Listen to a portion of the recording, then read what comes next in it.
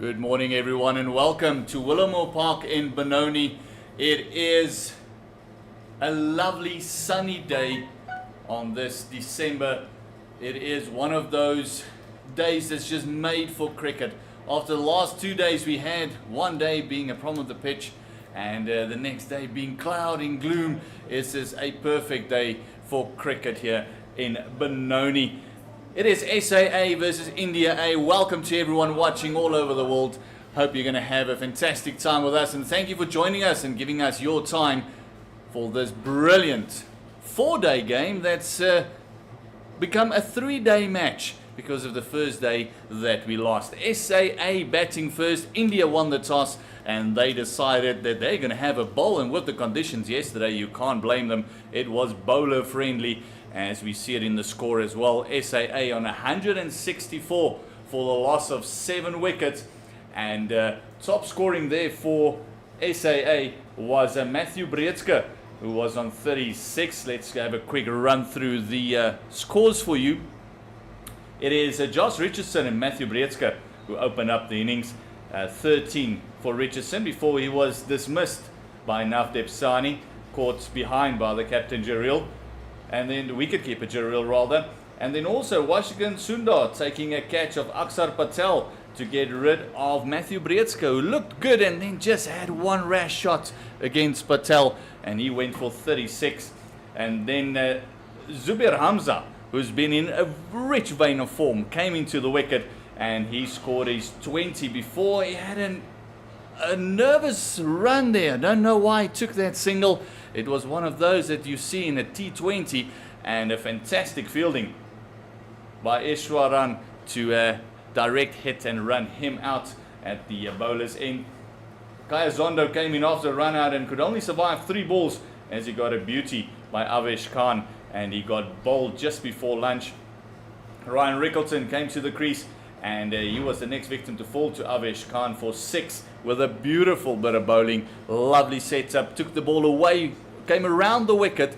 It took the ball away from the lefty twice, bowled an absolute jaffer to beat the outside edge, and the discipline to bowl that exact same ball again, this time finding the edge and getting rid of Ryan Rickleton.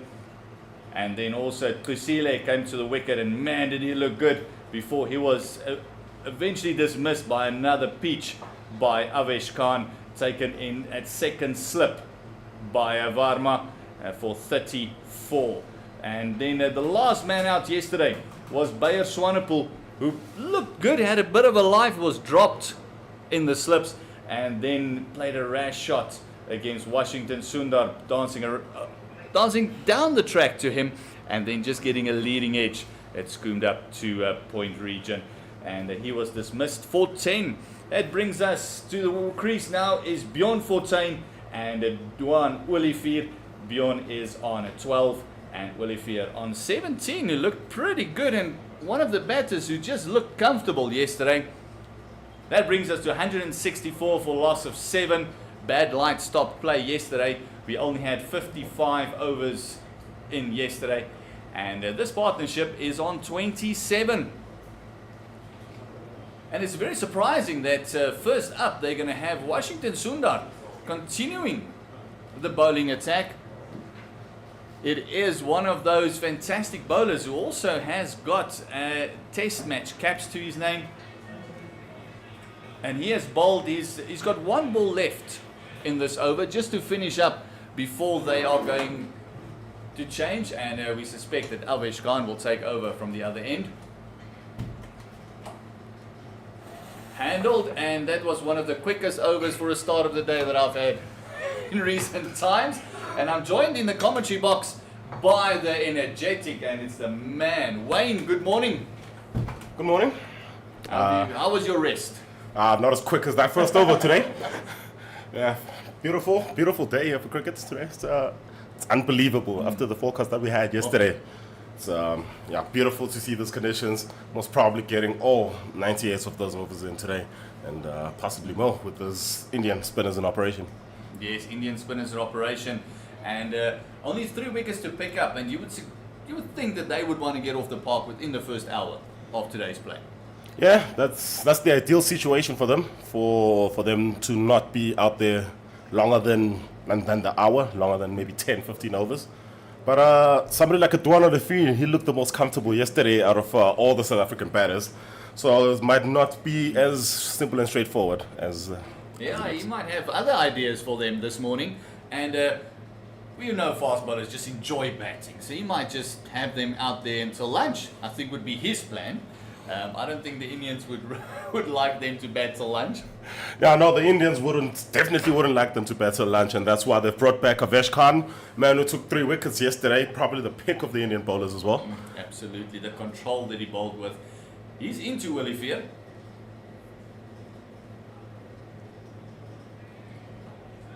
Bit of a loosener there. See, the carry wasn't quite there. The one thing that was very impressive with him was the carry that he got yesterday. Yeah, lots of bounce from that end of the park here at Willowmoore Park. He just seemed to somehow just get a little bit of extra bounce more than the odd bowler, and that probably was the reason why he picked up those couple of wickets. And it just shows the class of the man. He was also the man who destroyed South Africa in that pink day, one-day international. Just shows that he is up the level. He is up there with the best. Yeah, he's loving South Africa. Oh, and a beauty again, second ball up. And Olivier is not even having a look down the pitch. He's just practicing his shots again. And that is what we saw yesterday. Absolutely fantastic bowler. And he hits those lines and lengths consistently. Yeah, stock bowler. Compared him yesterday to Ryan Harris. He's that type of bowler who just seemingly can hit that same spot over and over again. And that wouldn't be too surprising, him in the Indian setup. Not too far from the future. No, absolutely. And I say again, yesterday I said it as well. Him and Shami together. Oh, another one passing the outside edge. And he must be thinking, come on, batter. Where's the top order? Because I got nicks when they were batting. Yes, indeed. I spoke about Ryan Rickleton not being good enough to edge the ball before he was dismissed. Not good enough to edge this one, unfortunately. Absolutely. And the chatter from the Indians, even the previous SAA games, wasn't a lot. There wasn't a lot of chirping going on. You can see there's 2 slips in a gully. Still opting for that 1.5. That's just moving closer and almost next to the keeper. Now this I'm just going a little bit straighter, trying to get that miracle swing. And Olivier just tucking him off his head for a single. And that is the first single of the morning's play. Yeah, get the scoreboard ticking finally from a South African standpoint. See how much further from 164 you can get. I mean, this is it's not really a great score. Looks like a decent wicket to bat on. Conditions obviously yesterday did not help South Africa one bit. So the longer they can get in there, just to nullify what India may do in those presumably good batting conditions. And also, have a look at the wickets. There was a couple of good balls, but there's a couple of rash shots as well. And the run-out from Hamza was totally unnecessary. Yeah, a couple of brainless cricket shots, brainless cricket decisions made by South Africa in that little patch. As Bjorn gets behind that one. But they seemed, especially when Kashile got to the wicket and Meti Breska, it seemed like it was now calm, that both of them had gotten to the flow of the game. And then a rash shot from Kashile got him out too. Yeah, and but again, great. Take nothing away from the Indian bowlers. They bowled brilliantly. We felt that they weren't bowling to their plans necessarily, but they did hit a liner length and made it very difficult to score. Yeah, didn't have much of a plan, but they bowled enough good balls to trouble those batters. And when the good balls came, South African batters couldn't handle them the way Bjorn has left that one through to the keeper. End of the first full over of the day. It's 165 for 7. And that is the end of the 58th over as well. It's going to be a long day, I feel, for batters. South Africa want to survive as long as they possibly can, and also scoring runs. That is going to be the other thing. It's not just about survival. The first innings, we mentioned it earlier, day 3 is normally moving day in any format. And although this is technically day 2, this is kind of where you want to see the moving of the game happening. And for the Indians, there'll be 3 quick wickets, getting into batting once, and then maybe put some pressure on that top order of South Africa. Eh? As we see Saini coming back into the attack, bowled decently as well. He picked up the solitary wicket, but he was a bit loose yesterday. They took a liking to him 12 overs, 45 runs conceded. Wasn't as consistent as Khan, although he was in Australia and he got a couple of test caps there against Australia. Bowled brilliantly there, but yesterday didn't look the part. Yeah, bowled too many boundary balls. I think that was the major problem with him. Don't take away anything from him as well. Not much of a game plan, but hit the line in length. Got a couple of edges. One went through to the keeper. Other one put down by Sarfraz Khan at first slip. He'll look to get better work from the fielders today and get more numbers moving in the wickets column. Yes, Sarfraz Khan also put one down in a potch in the first SAA game as well. So the fines will definitely come into play there. Yeah, the man in question is back at slip. He wasn't in slip in the last over, but they put him back at slip. So I thought maybe they'd finally lost the faith in him, but apparently not. He can still catch a ball, and he's still the number one slip fielder. Saini into Duan Willowmoore. Oh, straight down legs and lovely tucked away off the legs. Just a fine leg glance. The first boundary of the morning goes to Willowmoore. Yeah, now the third leading run scorer in this match for South Africa. He is batting like a batter, top order batter. He is looking the part, and right now leading the charge from a South African standpoint. Yeah, he's probably thinking, I don't know why you guys said it's so difficult out here. As you mentioned, he didn't look comfortable when he got to the wicket. Beaten once or twice, but just like that shot, he's just calm. He's not panicky or anything. He's just calm batting. I think we know he enjoys batting. But Saini will definitely have to come back after that first ball. It is a loosener and a big appeal. Height might have been a little bit of an issue. We'll just have to wait to see the replay there. Duan Willowmoore is a very tall man. Yeah, he's a tall man, tall ball. It looked like it just popped up a bit. That's a good-looking shot. But umpire Thomas Mokorasi is not impressed. Navdeep Saini isn't impressed by umpire Thomas Mokorasi. That is the first time that any appeal they actually looked a bit aggrieved and asking questions on why, how, and what did it miss. It's going to be a very interesting call there as we look at it maybe once again. Oh, that looked good. That looked good. Umpire unmoved. Willowmoore survives a big LBW shout. Yeah, a couple of fingers up here in the comms box. Oh, lovely shot on Willowmoore. That one feet moving a lot better. And we said he had to come back after that first boundary ball that he bowled absolute jaffa. And that one just slammed into the hands, and Duan is actually timing it nicely. Yeah, he's timing it nicely. Just want to go back to that LBW shot. It seemed like the call was just a little bit too high. Bouncing wicket yesterday. Do you think that maybe goes into the umpire's consideration there? I think they consider what the ball has done in its first ball of I don't know. It's one of those 50-50. I think an umpire's call would have been there if we had the review system. Oh, this one just reaching for a little bit, enticing him into that drive, but they do have a deep point out first thing this morning and also a deep square. So Willowmoore is rocking along. He is on 23 of 47, and Fortuin is almost taking the back seat in this 33 partnership. Yeah, I'd kind of like to see him take much more of a backseat. Duan Willowmoore is looking like the batter of the day, and if he continues in this vein, who knows, South Africa could get closer to that 200. He does have a high score of 72. Our South Africa A would love that. If he can get his high score today, just to get them over that 200 mark. Yeah, he's looking all value for all the 350s that he has in his career. Looking like he might just add another one here today. Let's hope the commentator's curse is not real. Well, it wasn't real yesterday. We were all, when play was called yesterday, watching the South African taking on India and Centurion at Supersport Park. And we were all hoping for betting him to get his 50. And we said, okay, only 5 to go. And everyone was shouting at you to say, stop the commentator's curse. And when it was on 49, you said 1 to go. So at least the curse is not with you. Let's say that. Yeah, we'll wait and see. Especially if Duan Willowmoore does not get to that mark. Yeah, I'm not the person who made that mark. This is actually Mpendulo Makubane. I'm the commentator right now, cursing you. Full and driven. 2 extra cover for a dot ball to complete. The 58th over is 170 for 7. And this partnership, like I said, is 33. And Bjorn Fortuin, when he came in yesterday, the first ball he faced went for a booming drive. And this was on Avish Khan, who was on rampant yesterday with the movement. He had one lavish drive, and after that, it's almost like that settled his nerves. And he calmed down, and he's played much better. Looked like the composed cricketer that we know he is. And batted through that difficult patch with Alvesh being on an absolute rampage. And great partnership with Dwayne Willowmoore.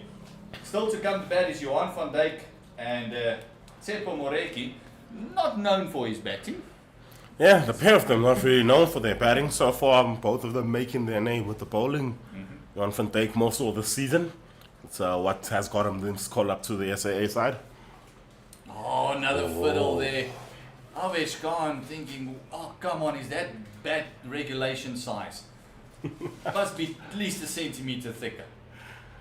Yeah, happy days there for Duan Olivier. A little bit thicker the edge, he's nicking off. So just going back to Bjorn Fortuin, he has done this quite a few times, especially over the last couple of seasons. I can think of Bjorn Fortuin coming through in precarious situations for the Lions, and then he comes through, just knuckles down for a couple of balls, and then he scores a big 50 or a big 100 to take them out of a hole. Oh, fantastic bumper. Now that, I said yesterday, the one that Clichele swayed away was the best, but now that is a bouncer. Yeah, it's the best well-directed bouncer I've seen in first-class cricket since Christmas. Yeah, you heard me right. As we see the replay there, I think that is exactly what they need to do with somebody like a Duan Olivier. One or two that just gets into his body, get him leaning back onto that back foot, and get him stuck. That is very well-directed. Good work from Duan Olivier to get out of the way. Fantastic work, kept his eye on the ball and just swayed away. As to be expected, no fit movement. Very next ball. He has now been forced back a little bit. And that's what you want, especially with a tall batter. You don't want them to get that stride in, because it just makes the lengthy ball a lot harder. Push them back. And it, very weirdly to see this, he only got 2 slips and the gully for Olivier. He's been past that outside edge so many times. I actually would have thought they might even push a 3rd slip in there, or maybe someone under the helmet. Yeah, I think they are doing exactly what we were speaking about yesterday, playing the conditions. I think the conditions look good. And they're not going to go. There's the edge, and fantastic, caught in the gully. Duan Willowmoore, I think that bouncer just was in his mind a little bit, and this one, no feet movement, as you mentioned with the ball before as well, pushing at the ball, and nicely taken on the right-hand side by the gully fielder. Kiss of the hand here from Pendulo Makubane. He is appreciating the game plan that has been put there by Avesh Khan. Bumper, peg him back, get a nice full one and straight. He sees some width, he throws his hands at it, catches it outside edge. Bowling to a plan, coming to perfection. And that's the first time that Willowmoore has actually just pushed it one instead of actually playing a shot. And you feel if he went for that one, might have gotten a top edge, thicker edge, down for 4. As we see the next batter coming in. And this is Johan van Dijk coming in. As we said, not known for the batting, so we feel that Bjorn Fortuin has got to harbour most of the strike. Yeah, he has to. Here's the reason why Johan van Dijk is in. Just a little bit outside the body. He pushes at it. Easy catch. And Olivier has to walk back for 23 or 51. He was in there for 50 minutes. It's 170 for 8. 50 minutes and a good night's rest. So, Johan van Dijk coming in to bat. 170 for the loss of 8. And this is exactly what India wanted. 3rd over of the day, 3rd full over of the day, shall we say. And Avesh Khan has got his 4th. He's searching for that 5er, and no better opportunity to do that than bowling at the new batter. Yeah, Avesh Khan, big chance. Couple of tailenders left in the mixer here. So this is a big chance for him to come through and pick up that 5er. It's a big chance for now for Bjorn Fortuin to just harbour the strike and be the senior batter. See how much of the strike he can soak up, how much of the pressure he can take, and how many more runs he can score on the surface. But it's going to be a tough ask for him now. It is going to be a tough ask. And as you said, he's done it before with Johan van Dijk. We just look at his figures there. An average of 18 does have a first-class 50 or 58. So again, our SAA would love to see 50 from Johan van Dijk with Bjorn Fortuin here. Just carrying on the great work. Oh, Got him behind that one pretty decently. I think it's going to be the motto for Johan van Dijk at the moment. Is just get behind the ball. And that partnership of 33 is exactly what South Africa needs again now. Another partnership of a 25-30 brings you over that 200 mark. And the last wicket, maybe another 25 or 30. Anything over 200 must be the target. yeah, definitely deserves to be the target. You see, he's only batted 32 times as Johan van Dijk, so he hasn't really gotten the opportunity to bat all too often. So maybe this is an opportunity for him. Lots of time left. Maybe just get him into that a bit higher up in the order. As we see Fortuin just warming up. He looks like he wants to run every run hard. Yeah, it's a good over there from Mavish Khan. It comes to an end. He moves to 4 for 37 in his 15 pick of the bowlers, by far from an Indian perspective. Still 170 on the board for 8. And you speak about trying to get to that 200 mark. Kind of helps that the number 11 from an SAA perspective just recently scored his very first class 50. Yes, it does help. It means that at least he's on a high, so we would love to see that again. And it's also that psychological 200. We speak a lot about the psychic of a cricketer and that sort of thing, but when you're chasing 200, it is a big difference than chasing 190. It's just that psychological 200. They scored over 200. It's the same with T20s. There's a certain figure that you're thinking, oh, we got to go at 6-0 or 7 over. There's 50 over games where anything over 250 is defendable. So he's signing into Fortuin. Just on that hip again, and this they don't mind. They might want to double up, but fantastic boundary riding. In the end, they're getting to the ball very quickly, and might not have been the best goal by Fortuin, but Johan van Dijk does have a 50. He's just showing his partner that he trusts him to keep out the bowler. If there's anybody I trust in decision making, especially in batting with the tail, it's Bjorn Fortuin. He's done that virtually his whole career. Yes, fantastic reader of people as well is Bjorn Fortuin. He's on 13 of 40. Non-strikers in at the moment though, as Van Dijk is going to face his first ball from signing. And again, just watching it onto the bat very, very precariously, waiting for the ball to get right up to him. No real foot movement except from the across to off stump. Speak about a big 30-run partnership coming through here from an SAA perspective. If you're a fan watching that shot, not too encouraged. Yeah, that might be danger signs for the South Africans and brilliant signs for the Indian bowlers. Yeah, especially from somebody like Navdeep Saini, who's spoken about his bowled well, just way too many wicket deliveries, boundary deliveries. He needs a couple of wickets. He's got a fantastic chance here with the new batter at the crease, and also the lower order batter with only an average of 13. He's not known for his batting, as we mentioned. He does have a 50. You see Bjorn Fortuin just having a chat there, and Van Dijk just practicing the shot. Yeah, it's something we seemingly have just rolled over. He's the only one of these 13 players who plays Division 2 cricket.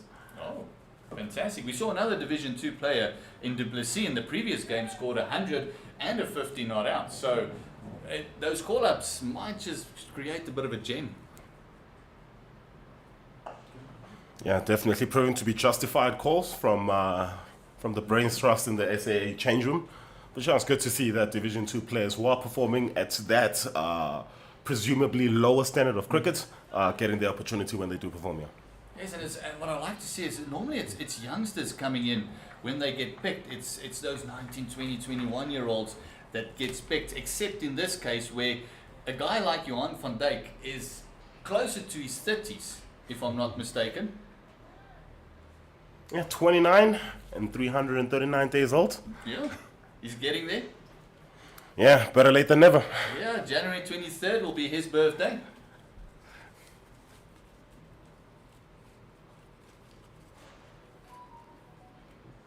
But he wouldn't mind a Christmas present, a birthday present here, and a belated Christmas present if he can score his 50. Another 50 he can rack up, or just take South Africa over that 200 mark. He is a player that's been around for a while. And like I said, playing Division 2, he's performed in Division 2, hence the call-up. So it'll be interesting to see, because he's called up as a bowler, not necessarily as a batter. Interesting to see what he does against some of the better batters, which is the Indians, and how he will perform. Yeah, speaking about him being picked as a bowler, he averages 19.92 with the ball, which is the best out of all the South African bowlers in the side. So clearly justified. But for now, his job is with the bat, and he fends that one off. It's another good end to the over. It's 171 for 8 after 80. New ball is available. It is 60 overs. Beg your pardon, 60. The new ball is available in 20 overs. So I think the seamers will have a good burst, and then Washington Sundar and Akshar Patel will take them, most likely from the 68th over or so, take them to that new ball. And but they don't want the new ball, because that means it's another hour and a half of batting. It'll take them closer to their lunchtime. They want at least 4 or 5 sessions to bat.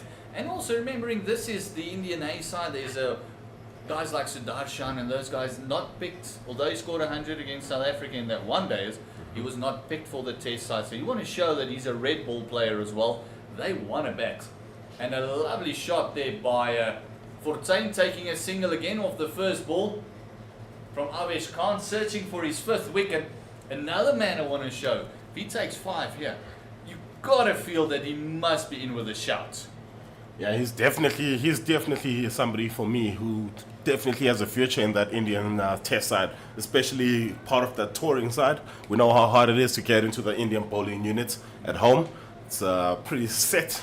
It's hard to display somebody like a Mo Shami or a Jasprit Bumrah. But from an overseas standpoint, he's somebody who has accustomed well to the South African bowling conditions here, and yeah, I think it's somebody who should be putting his hand up to be part of that Indian red ball touring team. They definitely should give him a chance while they're here. Siraj is another guy that might find himself on the receiving end, that he might be replacing him. Yeah, you understand though why they would have played Mohammad Siraj in this match. They are in the high field. He's a guy who has performed well, especially in Australia. So those are conditions that he has bowled well at. So that's why they would have said, hey man, we're in Centurion, bouncy wicket, let's probably get more Siraj a game here. But yeah, definitely I would think Avesh Khan would be a better fit in Cape Town. Especially with the control and the movement that he gets. You'll get a lot of movement in Cape Town as well, with the moisture in the air and that sort of thing. So it's going to be an interesting decision to see what the Indians do, especially after their performance with the bat. There might be 1 or 2 changes there as well. We'll have to wait and see. Yeah, definitely. Playing in South Africa, there are 3 different surfaces that you will find. Going down to Cape Town, very different from what they have the face up here in the Highveld. So they probably the makeup of the team might just be a little bit different, not just from a bowling standpoint, but from a batting standpoint as well. Johan van Dijk facing up to Khan, searching for that 5th wicket. You can see him just going after the bumper, just going that little bit fuller, not just back of a length. They want them to play. Yeah, get them to play as much as possible. Test cricket, or rather first-class cricket, that's the form where the most important shot in your book is the leave. So you have to get those batters to put that shot away as often as possible. And that is the difference between the top order and the tail, as we like to call them. It's the leaving of the ball, knowing where the off stump is. Oh, you can just see the excitement. They're nearly creeping through. That one might have been the one that just came into the right hand instead of leaving him. And Khan bowled 2 of those pearlers to Ryan Rickleton yesterday, which was a great setup. 2 balls going away from the lefty, coming around the wicket, and then 2 balls coming in and then straightening off the seam twice in a row, and the second one getting the edge. That was goosebump stuff. Yeah, man, under the helmet now. Is that Sai Sarasan? Yes, Sai. So they are going to get straighter. He does, gets behind it. And just seeing Johan van Dijk soaking up this pressure, he's now faced 11 balls. yet to get off the mark. He's a man who scored 352 first-class runs. He has faced 970 balls beforehand. So he's a man who does not mind just soaking up that pressure, taking up a few dot balls before trying to make a play. Yeah. But with Bjorn Fortuin there, it's basically just sticking around, hanging around, making sure that, I say again, getting over that 200 mark, singles here, singles there, and also keeping the Indians in the field as long as they possibly can, because that will frustrate the batters as well. And that often and not will just give you that extra wicket or two in the beginning, because you tire them out in the field. They're in the field for an irritating 2 hours or something like that. As we see another single coming to the end of the over. It is 173 for the loss of 8, and it's a first run for Johan van Dijk at this level. Yeah, first runs with that South African badge in his chest. It'll mean a lot to him. It'll mean a lot to the family, people who supported him. Now he's got a big job. He's got a big job to see where he can get the other 49 runs, and then hopefully help his side as well with the ball later on in the day. And Saini just having a bit of a conversation there. Maybe just trying to see what game plan the captain can produce. Yeah, we've seen this quite a few times. Abhimanyu Aswaran, he's been fielding in that mid-off region. He's been close to his bowlers. He seems to be that type of captain, very engaging, wanting to speak to these bowlers every second, third ball, adjusting the fields. So it's nice to see, especially for a bunch of guys who wouldn't have played together too often. Yes, and also now it's just up to the bowlers to actually bowl according to the plan, as we see now for him as well. The man under the helmet is in. They got the deep square, and the point has come back into the ring. Oh, that's a good ball. That's a good ball. That would definitely test the Tailender, the number 10 batter. As you see, a deep square out, and they've got 2 slips. They got that gully, and then the backward point, as I said, moved back in. But one thing that they did open up is the straight boundaries. Mid-on and mid-off is very wide, so they want him to play straight bat. That's where that movement is going to come into play as well. Saini has a natural ball of coming into the right-hander. That might be the reason why that man is just on deep mid-wicket there. As you can see, that ball moving late after it passed the batter. Oh, going for that block hole. There we go. That's the double bluff, eh? If you think about it, there's only 2, maybe 3, but effectively only 2 fielders in front of square. So they are clearly packing behind the square. The point is behind square. That deep square might just be the 3rd fielder, but you only have a man at short, mid-on, and a man at extra cover. So you're not expecting it to be full and straight too often, but the very first ball after he says that field is a full and straight one. Yeah, it's a double bluff. Wouldn't surprise me if there's another one coming. Maybe enticing that drive coming down the ground. As we can see, there is no mid-on in place. Oh, there's the one. There's the one. And it just squirts on the outside part of the bat. And mid-off is also non-existent. It's an extra cover. So they are wanting to maybe try and play a rash shot as he practices there. Maybe just get it over the bowler's head. Feel that it's a tail ender. Toss it up. Yeah, our race is probably a little bit different. Our rate, they're trying to get him onto that front foot as often as possible, and then just surprise him with the one that's just about back of the length short ball, and gets those either the short leg, the minute gully, or the 2 fielders deep behind square in business. Oh, we'll only see. Yeah, it's a sound plan.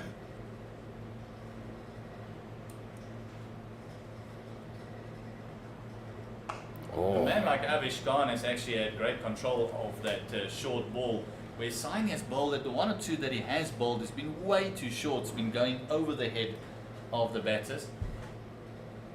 So that might be, like you said, the reason why the fielders are out there, but he's just bluffing at the moment. We saw that one first ball of the over rising nicely, and that could be the one that he's hoping is in the head of the batter the whole time.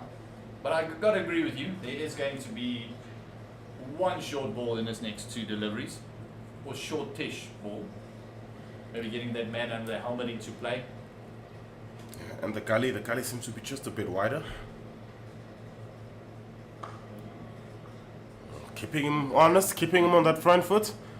It's either that or he's trying to get him to think that the field is in the deep are there for the short ball, but the short ball is not coming. Not yet, not yet. And you probably will know that the man in the helmet and the slip fielders will let you know, say, listen, it's going to be a nice short ball. Remember, last ball of the over, you can bowl two.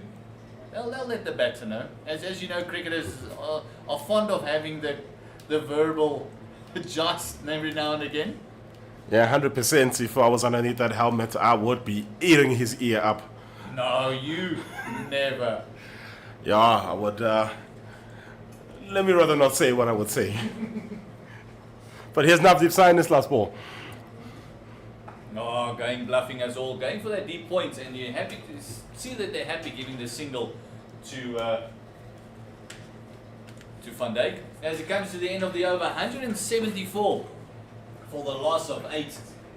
It is after 62 overs. There's 93 overs left of scheduled play in the day, and South Africa just want to survive as deep as they possibly can. They want to go up to close to that 200 mark and over. Only have 2 wickets in hand, and Avesh Khan is searching for his 5th, bowling brilliantly. 15 overs, 4 for 39 with 4 maidens as well. As I'm joined by the myth, the legend, Pendulo. How are you? I'm feeling just like the sun today. I'm ready to come out and play. Feeling really good, feeling a little bit energized and rejuvenated. It's always beautiful when we're here for the cricket. And it's always beautiful when the cricket is beautiful as well.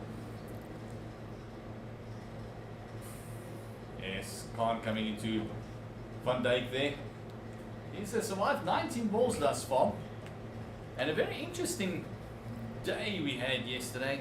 No surprise that they won the toss and bowled first. It was a bowling day without a doubt. And Avesh Khan bowled brilliantly. And even 15 overs, 4 for 39 does not paint the whole picture. He was past the bat regularly. The shouts from everyone I was hearing, "He should be in that India team, should be in that India team." Look, shouts like that don't come just because people like how your name sounds or they like your fashion. It's because they like what they see when you come and deliver the ball as a bowler, or they like what they see when you wield the blade. So here Avesh Khan is really doing the job. You can see instantly they have a man under the helmet and he's getting Johannes van Dijk to play at that man. That is astonishing control from Khan. Yeah, it does look like he's a level above the other bowlers. Same with Akshar Patel and Washington Sundar. It is the 3 that must be knocking on that Indian door. No surprise from Akshar Patel. He's made a fire start into his test career. He does have a couple of test matches, both with the bat and with the ball. It's a serious talent, and it actually shows with the figures that they have, both the spinners. Just 30 runs from their 20 overs. 1.3, 1.7 runs to the over respectively. How do you score against them?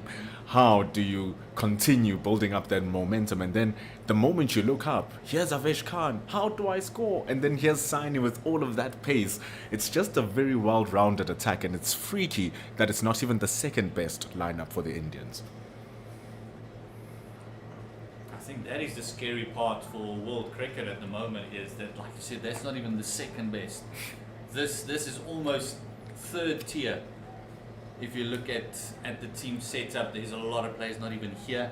There's a lot of players that not come on tour because of injury. There's Mohammad Shami, who's actually out of the South African tour, is not here, who's the best bowler in the world in my opinion. And I said it before and I say it again.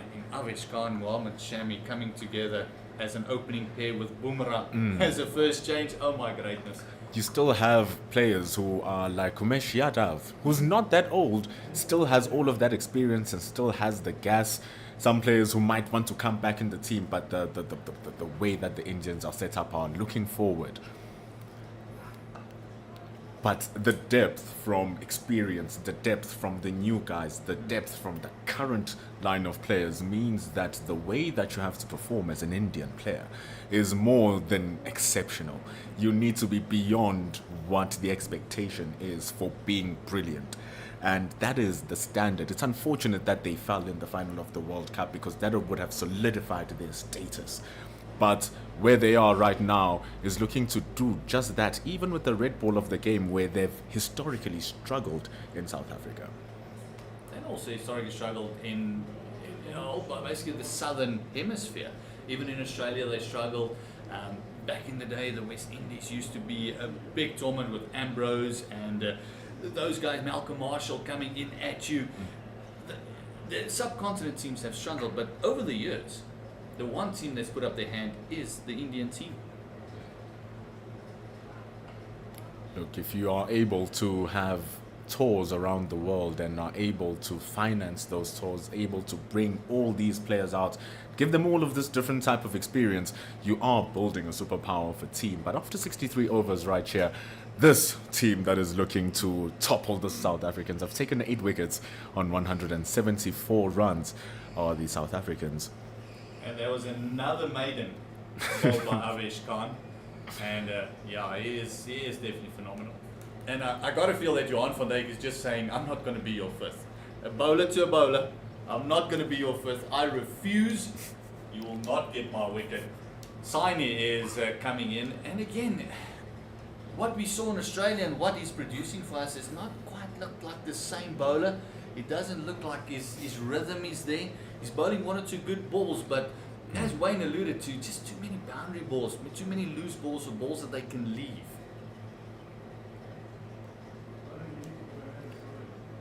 Oh, that one just dropping short of the gully. That was a loose shot by Fortuin. That one could have been left alone. It might just be a little bit of frustration because he hasn't faced a lot of the deliveries this morning. They've been happy to bowl at the tail. And Fortuin, nearly gave it away to the gully there. That is actual consistency from Navdeep Saini. It's true that every now and then he's been given away that boundary delivery, especially yesterday when the ball was swinging into the right-handers a lot. What he's done now with the previous over with Van Dijk was that excellent control, hitting the off-stump consistently, and he's continuing now with the ball doing slightly less in the air. So you see there's that control now that he's targeting exactly where he wants the ball to go. It's no longer hooping. We saw the first ball wasn't the best one. It was a true loosener. Just pedaled down for 4 runs by Bjorn Fortuin. But right now, it seems like he's found where he needs to operate, which is just slightly fuller, but also just outside that off stump. A line which he was struggling with a little bit yesterday. But let's see, there's still 4 more balls remaining. Will he be able to remain consistent? Wants to pick up another wicket. That would be the main thing for the bowlers at the moment. You want to show that you can bowl with control, great economy, but also pick up wickets. Oh, much better delivery. This is at the batter. And this point in the game, don't you feel they should make them play more? They've been playing a lot more shots than they were yesterday. A lot of balls left outside the off stump. I would love to see that more. Attack a little bit more, make them play a couple of shots. You know what's interesting about that point? In as much as people, we tend to look at line in isolation, we look at length in isolation. What Saini here, from what I'm seeing, it's the length that is trying to draw the batter into the shot. Bowl the ball full enough, regardless of what the width is or the line is. Oh, another edge found. This one just jerking back, and great chase in the end. They're going to triple up and make it 3. Great running by Van Dijk. And there's that one drawing him into the shot and not getting a stride in, being trapped on the crease and getting that outside part of the bat. It's the length that is the key. As I was talking about, that is how you draw the batter into the shot. You have your slips who are quite wide if you're looking at them. Saini pushing that ball wide outside the off stump, has the protection in the covers, saying go for it. Score these runs. You only have 2 wickets left. Why not? So by pushing the length full enough, you entice the batter into a shot enough. And that has been the case now, which a case you've alluded to, by making them play. Now bringing the line into question, you've made the batter feel comfortable in leaving the ball. Now, are you comfortable in playing the shot? And clearly, Van Dijk wasn't with that. Bjorn Fortuin was not comfortable with that, which shows that everything just works together so harmoniously. As we see Saini changing his line, he's got the leg slip in now, coming around the wicket to Van Dijk. Oh, we saw a beautiful ball by, this was in the BBL, where, in the one-day match against the T20, England versus West Indies, where Russell bowled around the wicket. And he bowled an off-stump Yorker with a slingy delivery. It was an astonishing ball. And that ball was almost like that. He's just passed the off-stump. He's trying to go across him. And again, just that mindset of deep squares out. We've got the leg slip. When is the shorter one coming? Even one that will tuck Van Dijk into the hip, aiming for his ribcage. All into question. But for now, just keeping it true. I love it when we see the wide pan of the field and see how wide the slips are. But Navdeep Saini here just working on his line, speaking with umpire Magorosi about the possibility of him running onto the crease. Definitely not as comfortable coming around the wicket as Avesh Khan, as we saw yesterday. Left-right combination didn't bother him whatsoever. Came around the wicket, tweaked his action for there, and then went back over the wicket. As we see a bowling change coming up. And this is kind of interesting, because I thought Avesh Khan might have another burst at 14 even. And it's Akashdeep coming in. Another one of those bowlers who bowled pretty decently yesterday. Akashdeep opened the bowling, bowled 11 overs, 3 maidens, didn't pick up a wicket, and was the most expensive of the Indian bowlers. He went for 3.5 in his 11 overs, 39. So it might be that they want to change ends with Avesh Khan, maybe give him a go from the other end, although he's picked up all his wickets from that end. So yeah, interesting decision. Might as well give Akashdeep his chance also at glory. Seems like there's something here for the bowlers.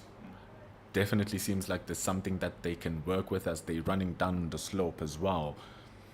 So Akashdeep yet to get a wicket, yet to really make his impact being felt into the game. I mean, 3.5 is not the worst economy rate to go at, but when the team you're facing is going at 2.8, you almost giving a run extra than the rest of the team, which is quite expensive after you've bowled more overs as they accumulate. So can he at least be the magic hand to break this partnership? He did have nice wheels yesterday. He did have some extra pace. He's a much skiddier bowler than Avesh Khan is. He doesn't hit the deck that hard, but he does rush you a little bit. You don't expect him to come to you as quickly as he is. A lovely flowing action.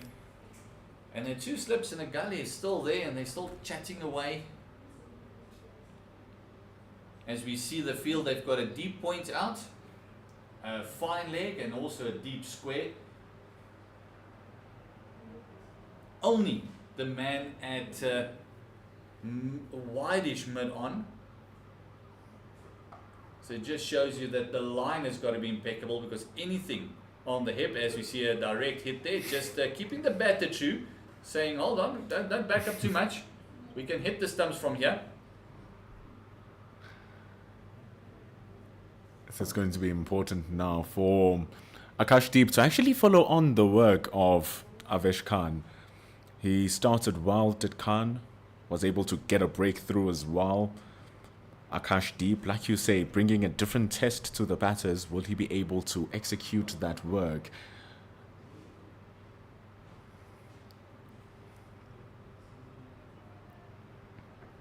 Oh, this one just straying onto the hip and just working around the corner. And the captain might feel that, hold on, if you're going to do that, you must bring that leg slip into play again. Something that works, something that actually works really well for Navdeep Saini, because he has the pace, he has the bounce, he has the things that you want for that short delivery and for that leg slip. Here, seems like the plan is a little bit more different for Akashdeep. Normally, we associate the deep square leg and the fine legs partnership as a short ball that is incoming, but also it can be used as a defensive tool by the captain, allowing the bowler to bowl straighter at the wickets and just preventing those balls to be timed perfectly for boundaries through the square. Oh, big shout, big appeal. They are adamant. As a bird flew.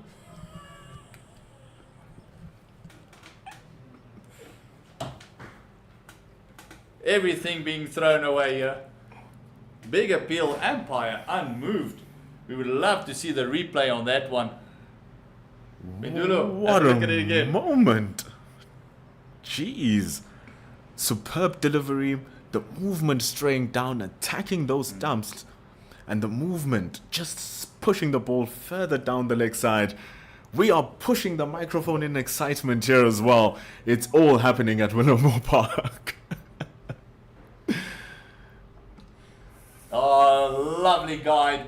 That one opened up the blade, and Van Dijk actually played that one pretty well, getting it past that gully fielder into that vacant third man, and it's another boundary for the SAA, and they're creeping up to 182 for the loss of 8, getting closer to that 200 mark. It's good stuff here for the South Africans. Partnership now.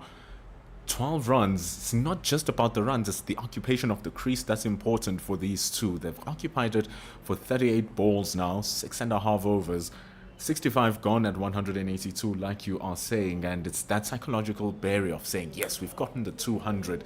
Chances of us here getting a result is not going to be that much, considering how much play we've lost. Unless if some spectacular bowling and some really questionable batting comes into place. But from how things are going right now, it will be a happy place for them to bat for as long as they can. And like the idea you put out, Gert, keep the Indians out in the field for as long as possible. Yes, keep them in the field as long as possible, as we see a change in bowling, Saini being taken off, and Akshar Patel, who's made his name in international cricket as someone who wraps up a tail pretty good, pretty well and convincingly, is brought into the attack. And Bjorn Fortuin is being... there's two fielders around him. He's got the slip, and he's got the man under the helmet. And they've got the deep square out. He's behind square for Fortuin. It might be for the sweep shot. He did play it yesterday once. And that is the only boundary riders actually bringing him into the proverbial circle now. He's almost putting him in on a 45 angle. Just for the fine sweep, maybe once showing them big vacant land for sale. Bargain going. It's going to be hard with the ball spinning away from him unless if Patel attacks those stumps. The idea that I just had in my head with the heights of Akshar Patel is having that short extra cover, coming in even a bit closer. He's standing about 5 strips away from the playing surface. Get that man 2 strips away. Get him right under the nose. Feet movement. That was just to upset the line of Akshar Patel. Just dancing down the deck.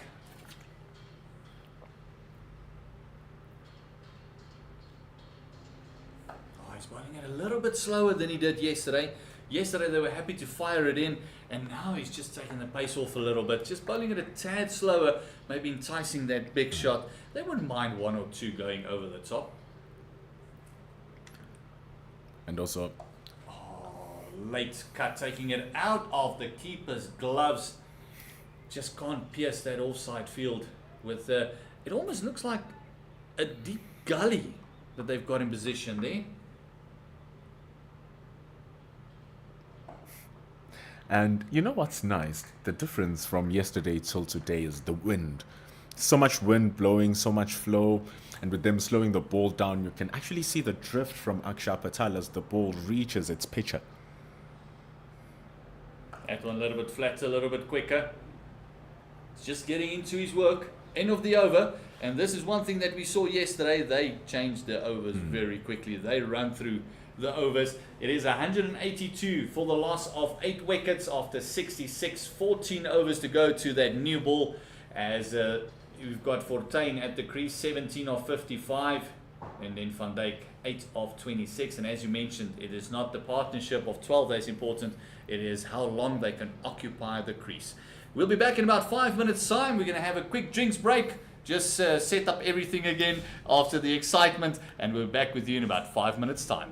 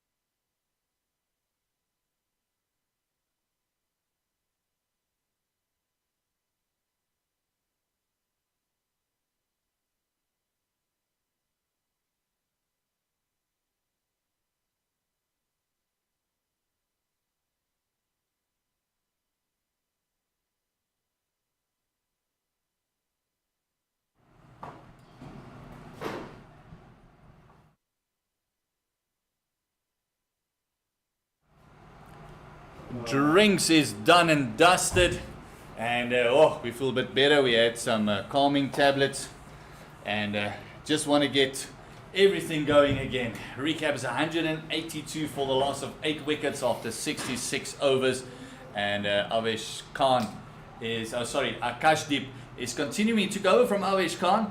He's still searching for that first wicket, with 2 slips, a gully, a deep point, a deep square out, and also a fine leg into Van Dijk. That one just way too short, maybe just loosening up after the drinks break. Greeting Van Dijk with a nice one. It's actually a well-directed bouncer that's from Akashdeep. Bo still bowling with a lot of energy. He's into his 13th over. 43 runs from his 13 so far. And I love the fact that there's still trust in his abilities and his wicket-taking chances. Still 2 slips, still that gully. It's actually more important because you're bowling to the bottom order batter now. Oh, much better ball. Just hitting that ball on the splice. You can see Van Dijk just showing that that ball has got a bit of extra kick, and that's where that 3rd slip will have to come in. If he's going to get that kick and bowl that line, a thickest edge will take it past that 2nd slip again. And it's not just something we're making up from the air. We've seen it happen in this very match when we had a little bit of our situation here in the commentary booth. Ball edged past that gap between Gully and the second slip. And it wasn't even a mistaken shot from Van Dijk. It was from Fortain, rather. It's just that. Really solid, good attacking bowling. Yes, and that's what the captain wants. I think that's exactly the word that he said to Akashdeep and say, listen, we saw from this end what happens. Hit that back of a length, hit that 6 meter mark, and let the batter then just play at you. Let him play every ball, don't let him leave, and we bring those slip fielders and the gully into play.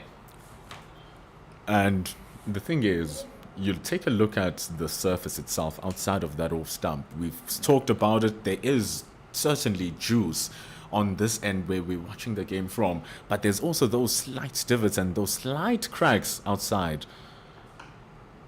It just gives them so much more to target. You can literally see the black strips outside of the off stump which can be targeted. So it puts South Africans batting and even their bowling into something that they can think about when they come in.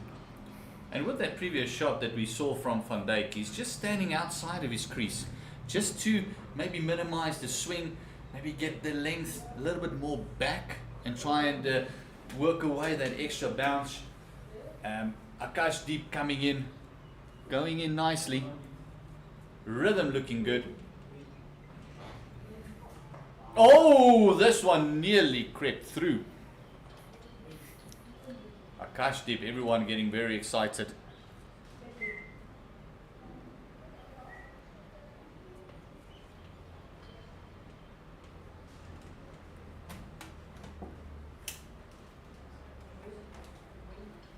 He's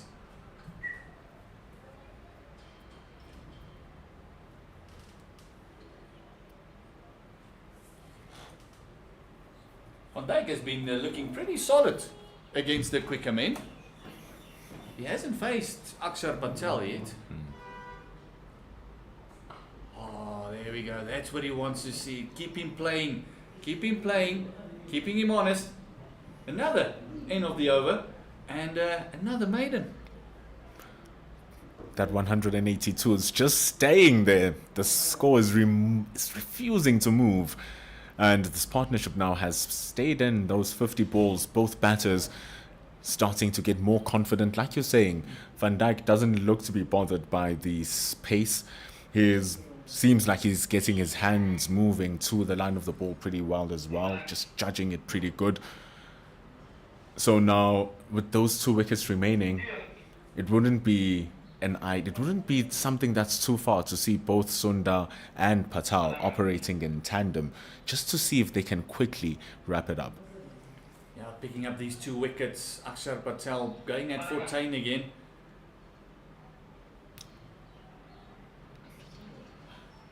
Oh, another quick single taken, first ball up.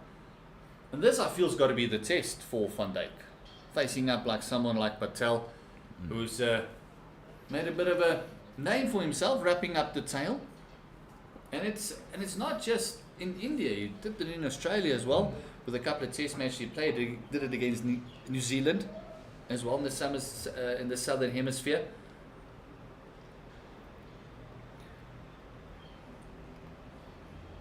If you take a look at his test record, which is something to savor, it's absolutely ridiculous, is for a spin bowler to have an away average of 23. It's quite ridiculous.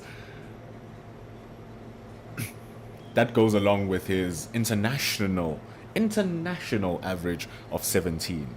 So he gives next to nothing away when he goes for those wickets. He's absolutely serious. A spin bowler taking a wicket, every 51 deliveries? He's something to really savor. There's a one just a lot slower as we saw the man coming in close just under the nose of Van Dijk. See, now this is the pressure we talk about. This is the pressure.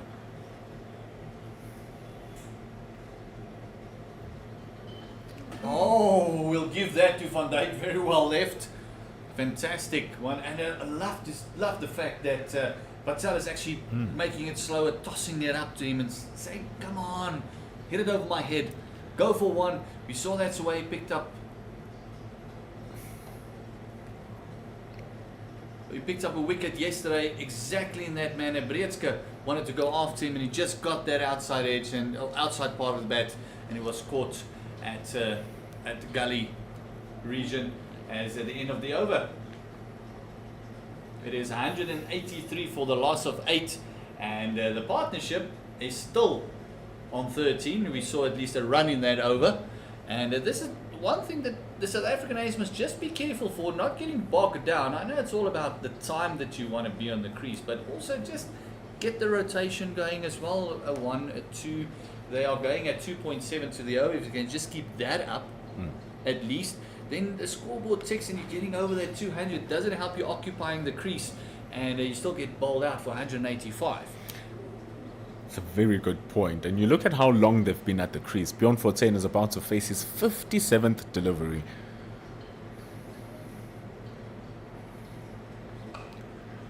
And that's exactly what you're talking about there, Gert. You've occupied the crease for so long, you get to a point where it becomes a little bit easier to score runs, and they just trying to push the ball into those gaps. It's about seeing the green around and trying to make that happen. There'll still be a lot of green happening around.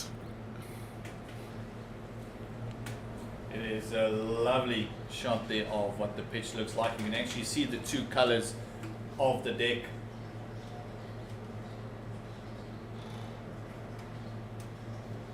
Akashdeep searching for that first wicket. 2 slips a gully and bringing in the deep square to just in front of square next to the umpire. Going full at Van Dijk. And you mentioned the time occupied the crease. Van Dijk just faced his 40th ball. And yeah, the 6 runs is irrelevant, but maybe just every 3rd or 4th ball get the single. Like I said, getting that 2, 2.5 and to the over maybe. Just every 5 overs that you're going to face, maybe score 15 runs. It just gives you 3 singles.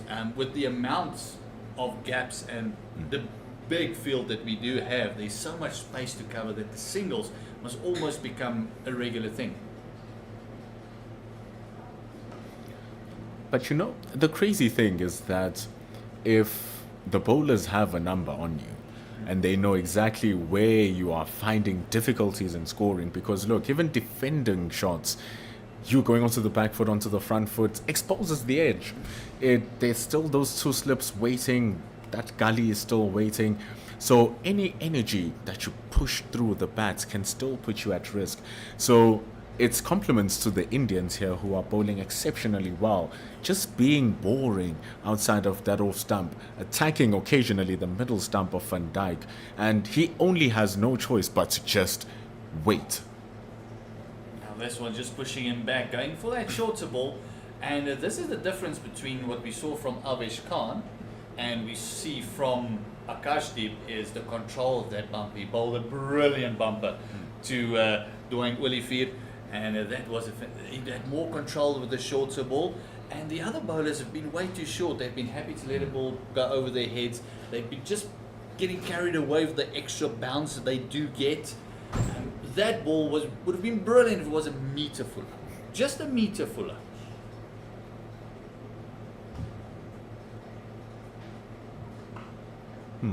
Just goes and reverts back to that fuller delivery. And also the line. Ball is just moving slightly inwards towards the right-hander. So if you're going to be starting the ball on that straight line, of course it's going to fly behind the back of the batter, which makes it easy because even if you remain in your stance, you've already dodged the ball. So if you direct it onto that head, like we saw with that one on the fear getting to his shoulder, it was all on him.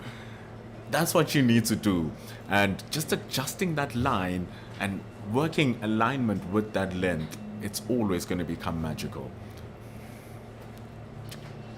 Oh, fantastic delivery. That one passing the outside edge of Van Dijk, and then you can see him just practicing the leaf shot there. That ball just straightened up, and there was a lot more carry in that one as well. Another end of the over. It is 184 for a loss of 8 after the magical 69 that is gone. Gorgeous delivery that's from Van Dijk. You might think that you want to let it go, but the deceitful angle of the release, making it as if it's coming onto your body and you have to throw your bat at it, defend your torso. That ball is very sore. Oh, yes. And all of a sudden, your edge is there. It's wonderful bowling this from Akash Deep, really actually following up from Avesh Khan's work. Happy days for the captain here for the Indians. This is exactly what they want. And then you have Akshar Patel, who's showing all of his variations, all of his skill. That's exactly what you need to do if you want to get these wickets. Don't let the batters breathe. And another single, a solitary single in that over as well. So we had a couple of overs, one single. And it is Akshar Patel coming into Fortuin again. And this time round, we actually see that the deep point has come into almost a conventional point. With the man under the helmet still there, the slip, and a little bit of excitement there as Fortuin had a good stride in. They might have thought, stifled appeal. Was it pad first?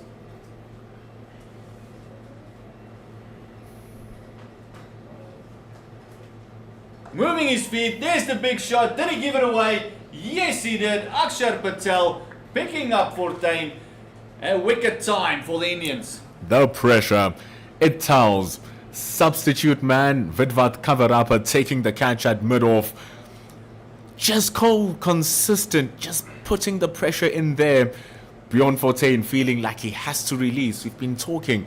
One run to the over. Maiden.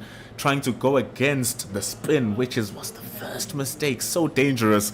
And he gets that thick outside edge. It flies so candidly to cover up at mid-off. And he's gone for 19 after spending nearly 2 hours at the crease. Yeah, fantastic fortitude by Fortuin. And then he played the rash shot as he came in. And this one, almost trying to get it over mid-on instead of maybe going over extra cover. Going with the spin would have been a better option, and with Patel just slowing it down through the air, just not getting to the bounce of the ball, and then just finding the outside part of the bat, and a wicket time for the Indians. It's that confidence also that comes from scoring 100 runs in your last inning, in a couple of innings as Bjorn Fortuin. You feel like we can still ride that confidence. And like you said, after being bogged down for so many deliveries, you eventually want to let loose after 58. But alas, it's not the case for the South Africans, and it brings in batter number 11, the last man standing, Tsepo Moreki. This will be an interesting conversation in the middle now. John van Dijk will say, listen, I've been here for 44 balls. I'm going to take most of these balls. But Moreki just scored his first class 50 in the previous game, so there might be a bit of confidence there as well. They might feel they can take the score up to 300. Scoring that 54 and especially not losing his wicket against the Hollywood Bets Dolphins. But this is a different ball game. You're playing against one of the best bowlers literally in the world. Oh, finding the outside edge immediately. Moreki would say that's great placement. Oh man, you take them as they come. They don't write down on the score sheets one edge. They just write down one. Akshar Patel, like you said, cleans up at the end of the day. Does it in Test cricket at the most elite level. Has done it against Australia, against England, and against anyone who comes to India. Has done it in New Zealand.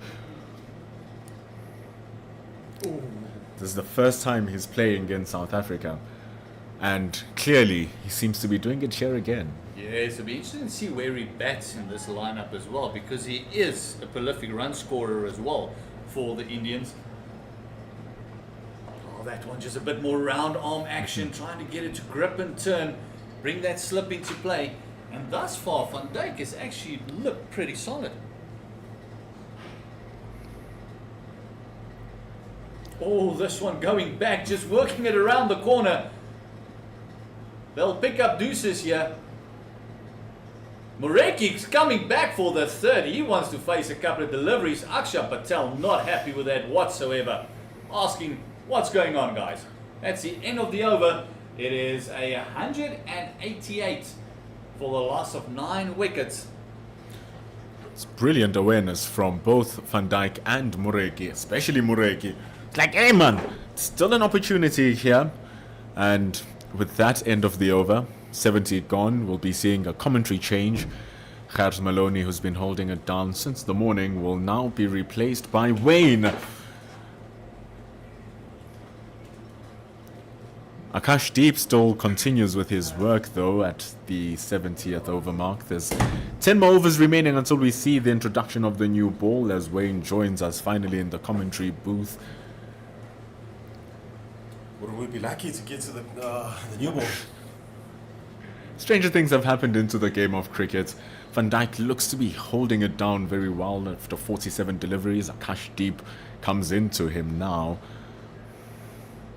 And he's just been ever so consistent on that line on the middle stump, on that off stump, and on that fourth stump as well. Yeah, just coming through from the YouTube comment section, a lot of people talking about him being a part of that India senior and men's national team. He's been consistent, hasn't been fruitful with the wickets, but he's been consistent with his line and length, and yeah, he's done the dirty work that has allowed the other guys on the other end to take the wickets. His work today has been very much impressive. Can you tell apart if it's whether Vesh Khan or Akash Deep bowling in terms of the accuracy and the way that they're structuring their overs? You can't really tell. No, you can't. He's starting to get that bit of extra bounce as well. Bowling from that end, he has gotten the general extra bounce. And good from Van Dijk to get his bat out of the way. He's looked comfortable. He's been comfortable defending the ball, and I think that's probably been the biggest thing about how he's looked. He's been trying his best. And his best has actually been working, has Van Dijk. The only problem is those runs. But it's a discussion we had with Gert tonight. It's about the fact that the Indians are bowling ever so true. The questions that they are piling up here are not ones you enjoy facing. No, but Johan Van Dijk is happy just to take a bit of a rear guard action in here and just keep them in the field for as long as possible. Speak about cricket being one of the most mental games, and the longer you are in the field, especially bowling to the tail enders, the less motivated you are when you go back into batting. Because you come there, you've taken these 9 wickets, the best batters are gone, you're feeling as if you're already visioning your batting, you're already visioning chilling and sipping some water. Gone are the days when you can have beers in changing rooms during the game. So you're sitting there sipping your water and your electrolytes, and then all of a sudden, it's just not coming. These guys are just paring the ball away, and all of a sudden your spell is gone. Next moment, you're being called for another spell, and it just doesn't end. Yeah, it's a mojo thing. You feel like the mojo juice is just draining out of you ever so slightly, ever so consistently. The more they keep batting, 55.5 overs is what it took us to get to 7 down. It's been 25.5 since then. And Van Dijk remains resolute in his defense. Akash Deep continues peppering that back of a length area. It seems like he's found his money right at that back of a length. Saini from the opposite end, of course there's less moisture, was much more fuller in his work. It almost worked against Van Dijk, but he was competent on the front foot right now, showing his competency on the back foot as well. Yeah, 100%. I'd have to say, Manu Suran has been fantastic with his bowling changes and the field placings. But I would have wanted to see Washington Sundar this morning. I feel like that is something the Indians have missed, especially against the lower order. In as much as I agree with you, Akash Deep is showing that he's not the bad choice. He's still trying to extract that moisture that the surface visibly has. He did a good job in that over. We see 71 completed now, keeping Van Dijk honest. It's 188 for the loss of 9. Yeah, Van Dijk, 53 deliveries. He's been on for over an hour now. He becomes the key wicket. We spoke about Tepo Moreki, 54 in unfavorable batting conditions in Durban. So for him, that would be something that he would look to bring through to this match as well.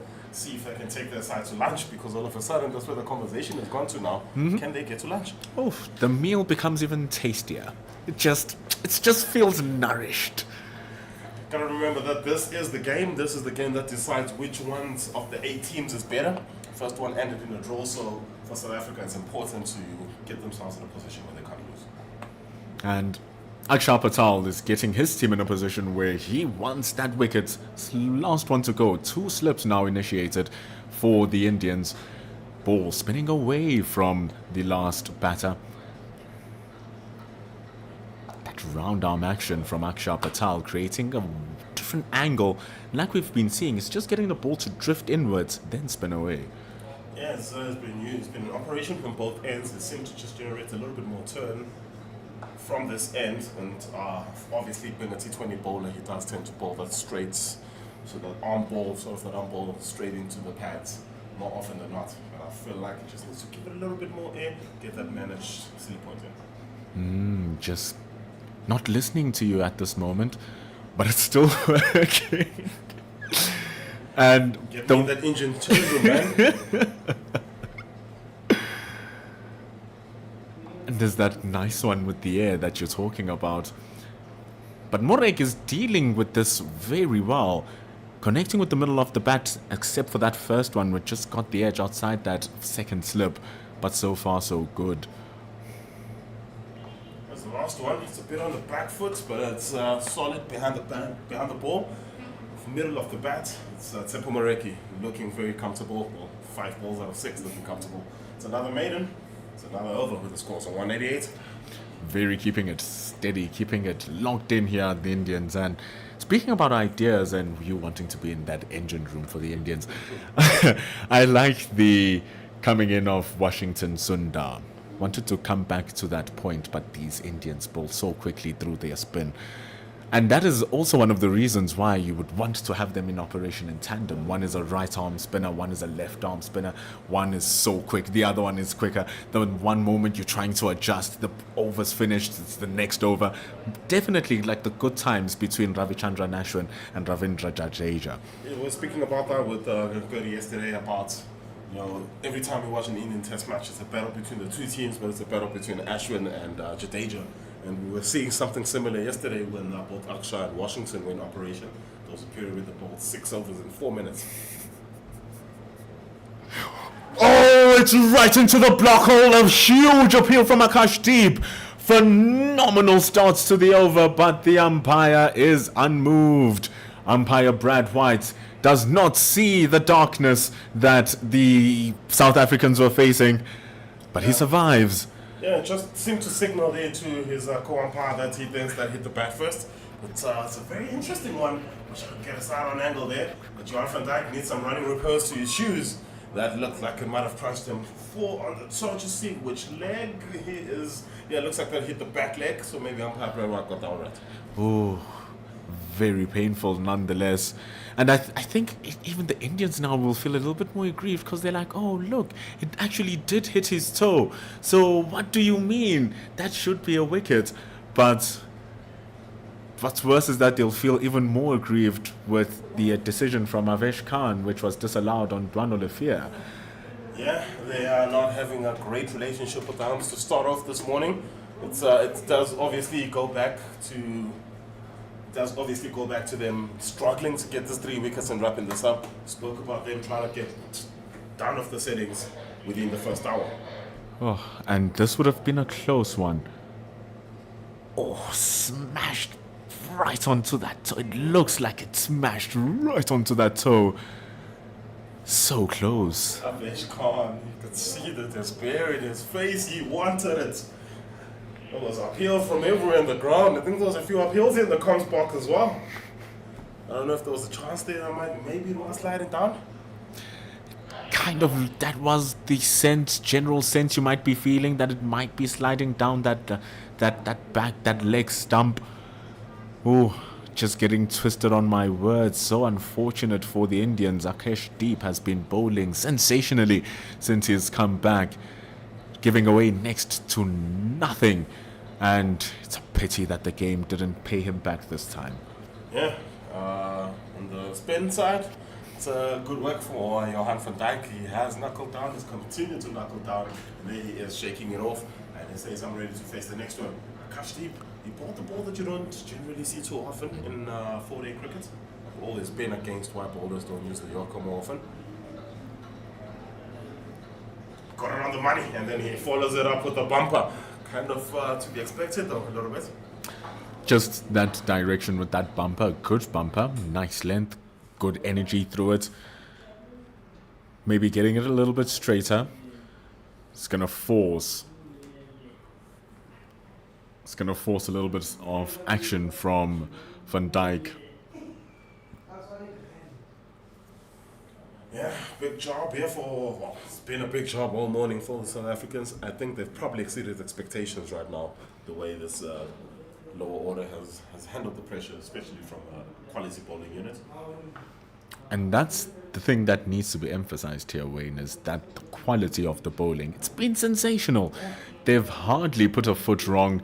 You can count the amount of deliveries that have been given away as runs. Those would be normally your first ball of your spell. Just trying to loosen yourself up, pushing it down the leg side and then being pedaled away.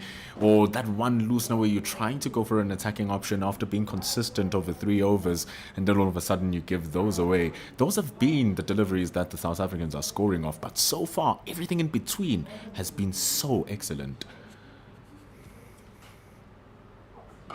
Just look at that. Even when they're trying to attack, you can't get away.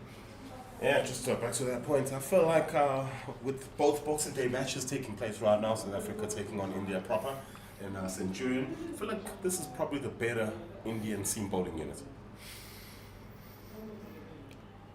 Thinking about it?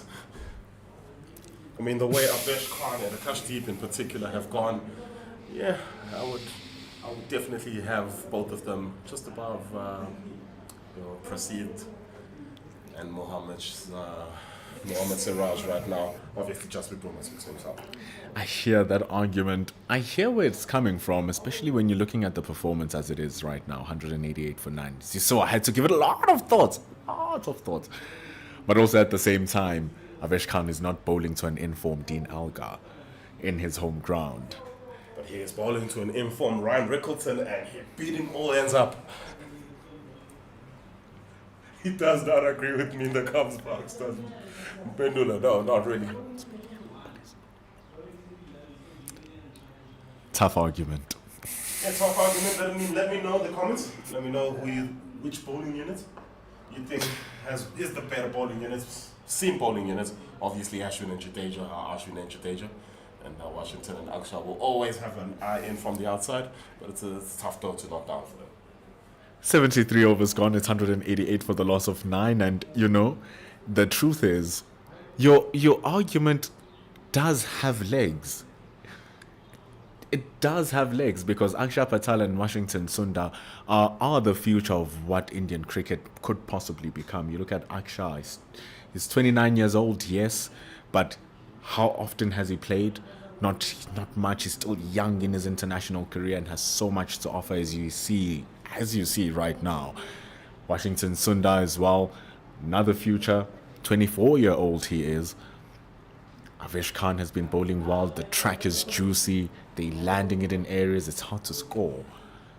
Do you think maybe that is why the seam bowling unit has maybe performed a little bit better? It could be. There's an element of hunger from them as well, wanting to showcase that they are the ones. None more than this man, Avesh Khan, who's changing his ends now.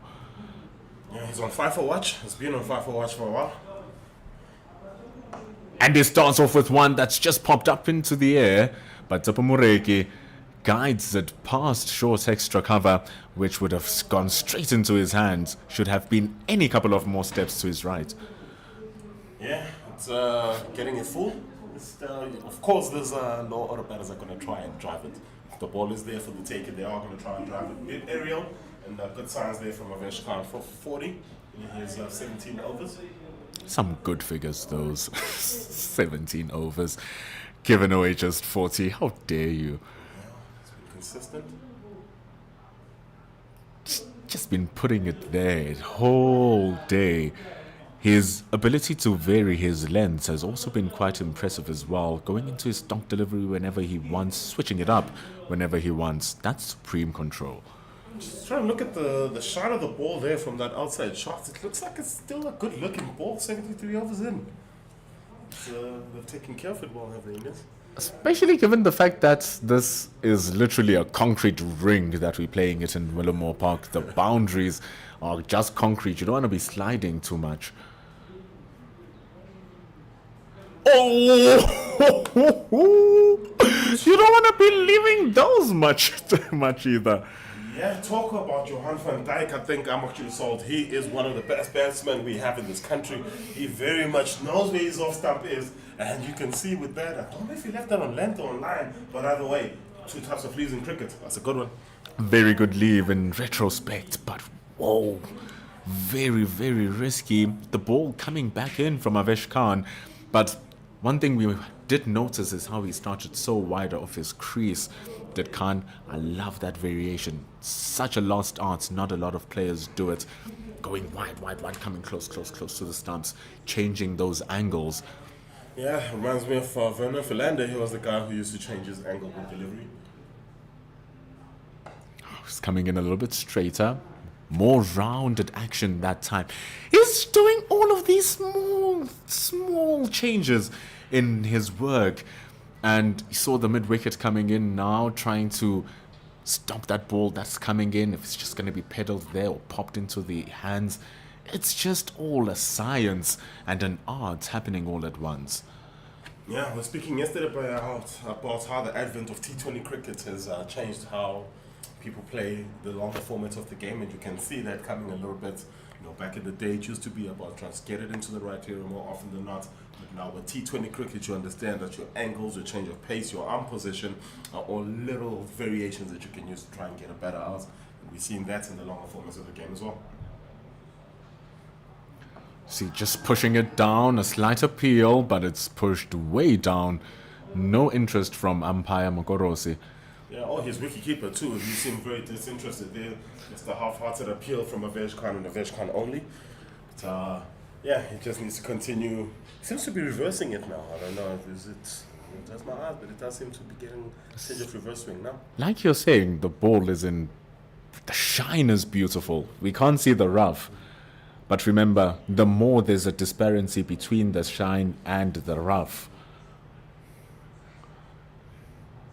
Oh, that's where you get the ball talking for you. It's having a conversation with Tepo Moreki's padding. Seems to be rather uncomfortable in that conversation. Oh, I'm not comfortable watching that again, so hoping my producer doesn't show that again. Good bowling. Avesh Khan is desperate for a wicket. It's the second time he's appealed this over, but it's just a couple, and we have 290. 190 for now.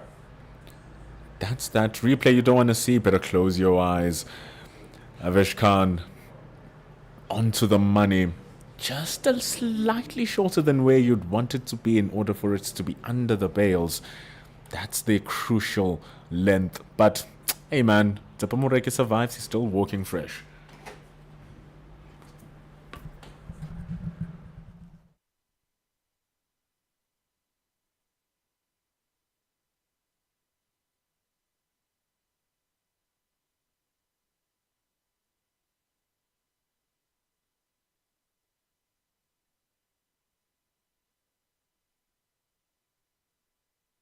I was talking to her. Actually, her is the one who made me pick it up that the mic is within the wrong. Okay.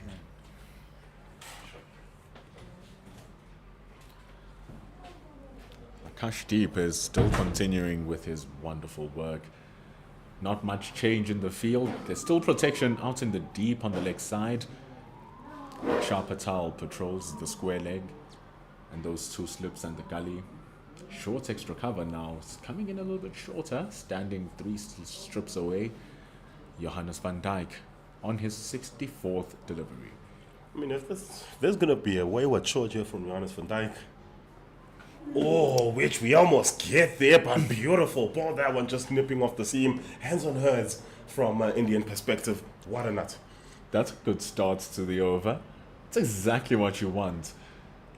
He's been having a hard time deciding whether to play or to leave Johannes van Dijk, and that's the quality of the bowling being produced here from Akashdeep. And that's also how that Yorker was so effective. He's just been there the whole time in his bowling, with the lack of rotation of strike, he's just had the privilege of bowling to Van Dijk only. So he can set up his work, and then he finally gives it away, and that's that single. Yeah, bit of stop start there from the pair of the batters, but they do make it safely in the end. That's what happens when you pack down a little bit. You're used to facing the same bowler, and even those simple ones don't look like simple ones anymore. But just going back to those two deep fielders you were talking about in the deep for Johannes van Dijk, I was going to say 65 deliveries. If he does have a rare shot in him, like a big hoik, he's done well to keep it in his books for 65 balls. You can also have an argument that, yeah, the deep square leg is an attacking option for the short ball, but if you want the short ball to really get you wickets, you set the field for the short ball to get you wickets. You bring in that mid-wicket in there. You bring in a man who's going to be under the helmet in there, or if not, you bring a man at the leg slip. You make sure that whatever option, the pull, the hook, it gives you an attacking option, not just in a defensive. Not just defensive with the man out in the deep. And that shot which looked defensive from Morek is actually a nice push for a single. Yeah, I think that single has been on offer quite a couple of times actually from a South African A standpoint, but they haven't taken it. But obviously now there's a little bit more urgency to get runs on the board. It is 2 minutes past 11, so it's still about an hour till lunchtime. So still a bit of work. So you probably are thinking, oh, we have a lot of work to do to get to lunch. Maybe let's just try and get to 200. And that's the idea of playing one ball at a time, playing each ball on its merit, which I believe they've been doing pretty decently here as I touch wood.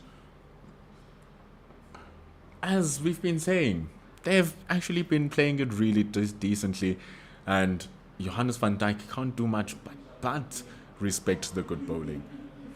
Yeah, he's had to respect the good bowling enough times because the bowling has been absolutely amazing from an Indian standpoint. It's 192 for 9, one ball left in the 75th, and not very Indian-like to have seamers in operation, especially this late into the first ball.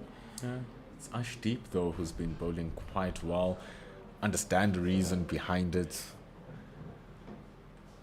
Final delivery is also a good nut, which ends over number 75. 192 is on the board. You know, even Martin Bronkhorst in the comments is saying this gentleman who's bowling here actually should be in that senior team. He is not fans of some of the equation pieces put into that bowling lineup, like you were talking about, Wayne, that there could be elements in this India A bowling lineup which could actually enhance the team that's playing in Centurion. Yeah, definitely. And obviously, being in the high field, they probably would have gone for the Mo Siraj and the Jasprit Bumrah for that extra bounce here in the high field.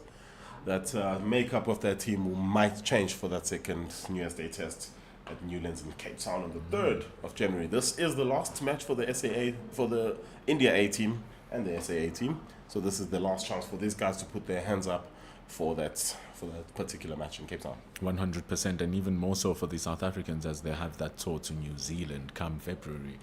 This is a chance for some of the players who've made their mark in that tour against West Indies, which happened during November and December, for them to solidify their mark in that tour that will be going to New Zealand because, the over starts. Avesh Khan continues. His bowling is 109th ball. Starts off just outside the off stump and it's left alone. It's very interesting. I saw him run up before the umpire let his arm go. I don't know if that is an actual thing, but, well, Morek is able to play it pretty well. Yeah, I was about to say Tsepo Moreki is batting at number 11. He wouldn't have had all too often to tell the bowler, well, I'm not ready. Go start again, sir. His processes seem to be working. They got him to 54 not outs 2 weeks ago, getting him to be pretty decent onto that back foot, but the Indians have a very attacking option here on that mid-wicket, have a man under the helmet standing at short leg 2 strips away, just outside the line of your monitor or your screen, and then there's a man who's standing literally on the same line right next on his left, standing at short mid-wicket. So Moreki will have to be very vigilant for those straight deliveries on that good length. I think Tsepo's trying to go now. And go he does, 4-1 straight. Doesn't get the connection that he would have wanted, but they will get a couple quite comfortably. Not getting the same zip, Avesh Khan, that he's been getting on the opposite end, but that's why from this end you tend to be going a little bit fuller than you would in the previous or in the opposite end. So still waiting to see how he's going to make usage of the man standing on the mid wicket.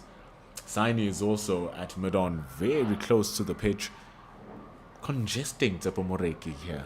Yeah, it almost looks like a slip cordon in front of square on the leg side. Just those three fielders, seemingly the two of them the slips, and Nav Saini at the gully. Seemingly just trying to create like a little arc there, an area where he wouldn't be trying to hit the ball. It's that straight one, but Morek is denying that leg side field any access to the ball, being able to push that out onto that offside where there's a nice big gap between point and mid-on. It's a nice juicy gap. Landscape where you can score all of the runs that you want, and Tsepo Moreki is having a hard time squeezing it through there with the straightness of Avesh Khan's bowling. Yeah, I would say Avesh was just still a little bit offside-ish there. Probably missed his mark by, I would say, about 10-15 centimeters. A little bit more straighter. He is getting that swing away from Tsepo Moreki. So he's got that freedom to go straight a bit more. Ooh, this one coming back in, beating Moreki, all ends meet. Movement in the air, movement off the pitch, really is doing something from the hand of Avesh Khan. Yeah, Tsepo Moreki practicing the swing there, practicing the leave there. Yeah, I don't think that's one you would want to leave all too often, Tsepo. That one just going with the arm, with the angle, moving away from him, pitches, just nips off and cuts back into him. Yeah, what a good ball there from Avesh Khan. Superb stuff. Searching for that fifer. Has one more delivery waiting in his 76th over for this innings. Still very much in the first session of this third day. Still very much in the first innings of this match as well.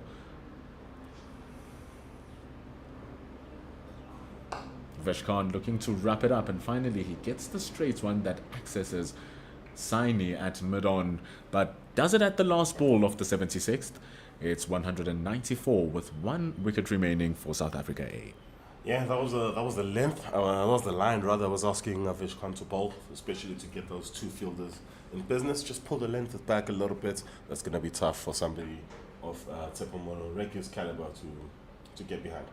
It's such a fine line to discuss whether the ball is coming in too full or whether it's too short.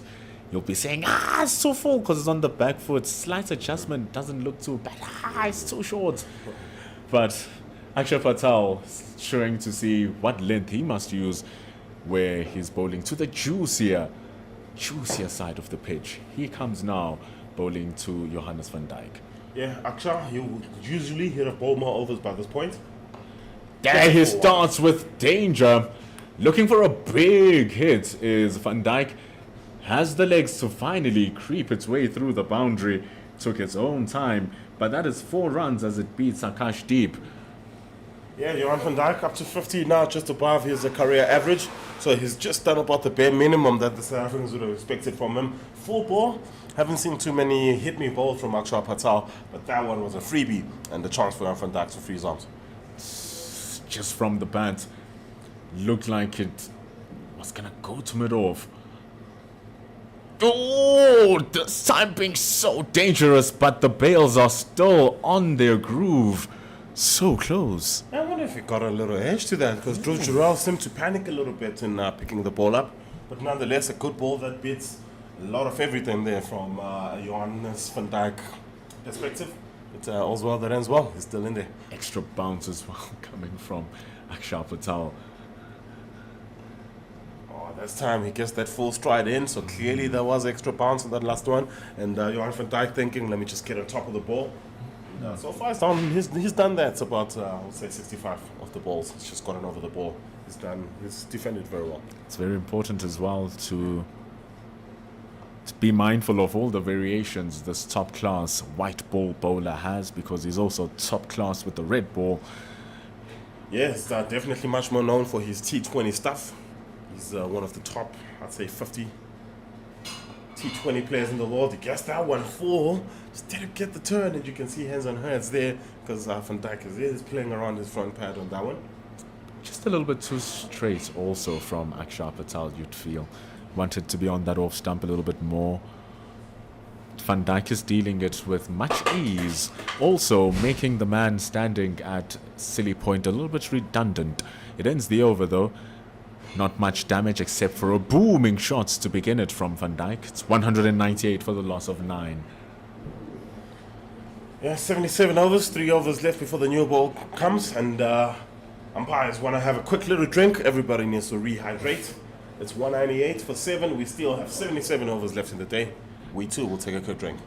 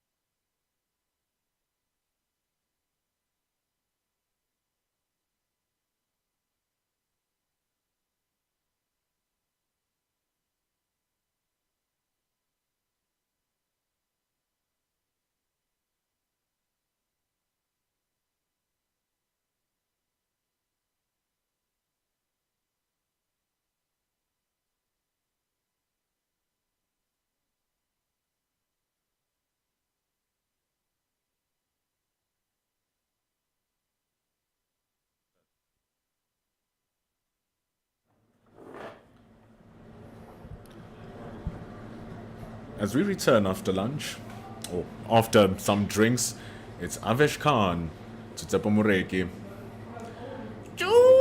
That is how you bowl a short delivery. That is how you say hello after drinks to show that you are hydrated.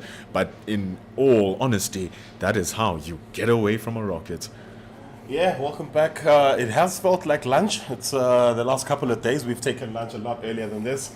But yeah, he's looking to eat off his head. Here's Avesh Khan, as that one is well directed. But a man in form with the bat these days, Tsepo Moreki, is quickly out the way. That was beautifully averted.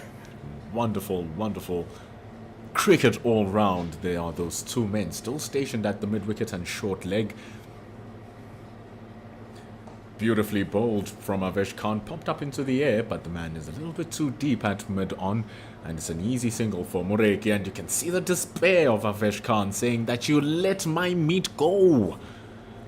Yeah, you let the food go. You took food away from our hands, and South Africa's inch ever closer to the 200 mark.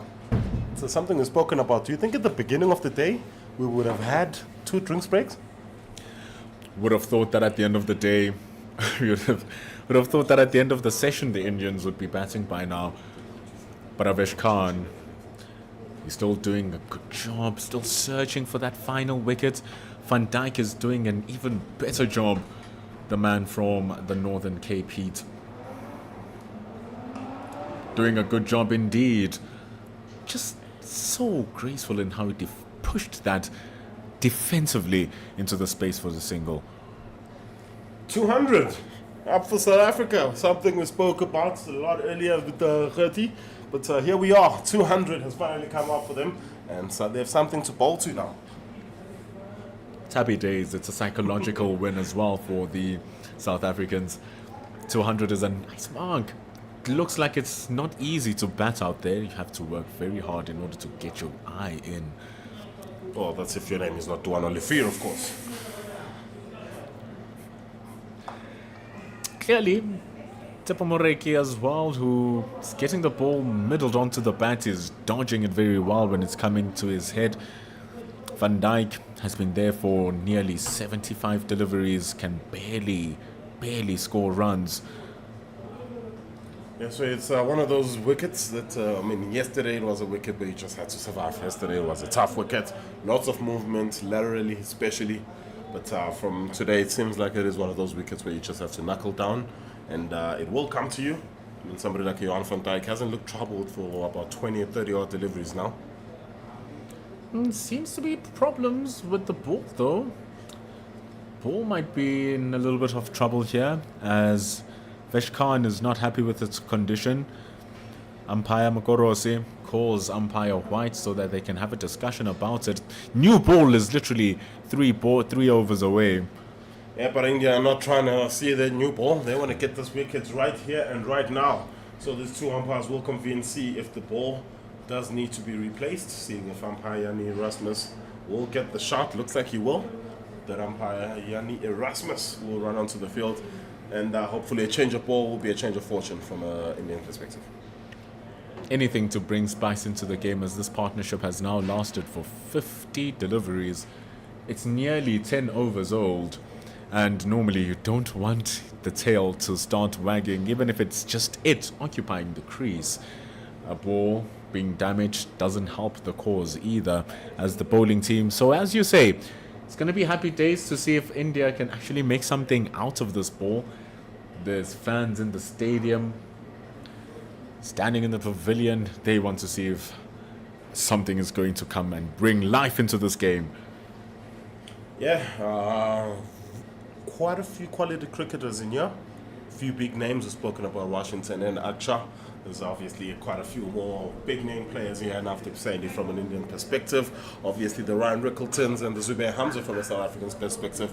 So coming down here to watch some cricket, this is some of the highest cricket that is available for you to watch. And a few of the locals, aware of that situation, are starting to turn up to the ground now.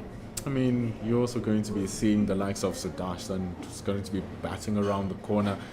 Man who destroyed South Africa's hopes in that pink day with the bat, making his debut. And he'll be playing here today. You still have the exciting talent of Tilak Varma. I'm so looking forward to him batting. He's such a wonderful talent. So everyone is just looking at all of these names that India is bringing. But funny enough, Tilak Varma didn't have a good time in the Under-19 World Cup hosted here in South Africa. So hopefully you'll want to come back and rewrite that story. But these are the narratives and the stories that you are going to see here. And if you can't watch them, if someone wants to watch them, you can catch them live on the Cricket South Africa YouTube channel or watch the highlights on pitchvision.com, where it's all about cricket in the South African summer. Yeah, it is all about cricket in the South African summer. It's all about cricket in the South African mindset for the next 4 years. the next major SAA Men's Cricket World Cup being hosted here in 2027. So also an outlook for both these sides for that tournament. And the outlook for the edge by the Indians. Avesh Khan bowling so well. The score on 200. Somehow Tepomurek is surviving. And in his survival, he decides to do some gardening down Willowmoore Park. Let's see if that will actually help him in some way or the other.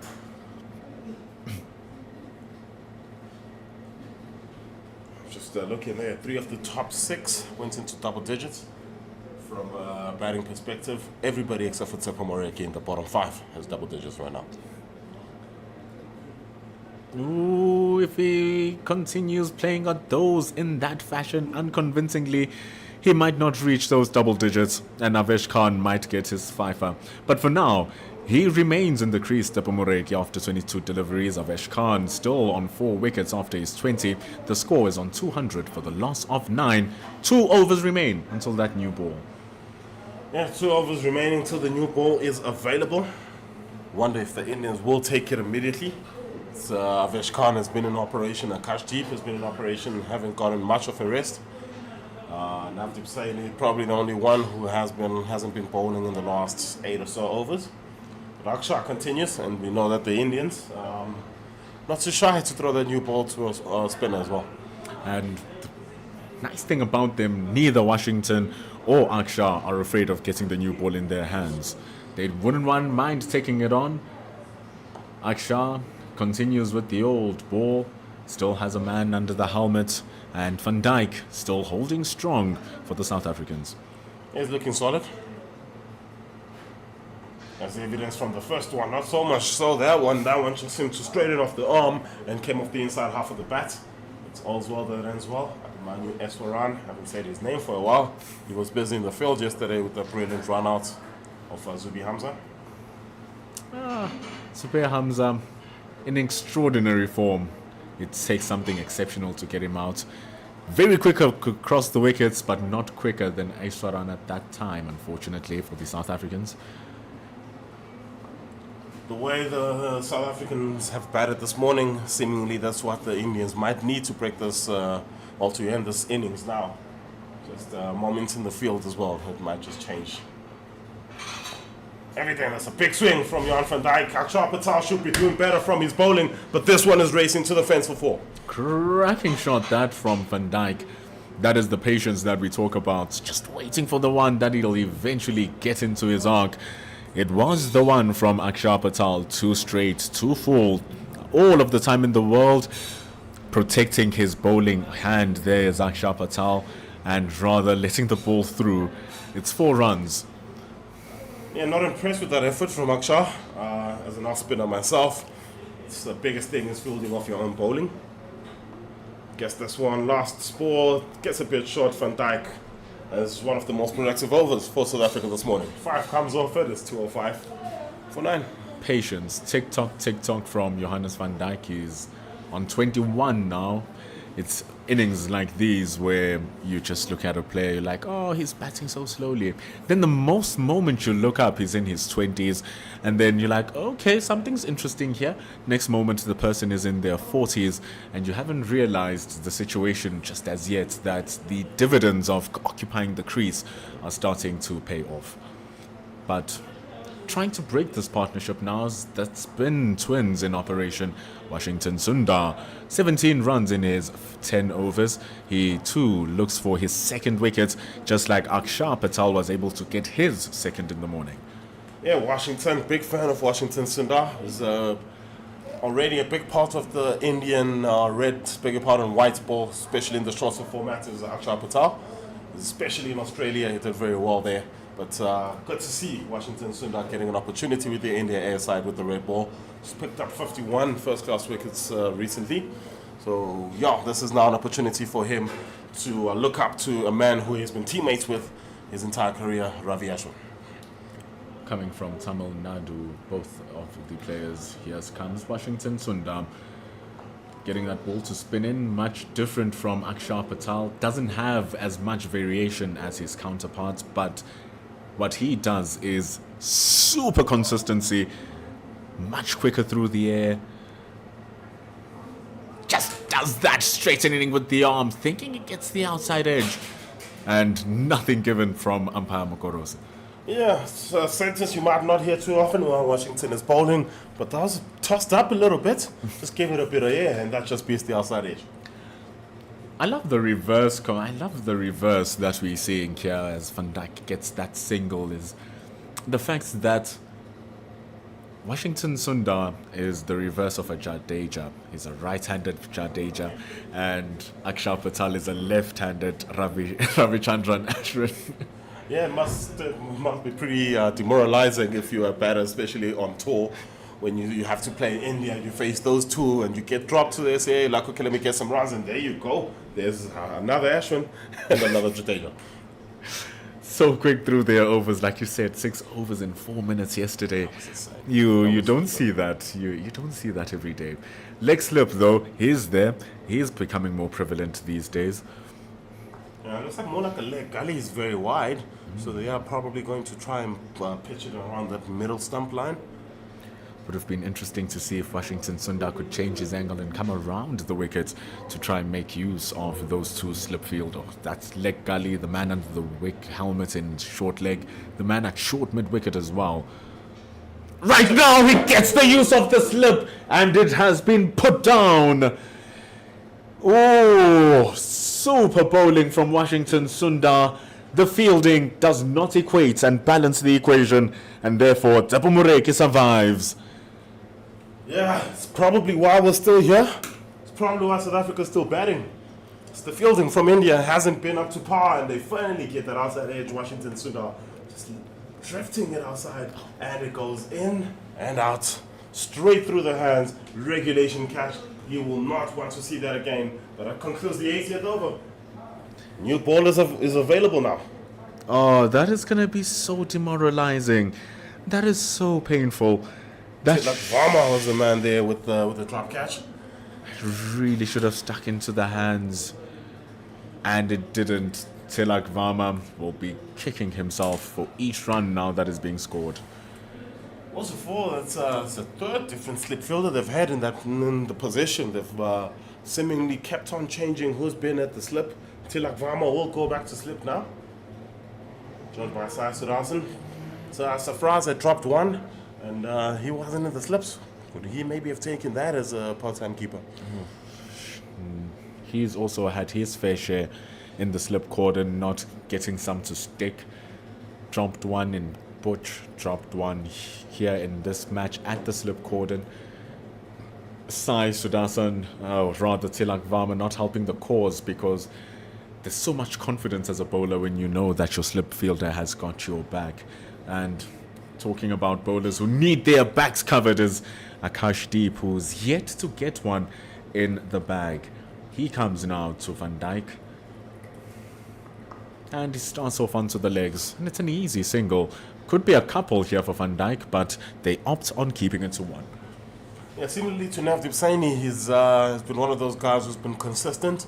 His 17 overs have been right on the money, but hasn't really reaped the fruits of his hard work so far in this match.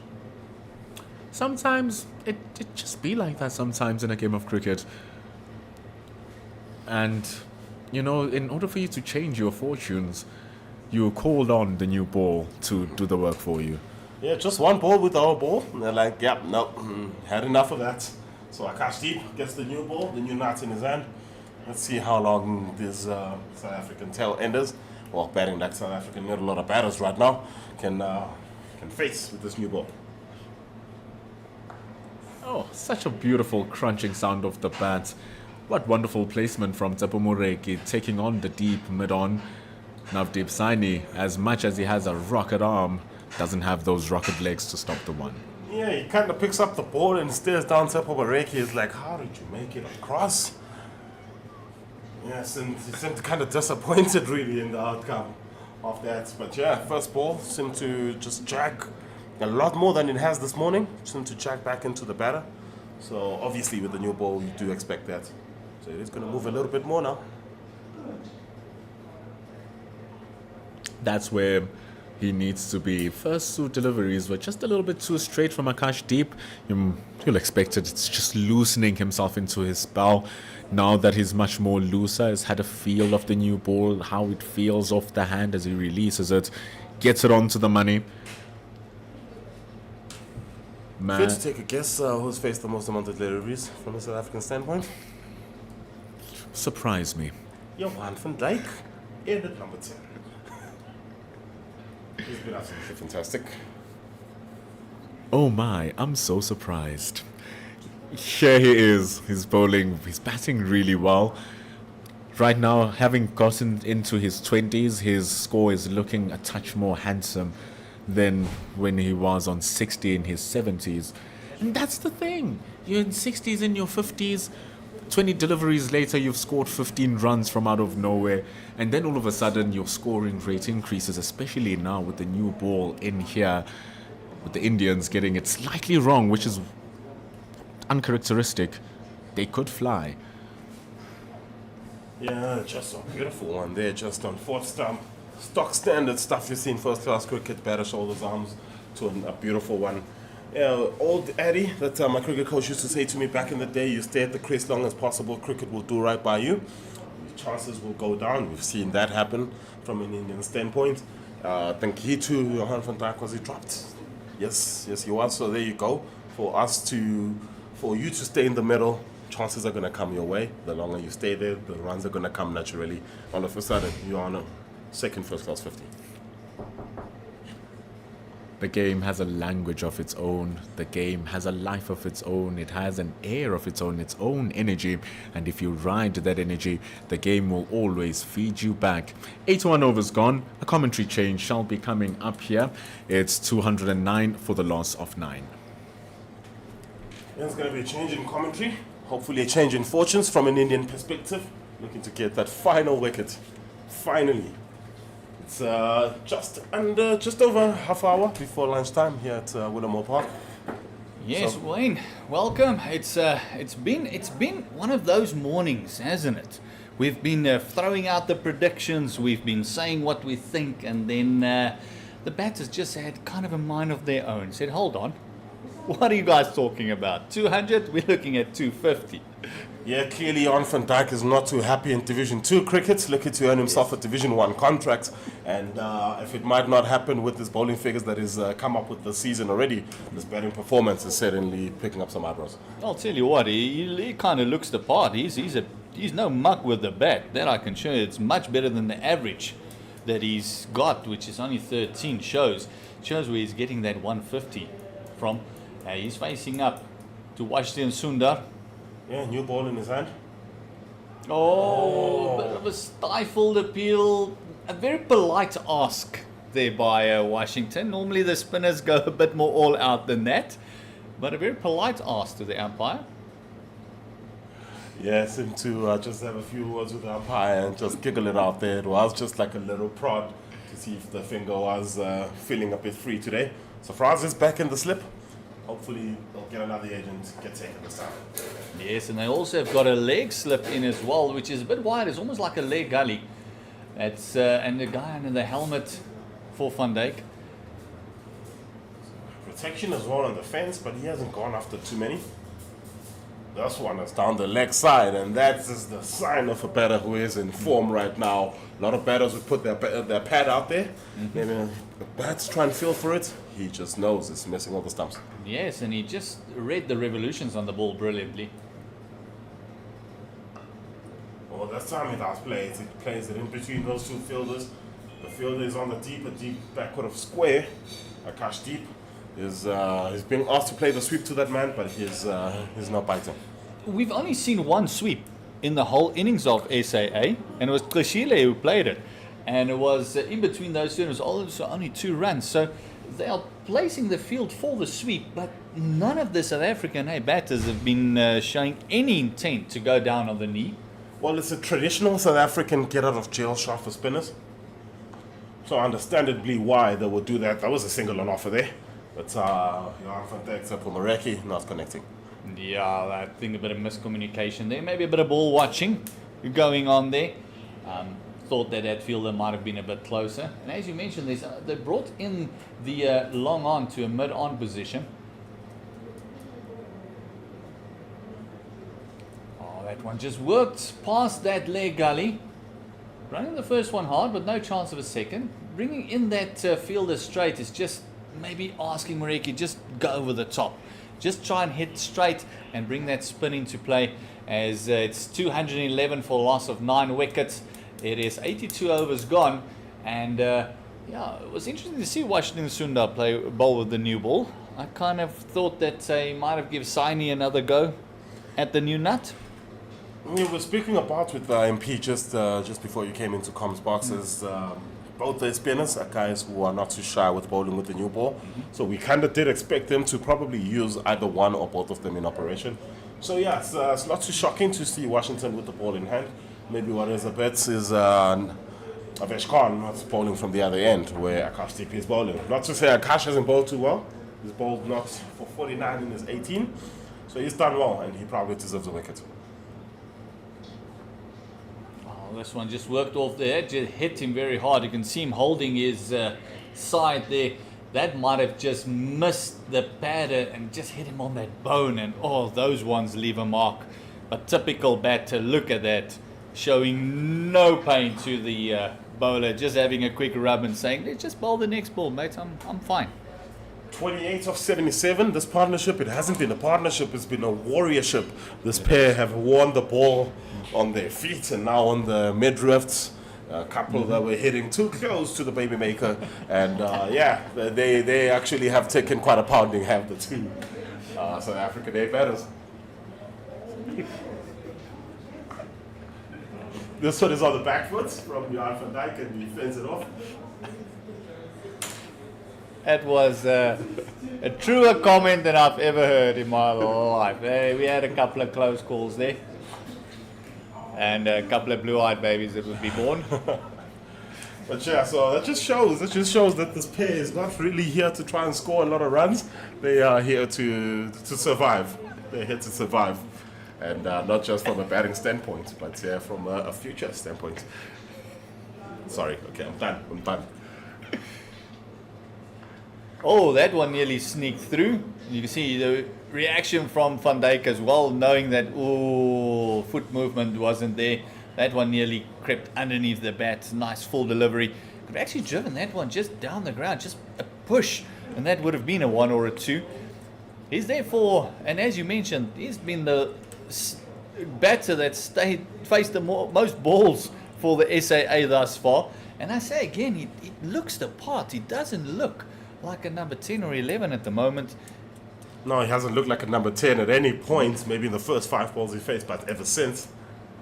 Oh, commentators curse just then. He finds one. He seems to just let his hands just away from his body a little bit and happy or lucky not to get a feather on it there. And that might be the reason why his average, I think he's just, he likes playing his shots.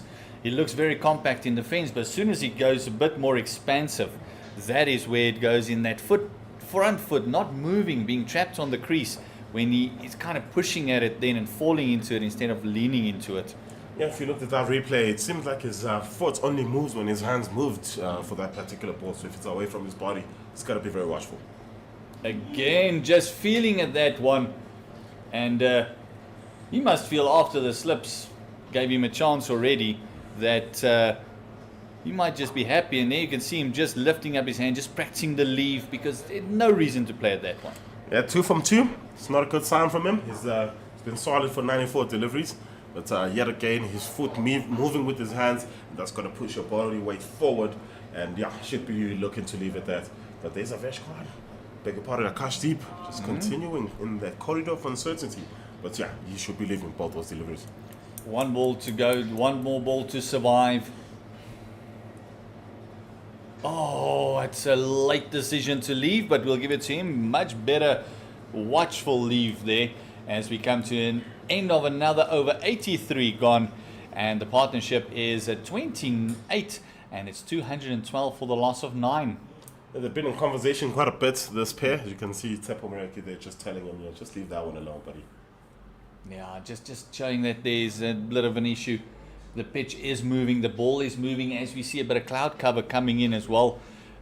So it will give that ball a little bit of extra movement. I don't think the South African bowlers would be too unhappy to see a bit of cloud coming in, just to assist them like the Indians were assisted yesterday with that cloud cover. Yeah, we're speaking about the forecast for the rest of the match. We're not expecting this beautiful day that we got this morning. So a big shout out to the weather gods for obviously giving us some great weather. But clouds are coming in and we are getting more or less what we were forecast. Sundar goes 4. And that one was a bit quicker, or much quicker. Catches the inside half of the bat from Tsepo Moreki for a single. Tsepo Moreki as well comes off a 50 that he scored domestically as well. So the confidence is there to show that he can also bat a bit higher up. And these days, it's not just because you're a fast bowler you can't bat. I mean, Marco Jansen for South Africa is doing a great job as well. We all know what he can do. It's back in the day, if you batted 10 and 11, you were kind of giving the wickets to the bowlers. But these days, these guys can hold a bat. I mean, we see Van Dijk already almost on 100 balls faced. He's on that 99, and how he wished that would have been the runs and not the balls faced. Yeah, I think he will take either. Obviously, runs is the commodity, the currency that matters. But yeah, having faced 100 balls against a quality bowling lineup, this is a very good point on his CV. Oh, pushing that one away. Signal up for his 100th ball. So the only batter to go to triple figures when it comes to balls faced. And the partnership is 30, and we asked for that when the wickets fell, just having a partnership bowling 25-30, 25-30.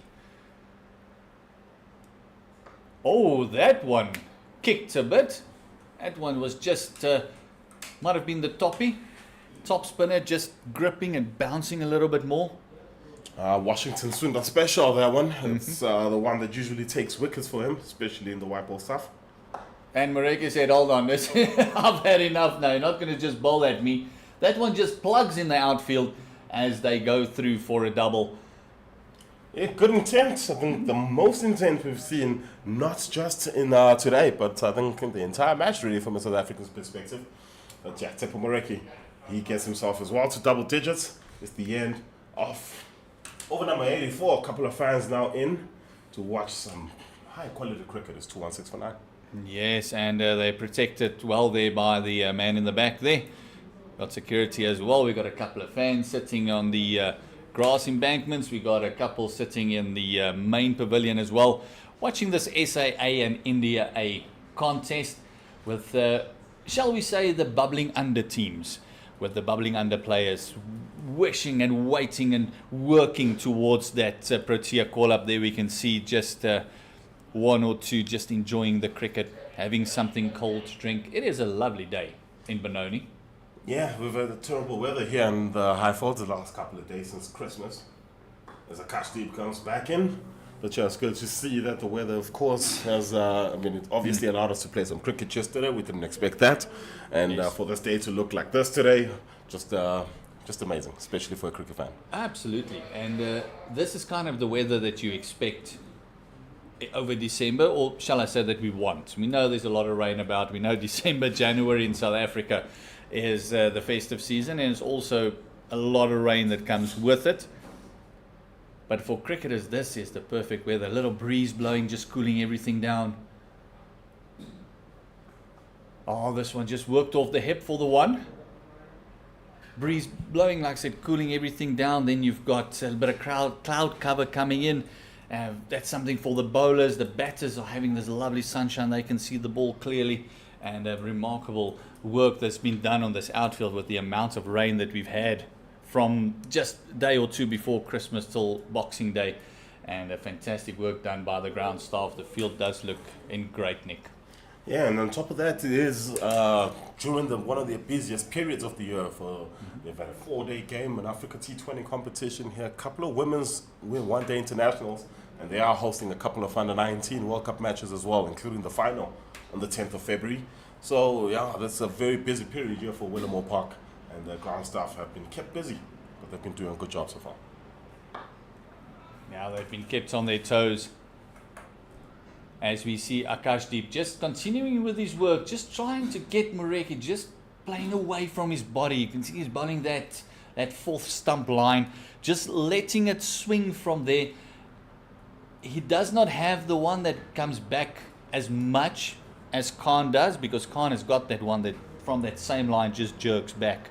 And I must agree with you what you said earlier, but not having Avesh Khan coming in with the new ball.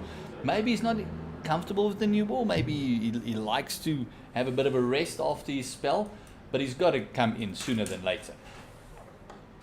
This one's on the back foot, so there's a chance for a run. Yes, there is. Runs are coming just a little bit more frequently now since the new ball has been in use. Just going back to Avesh Khan, he ought to be a little bit more selfish in these situations. As a bowler, 4 wickets, new ball in, I am screaming for that ball. Yes, I'll be warming up for the last 10 overs already. Just rotating the shoulders, doing the lunges, saying... Or rolling down a hill. Or rolling down a hill. That looks a lot more fun. Yes, it does. But yeah, both these batters now in double digits. Both have faced a ton of balls. It's starting to become a very valuable partnership now. Oh, that one. Hold on with the line. It hit him flush on the elbow.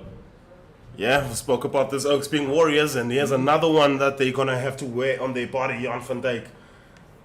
Absolute warrior. Tilak Varma comes down and asks him, are you feeling all right, mate? It's the third time it's hit you. Don't you just want to retire, hurt? Yeah, where's the bat?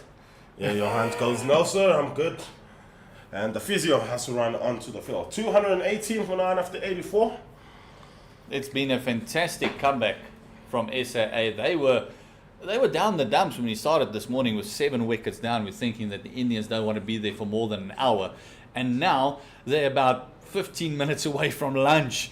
And this is exactly what we said when we were on this morning. Say, the one thing they don't want is for SA to go to lunch. And they've done that successfully.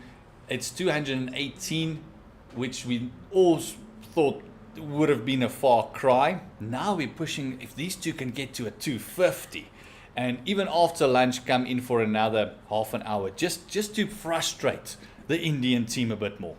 Yeah, 100%. You've got Oaks that are in good form. Bear Swanepoel, Jan van Dijk, Tsepo Moreki, Oaks that have been bowling very, very well for their franchises. So the longer you keep these guys, starve them of their opportunity to bat, the more they get tired, mentally fatigued.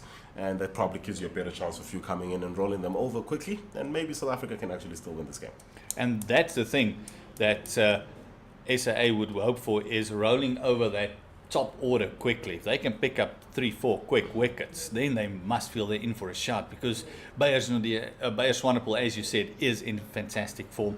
But also, let's not forget about Willowmoore here as well. He will be the enforcer in this lineup. He'll be the one pushing them back, as we see a very interesting warm-up and a massage technique there. That would probably be called the mount, I guess.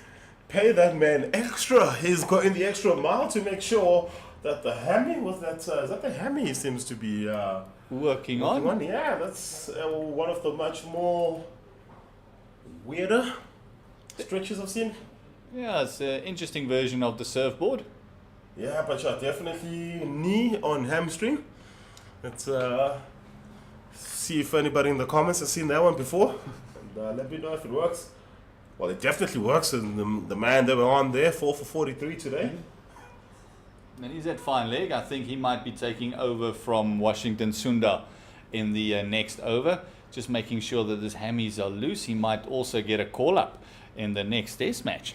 So they want to make sure that he stays injury-free. Back live. No, what a ball, beating the outside edge with the last ball. After he hits him on the elbow, you got to feel that he is going to fend at one. And you can see he's still not very comfortable. That arm goes numb. And the problem is, that's his bowling arm as well. Yeah, that's the problem. It's his bowling arm. It's a 218 on the board. You see the partnership has been there for 94 deliveries. That is 15.4 overs. Where India have just needed 1 wicket to wrap it up, and they still haven't been able to.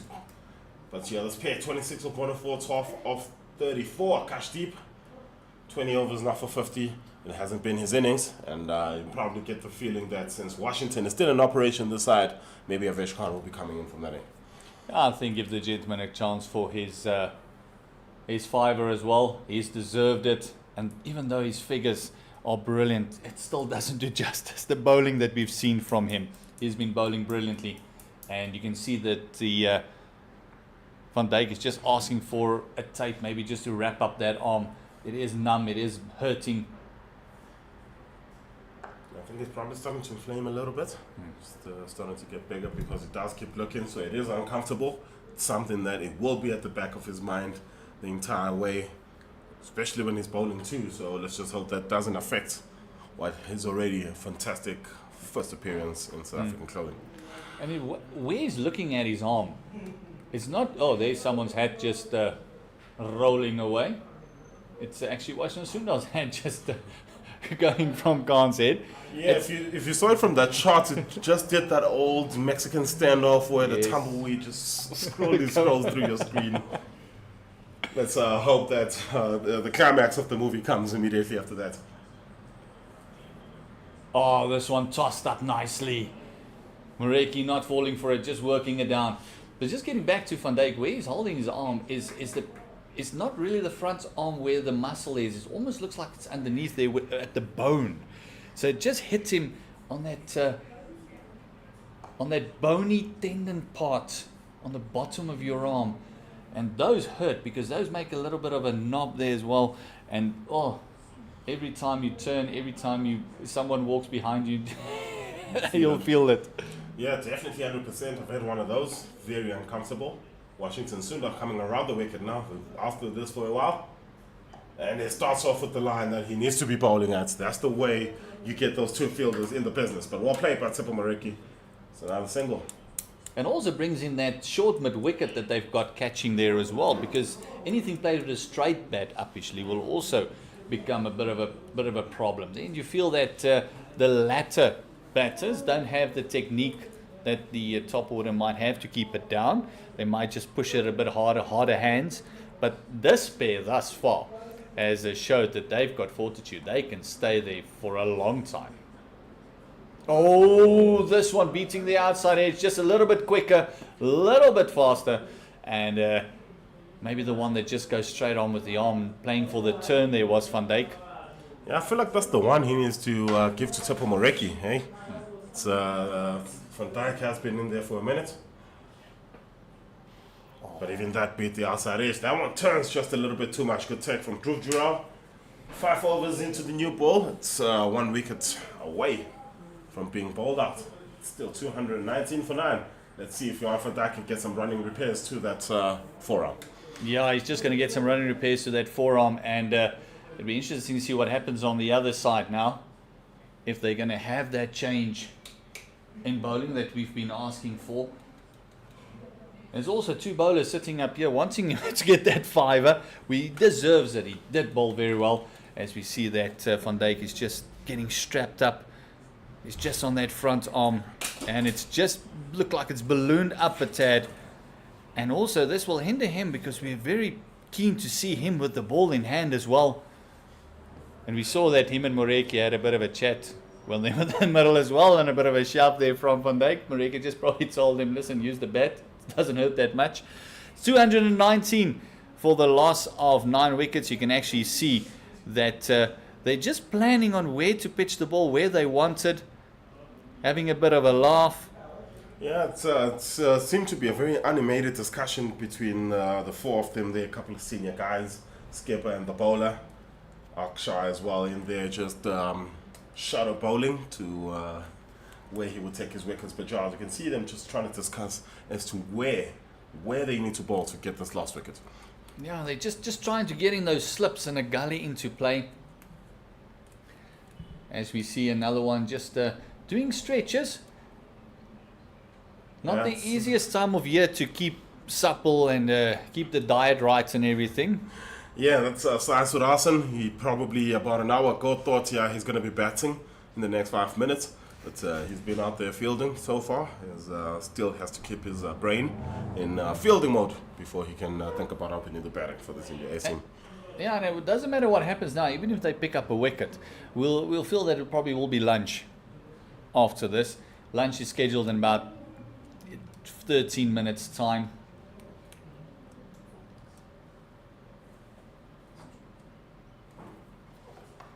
Oh, this one on the outside edge of the bat, finding the edge and squirting past second slip and gully, and 4 down to third man.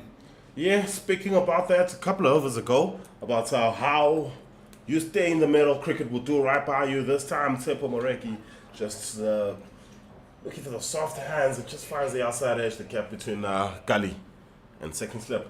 And that's one of the few boundaries we've seen from Tsepo Moreki. Yeah, he's on 17 of 39 deliveries, and the mainstay, Johan van Dijk, is on 26 of 106. The partnership, 39. Back for punch. This one is a dot ball. Man who was busy with the stretching, Sudarsson. Very keen to see him bat brilliantly in the ODIs for India against South Africa. Yeah, can't wait to see him. Can't wait to see Tilak Varma. Some of the guys have came here.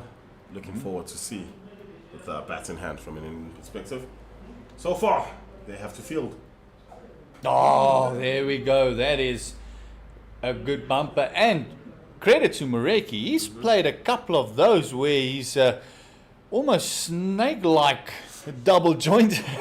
He's gone down and gone up in the same movement. Yeah, quick reactions from Tsepo Moreki there. Just do think that bumper was probably just a little bit wasted from Akashdeep. Just a tad on the short side, and just probably very easy for Tsepo Moreki to get out the way. Now that's the difference between Avesh Khan and Akashdeep, and also Saini. The direction of the short ball has been brilliant by Khan. This one fended off and past the backward point, and squirted down for another boundary in this over, and that we haven't seen in this game a lot of. Double boundaries. Hands. Just the hands here from Tsepo Moreki. Didn't worry about his feet. He was given the width. His feet were stayed planted into the crease and catches enough of the bat wide of the man at Gully. That races to the fence for 4. Gully moves in closer now, and they have a third man. Sasurasan drops back. No points now. No. There's no point fielder. Not that there's no points. No. So thanks for the clarification there, Wayne. Where does he go now? Fuller, I assume. Oh, after those two, that one could have been left alone. You can see Moreki wanting to blame the pads there, maybe hit one or two of them. No, play the leave shot there. You've been batting so well, 43 deliveries for you. There we go. We go. Practice shots always look better. Yeah, he thought about 3 or 4 different shots there after he missed that one. And finally did settle on the right one. But he's not going to make it a habit of making that decision too late. Yes, let's hope so. From a South African perspective, you want them to go through to lunch. Maybe get the Indians out there for another 10, 15 minutes, maybe a half an hour after lunch. All those Indian players, I mean, this Indian team is a high quality team, one of the best 4-day teams that I've seen this season. But man, they've struggled to get this last wicket. Oh, how did that miss? That just missed everything. And look at Akashdeep, just looking at those stumps as to say, they're not regulation size, are they? Akashdeep, Tsepo Moreki, Benoni Makubane, Lea Potelo, everybody in the stadium is asking themselves the same question. How the heck did that not hit anything? Oh my, that just nipped back off the surface. He's getting it to reverse now, as Akashdeep saying. It's 227 for 9 after 87. That one went over the middle and off back. What a fantastic delivery. And Moreki had no idea of that ball. 227 for 9. This is after 87. And as we see now, a change in bowling. Saini coming in from this end. And we got to feel that a double change is on the cards. Especially with that over. It wasn't a bad over by Akashdeep, but the runs that is just leaking a little bit down to third man, 2 boundaries in that over, might just bring Khan back into the attack. Yeah, I wouldn't mind seeing Kashdeep saying for one more. Just because we've finally seen the South Africans getting a little bit free and trying to play him. And we saw how that last ball as well seemed to move. If he can just give him one more over, get a couple more to reverse, especially with the batters now looking to play a little bit more. Yeah, he might just pick up the last wicket. But for now, Navdeep Saini, 1 for 55 in 16. He's been the most expensive. He's bowled the most boundary balls from them. But apart from those boundary balls, I don't think anybody has hit that mark more often than him. Yeah, I think that's a frustrating part with his bowling in this first innings. He's bowled some absolute jaffers, and then after 3 or 4 good balls, he just bowls that one where you can release the pressure, get off the mark, rotate the strike. He's not, if he can get that line and length there and just consistently hit the same line and length, I think that the batters with the new ball might be in trouble. You can just see there's a bit of a plan, bit of a shout at him. He just signaled, yes, I've got it. Let me just bowl my loosener. Yeah, the first one, immediately after batter left it, got through to the keeper, a hand of apology from him. So clearly not what they were planning to bowl there. So clearly now they've come up with the game plan to this 10th wicket partnership. Straight through to the keeper yet again. Just trying to draw him into that drive. And both these batters haven't looked keen to drive. They've been very happy to square cut and just push and work their way. As we see, Van Dijk has now faced 108 deliveries for his 26. You mentioned earlier it's been a warrior partnership because it's gone up to 43. Yeah, I think it's the highest partnership of the game so far. It's amazing from an SAA perspective, poor from an Indian perspective.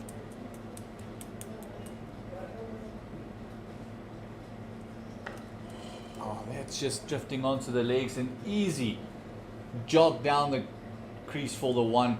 There's no one in the circle in that mid wicket all the way around, and they only have a deep fine there as well. So anything on the legs, they just need to drop it down, easy single.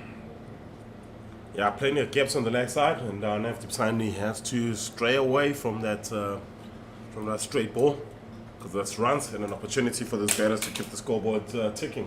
Partnership up to 44. Genuinely need a wicket now to break this partnership. But his rhythm hasn't looked fantastic today. No, Almost not looked yet. like he's harbouring in. Oh, there's that feel again, Moreki. Practice the leaf shot again. There we go. There we go. That was the right one. 21 or 45. And as I said, if you look at Saini running in, comparing him to Khan and even Akashdeep at the moment, it's almost like he's harbouring in.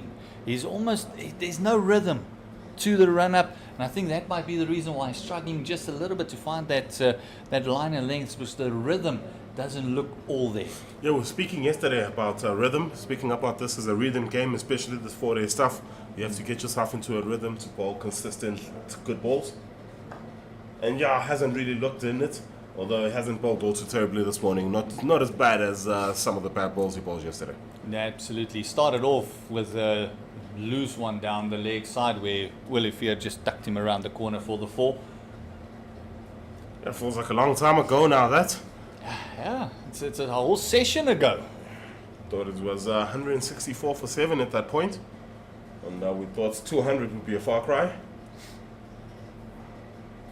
As I said earlier, now we're aiming up on the 250. How close can they get to 250?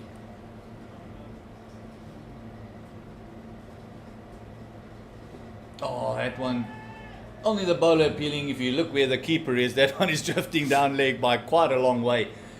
And what these two have done brilliantly with the new ball, even they have survived more than 8 overs with the new ball.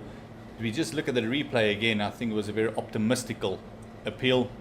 Yeah, bit high, swinging into his pads the whole way. Then given the impact there, might have just been just outside the line of flex stump. But yeah, it is desperation time for India now, and you never know. Maybe the umpire's having an off second, and he might stick that finger up. It's 88 gone to 8 for 9.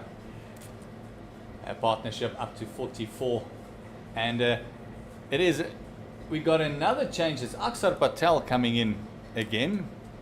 And it's if he picks up a wicket now, we'll be proved wrong, but I still feel that Avesh Khan should have had a go with this new nut.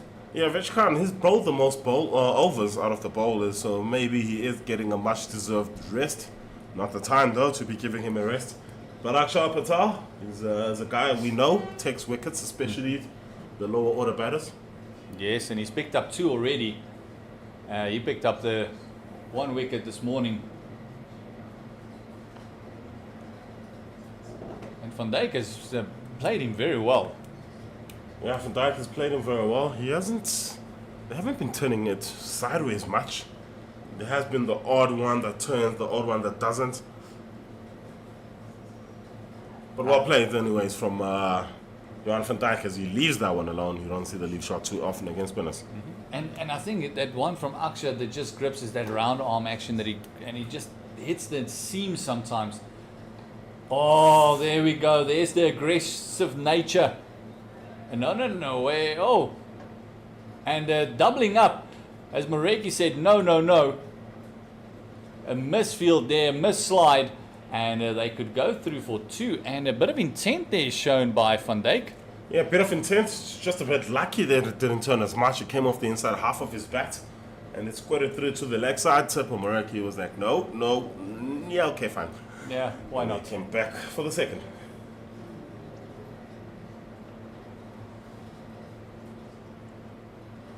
And it's 230 up. Partnership of 46. 3 minutes to go to lunch. And he brings out the lap shot. Hello. We haven't seen we saw one conventional sweep by Tusile. And now we've seen a lap shot. That's a bit of confidence for you. Yeah, a bit of confidence. I don't want to see that again, though, from Johan van Dijk. Doing well, sir. Playing it nice and straight. Let's keep it that way.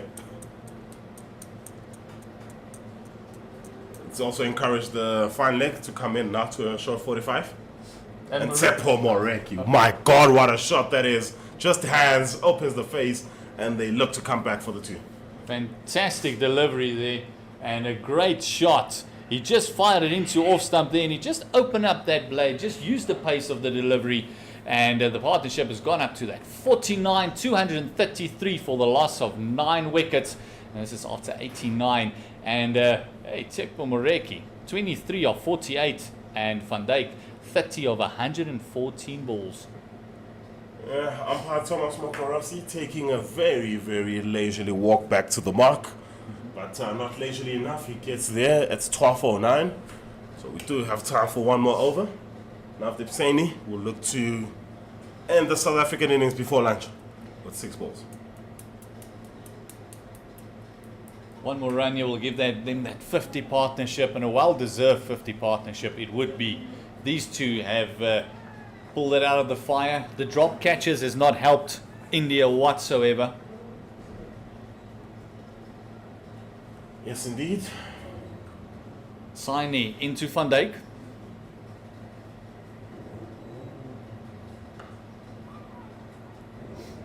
No run. Loud call of no run from Johan van Dijk. That is a dot ball. Johan van Dijk, for me, pick of the batters from a South African standpoint. I know Kashile and Matthew Breska, the pair of them did have currently the only 2 batters to have scored more runs than him. But the way he has not just anchored and defended and scored that odd 1 or 2 runs, it is the situation he's batted in. For him to do it in this situation, by far the pick of the batters for me. Absolutely, and also being a Division 2 player, wouldn't have faced these bowlers that often. Maybe that's the problem. That might be the solution. Yeah, get the man up to Division 1. We'll bump that batting average up. We'll rebrand Johan van Dijk to a bowling all-rounder. Yes, why not? And we know we're currently looking for one in this country right now.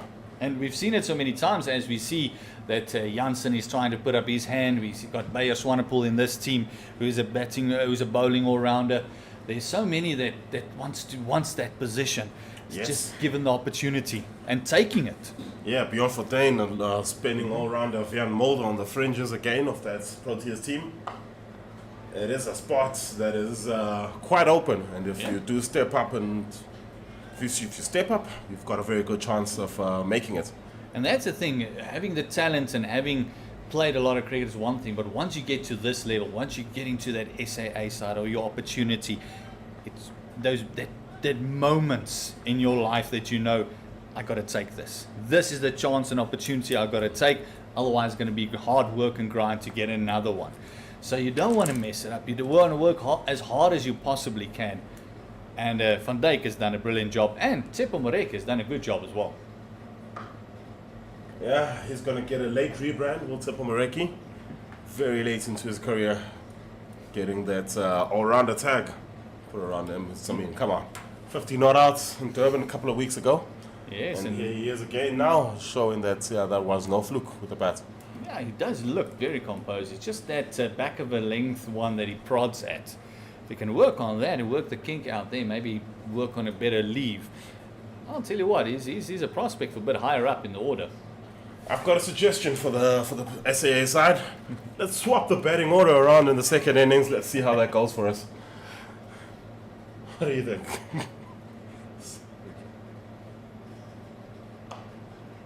There we go. That is the 50 partnership between these two. Fantastically done.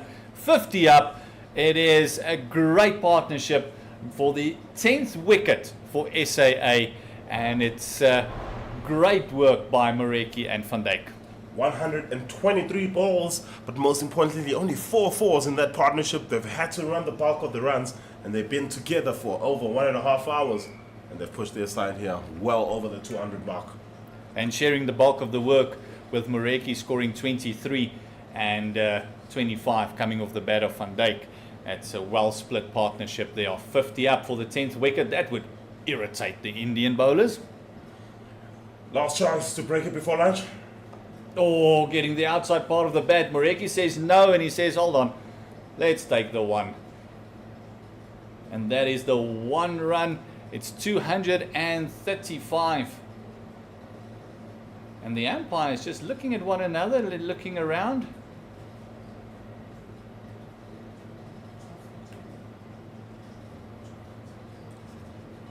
And they say, hold on, we're going to have one more. Let's try and push one more in. Yeah, I'm just actually getting word from my producer, 12:30. Yeah, thinking that is 12:30. We'll get confirmation for you what time lunch is. But yeah, we are at 12:13, which would be the general time for lunch. And South Africa have made it to that. I guess that's a moral victory. Yeah, it's a moral victory. And also getting up to 235 after being 7 down for 160 odd. That is well done. And this tail has really wagged for the SAA. Yes, they have. Akshar Patel continues. It was 55 overs. Yeah, it was 55 overs when we started off the day. So we're up to 35 overs. South Africa have only lost 2 wickets. Fantastic going by the tail. Oh, that one just finding the outside part of the bat. They might look to double up. Well, they were not initially, and that is what has cost them that second run. Yeah, first run hard. The one thing that I've picked up from Moreki and Van Dijk is they're very unsure about the running between the wickets. They push it in this. I mean, that was an easy single from the get-go, but they kind of wait and see what the ball's doing before they go for that first run, because they've run that first one immediately. That was an easy to come back. And that might be the argument for the top order when you said swap the batting around. Said, hold on, we run better between the wickets. Are you sure, Zubair Hamza? Well, well, most of them. Yeah, 100%. I mean, yeah, the communication between this pair, they probably have left a few runs on the table so far this morning. But that is the unfortunate thing about this SAA team. Guys do not generally play together often. Yes, and given those couple of runs, give it to them. It has been a fantastic effort. 52 partnership. And you can just see the confidence of Van Dijk. They're actually lunging into that one, smothering the ball. And 122 balls that he has faced. There was 1 or 2 chances, 1 or 2 lucky shots, but other than that, he's looked like a proper all-rounder. Yeah, he's gotten on top of the ball, on top of the bounce, and he's defended like an absolute champ. 91 gone to 36 for 9. Mareki is on 25 of 51. Van Dijk is 31 of 123. A lovely day in Benoni and Willowmoore Park. Are we going to see Saini continuing? Yes, we are. Just had a bit of a drink. It is very hot out there. There is a nice cool breeze blowing just to cool everything down. A couple of spectators in. That is fantastic to see. Supporting the SAA guys. And with 91 overs gone, that ball is already 11 overs old, and this pair has faced all of it. So fantastic work done by this pair. They've been there for a fighting effort, trying to take us through to lunch. Saini into Mareki.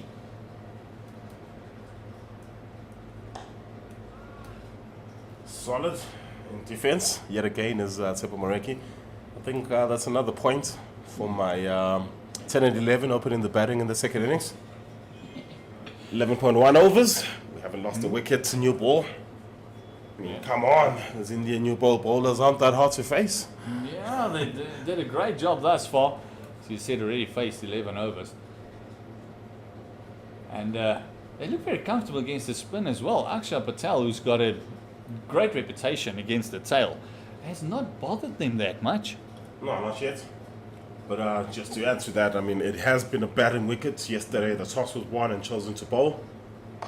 Mainly because of the conditions. This one is too straight. It's a middle stump half volley, and it's flicked around. They're looking to come back for 3 is Tsepo Mareki, but just a couple. Akshar Patel in chase with Sai Surasa, and they get there and they cut it down to just 2. And fantastic shot there. And Tsepo Mareki just asking for a new bat. He felt the handle there. And No. Nothing wrong with that bat, Tsepo. No. 27 or 53. Yeah. Unless you want the bat that took you over the 50 mark in Durban, I would say keep the same bat, buddy. Yeah, it's not like you're trying to clear the boundary at the moment. Or maybe he is. Who knows? Might be coming before lunch. Another 12 minutes to go before lunch. We've got extended play.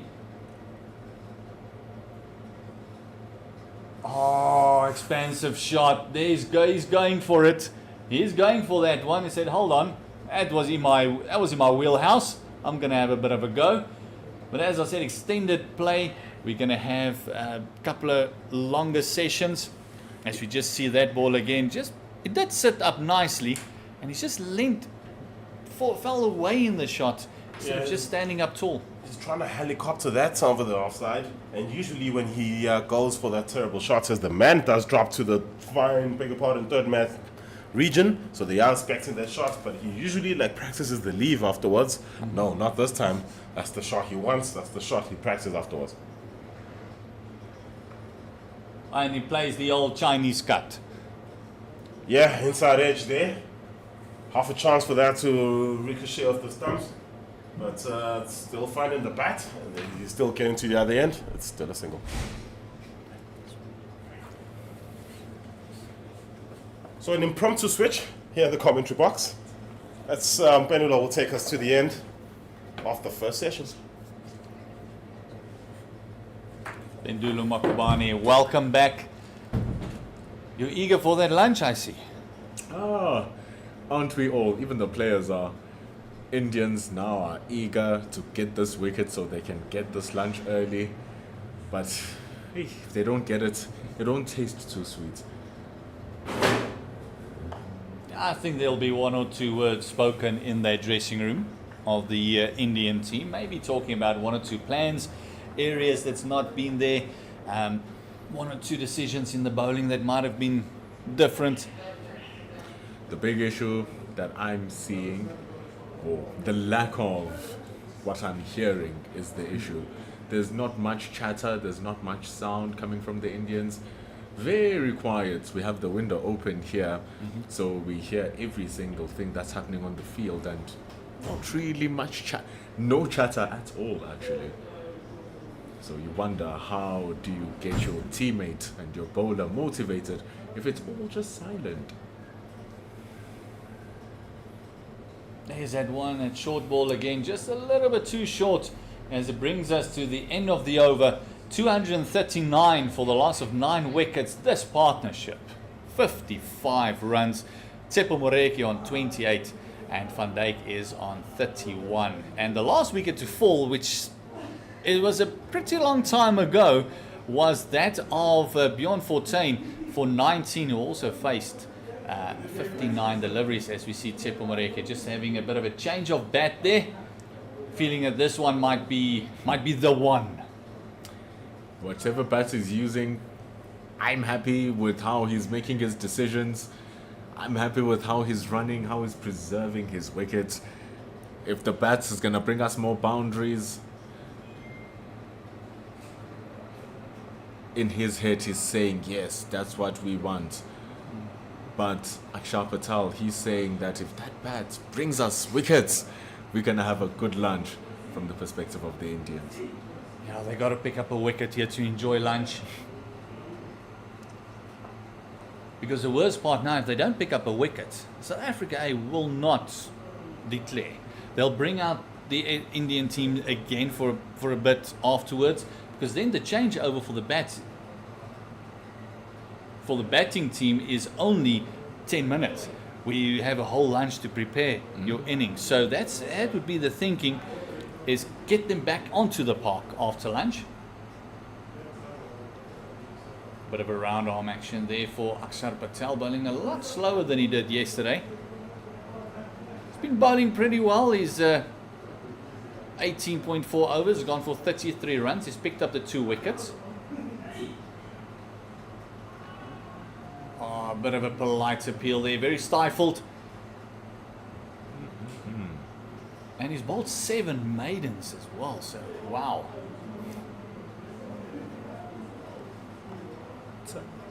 Very consistent is Akshar Patel.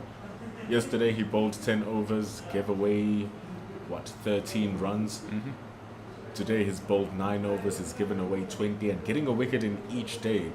Good return for his work. 93 overs are completed here at Willowmoore Park with the score on 239. So it's nothing to be disgruntled about. The only issue now is the energy levels of the Indians, where they are struggling to take this final wicket. Yeah, normally we see an Indian team bustling through the overs. You actually see them running, getting everyone going and just trying to push that extra over or 2 before lunch. This time round, with the great work that's been done by these 2, you can almost see that they are almost taking their time to get in position, because they are happy to go into lunch. They just want a bit of a break, just want that little bit of a respite. And they know if they don't pick up a wicket, they're going to come back out again. It's actually pretty crazy how a slight mindset shift can change the energy of the game. See, these are beautiful deliveries. These are sharp deliveries. They're hitting the bat hard. Loving the attempted energy of Akshar Patel at mid-on. But the previous over from Saini saw a beautiful short delivery that was dodged under. That's the stuff that you're like, yes, Saini boy, yes, Navdeep, let's go, boy, let's carry on. You hear your wicketkeeper running up, speaking in the heads of Van Dijk. Right now, it feels as if all they're seeing is green. They're just seeing land. The ball is as big as a balloon. There's nothing much that feels like there's a threat to their presence in the crease. And that's a little bit worrying from an Indian's point of view, because you want that injection of life. You, as your player, have this onus of injecting that life into the game yourself if the game is not giving it to you. Yeah, and as the bowler on the top of his mark, you want to feel that your fielders are behind you. They are not just waiting for the ball, they're expecting the ball every single delivery. So you want them awake, you want them going, because the more chat you hear from them, the more they're involved in the game. And as the bowler at the top of his mark, as I said, it just gives you a bit of a lift, gives you that encouragement. Although you're tired, let me bend that back for the team one more time. Can Saini do it 5 more times in this over? So a lot of change in personnel as they brought in the deep square in. They now have a leg slip, they got 2 slips and a gully. They have a deep point out just for a bit of protection, and also the long leg. And then they've got one guy, one fielder in the cover region. They might feel that he's quick enough to cover the entire area, and then they've got the mid on and a very wide mid wicket as well, just to cover the leg side. So this will be, I think, maybe just back of a length, just trying to get the edge, get a bit of lift out of this deck. And he's going for that leg slip, he's going for that line. Does have protection on the boundary, so even if he gets a bit more wood on it, it's fine. And it's such a slight thing because, funny enough, it's a difficult shot for a batter to control because you don't have your eye and your balance over the ball. So you're just throwing your bat at it, and normally because there's no protection, it's a safe shot. Wherever it goes, whatever angle it takes. And you can see Van Dijk whipped at it and could have easily made a connection with how fine the leg slip is. Such a sketchy delivery, such a sketchy shot. And if you're just joining and you're watching also at Super Sport Park, Dean Elgar lost his wicket, 185 runs. He was suffocated onto his rib cage, looking to fend one down the leg side and tickle off the glove, and he was caught behind. So those are the things that just happen in the game. Indians are trying to create something out of nothing here, but it just feels so... It feels without the lackluster, sound. doesn't it? I couldn't have the word in my vocabulary, but it's just...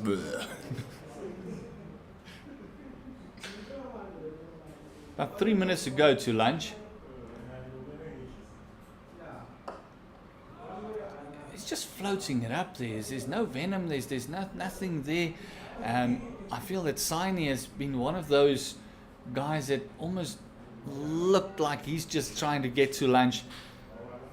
I don't think they want to bowl another over, but the clock just moved over to 28, so they might have one more over to go before lunch. Oh, something entered my foot. Oh, yeah. Took my take 2 minutes to change over, but it's one ball remaining. 239 for loss of 9 wicket. One ball to go in the 94th over. A bit of a waste delivery there. Umpires are moving closer. Clock is still on 12:28. Are we going to have one more over before lunch? It looks like it. Indian teams are not too keen to get into position. But Willowmoore and Van Dijk are giving themselves a fist pump. They motivated. They definitely have swung the momentum to South Africa's way. There was a time where we were talking about 200 being such a big thing for the South African A team, making it to that mark. And all of a sudden, they look so comfortable. The score at 239 runs is far more handsome for them, with Akshar Patel looking to stop this run scoring by getting a wicket. Just wants to pick up this one wicket, get into lunch, get your batters ready, and then come out blasting after that. Oh, doesn't help that Van Dijk was dropped off the bowling of Sundar. Oh, there we go. Big appeal. Umpire says no. Indians are adamant. Akshar Patel is just looking at the batter, and you can see Khan just going up to the batter and say, come on, mate. Be a sport. If you nicked it, walk off.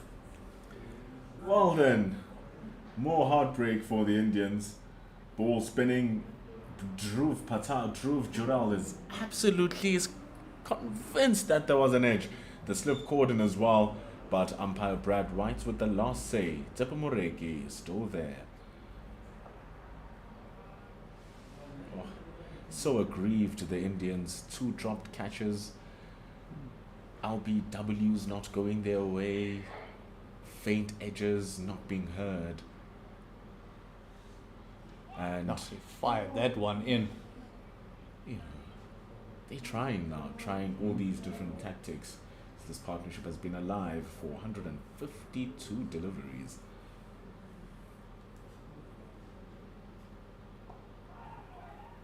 Oh, very excited there.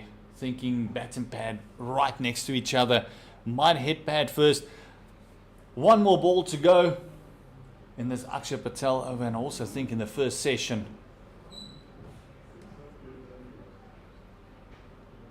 Just trying something different, moving the man under the helmet across, right in front to a silly gully. Very well dealt with by Moreki.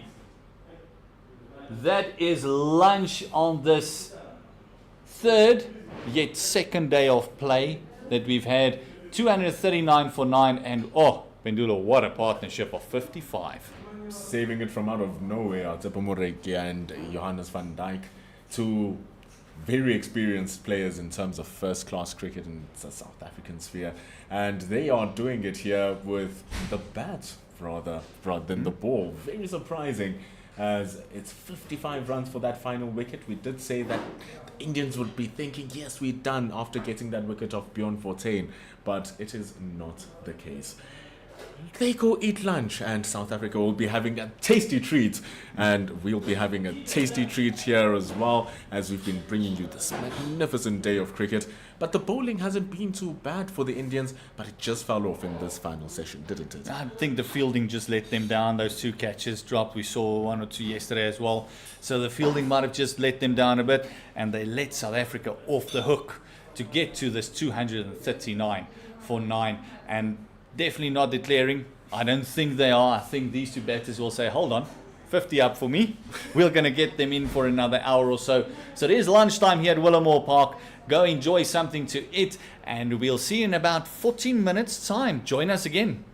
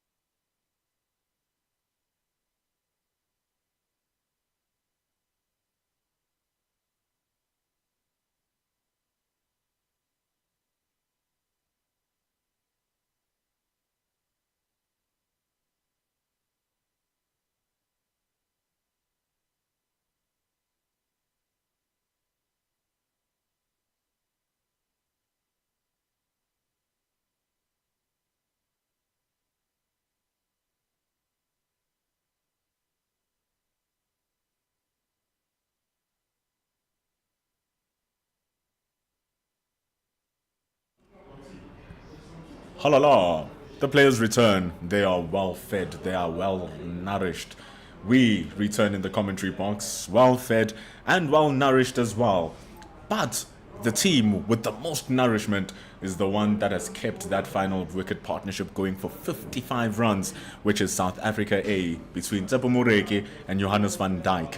It leaves South Africa on 239 for the loss of 9, and it prompts India to try something different as we start off the second session. This is day 3, but supposedly and effectively day 2 here in the Willowmoore Park in Benoni. It's Mpendulo Makubane and Gert Maloney. Thank you very much, Pendulo. It's going to be an interesting, I think, first half hour. What's going to happen? I think the Indian players will be very frustrated at the first over. They pick up a wicket, which they couldn't do, and then have to have a 10-minute changeover. It's going to be very frustrating for them.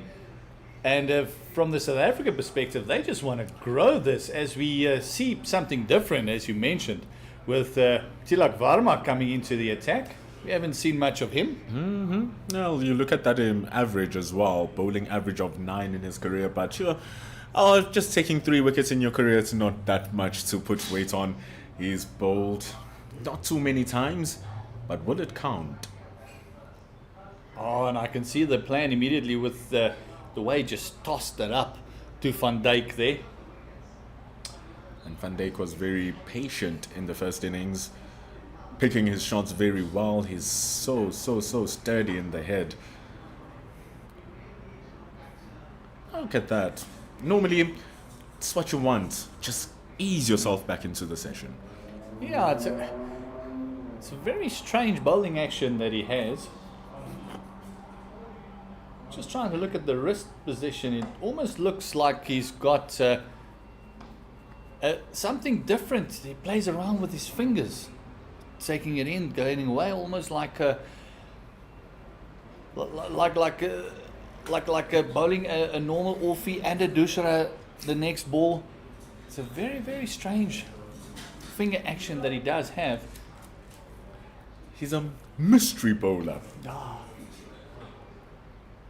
When to compare him to Mendes was the name that I was looking for. Helped you, guide you in the right direction. The master of mystery. But not one direction. Hey, I don't think any of us are singers, no other players. Tilak Varma. He's young enough that during One Direction's popularity, he could have been listening to the music. 21 years old. Just breaking in through into the Indian ranks is very high value. It seems like he's being fast-tracked into his career, now being given this red ball game, doesn't have much first-class experience.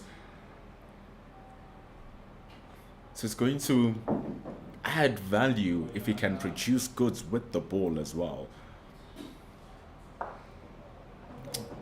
Just give your captain that something different. A bit of a golden arm maybe, like a Michael Clark back in the day, and even a Joe Root when he started off. Is you just bowl a couple of overs, just get that breakthrough, and then we take you off again. And all of a sudden, you get that breakthrough. It happens so more often than what we think. But over number 96, coming to a close, South Africa batting at a rather pedestrian pace. But the happy thing is that they have amassed a rather respectable score, 242. From where they were in the start of the day, we never thought that's even going to get close to 200, and now we're edging to that 250. And every 50 runs in this format is a psychological victory. But more importantly, the 58-run partnership for the 10th wicket would be the thorn in the side for the Indian players. You know that annoying itch that happens in your throat and you're trying to speak and and you're trying to clear it out, and that's exactly what the Indians are experiencing here with their whole body, mind and energy as they give it off into this match. And South Africa are repelling all of their bowling efforts. And here's Avesh Khan to see if he can get his fifer. He actually looks so easy through his action. Doesn't look like he's putting all that much effort until you see the ball go woof into the gloves of the keeper. Yeah, he does have a very nice action, very uncomplicated. And I also feel that he's one of those bowlers that is a bit quicker than he looks. He actually hits the deck very hard. You can hear the grunts every now and again, that effort that he puts in. And that first one was literally just a loosener. Just get it into the deck. Maybe he'll hook one as we see a deep square and a deep fine leg out. It's a good start, just at the back of a length, but the key thing is the line. The line just outside that off stump, the employment of 2 slips and a gully in Safraz, Tilak and Sai Sudasan standing in that cordon. Just wants to be careful, Van Dijk, that he doesn't fend at ones that don't need any bat engagement. Yeah, the leaving has been good from him thus far. We saw 1 or 2 that he could have left, that he prodded at.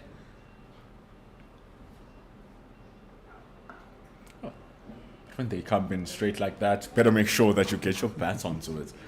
Yes, his foot movement in the beginning was very few and far in between. He was kind of standing and just getting in behind the ball, no real foot movement, just want to get in line.